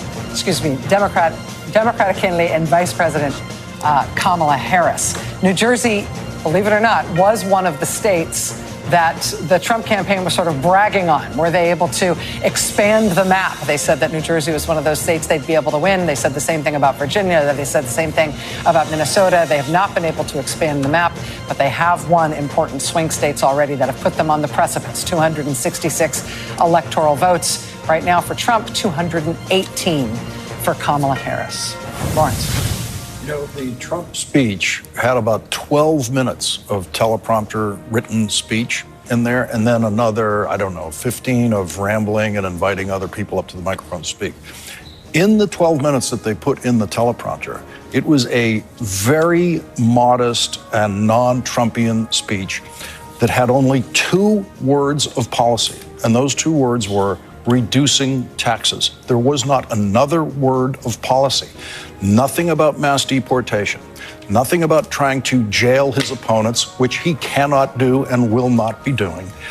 None of that kind of political terrorism language that he was including in his rallies. That's gone from the person who stepped up to that microphone tonight. And remember, that's a staff-written speech. That's a consensus group-written speech. And in the middle of it, there's the understanding you're going to talk about a golf guy, and you're going to talk about some guy who runs a fighting show, and then you're going to bring your campaign manager up to say so, and you can let the vice president elect say about 3 words. But it's an extremely modest speech. That's the state of the Trump policy going forward, and I think it's probably extremely accurate that, like the first term that he was president, reducing taxes was literally the only thing he did. And it's the reason that he was supported by so many billionaires. Look, at the end, if you've studied enough Donald Trump, and unfortunately having written a book about it, I studied more Donald Trump than I probably wanted to. The thing that he leads with is his neediness. His need for adulation, his need for adoration, his need, that's the reason that he's enjoyed cultivating a sort of cult of personality. He needs the world to think of him as this amazingly powerful and smart and brilliant and whatever. That's what he wants. And so that speech said to me that this is a very needy elderly man who wants to be president because he believes that finally he will get the respect and love and adulation of the country, and particularly of the very media elites that he used as a cudgel to get himself back in. And the threatening language, it's interesting that most of the threat that he made was directed squarely at Latinos, at people who the right fears will sort of outproduce them in terms of children. But that is where he did the best. That's where he gained the most among the people who voted, despite having directly insulted them. And he held steady, it seems, with white American women, despite having really insulted them in J.D. Vance. So he didn't lose much for being insulting and cruel. Stephanie Roll? Well, then I guess, who he's going to be, we're going to see who he's going to choose. Because we noted his family members, we saw Dana White. I didn't actually see Stephen Miller up there. I didn't remember when the last time he won, we saw Steve Bannon up there, we saw Stephen Miller. So it'll be interesting to see who his cabinet choices are. Howard Lutnick, his new favorite transition head, the guy who runs Cantor Fitzgerald, was there. So yes, for Trump, it was quite moderate, but that only lasts so long. We'll see what we're in for. Alex? I mean, I just say to Donald Trump and the people around him, good luck having Bobby Kennedy as your HHS secretary, an anti-vaxxer running the country 3 years after a deadly pandemic that created mass death that you, Donald Trump, grossly mismanaged. Good luck doubling down on fossil fuels and a fossil fuel economy at the precise moment that the earth is heating up to historic proportions and monster storms supercharged by climate change are laying waste to red states. Side note, Democrats cannot control the weather. And good luck to you, sir, with your sales tax that's going to raise taxes, a tariff that's going to raise taxes on middle and working class income Americans. Good luck to you with all of it. It feels like the dog that caught the car. The tariffs, by the way, were not in the speech. I don't think he's going to do those tariffs. I don't think that's going to happen. He is monomaniacal on that. I have invoked this cliche before, but it's a central one, which is that the future is unwritten. And the thing that we often do analytically is we see a dot here and a dot here, and we draw the line up through like that. And I have never felt more wide openness about what era we are entering into than I feel right now, even particularly watching that speech, because I don't know what we're about to step into. The only thing I'll say is that I do know that the country that existed before tonight is the country that we have right now, and that's what matters, is all the other stuff that isn't Donald Trump and which group of his homies are up on stage at any given moment.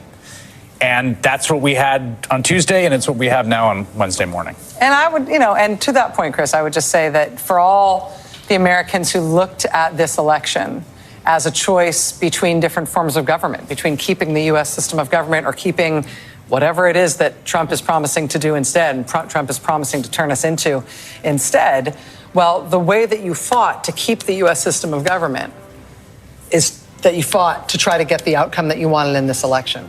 And now as this election comes to a close, you have to figure out how else you're going to fight. Yep. Because your country still needs you. We're going to take a quick break. Our coverage of this election night continues in just a moment. Stay with us.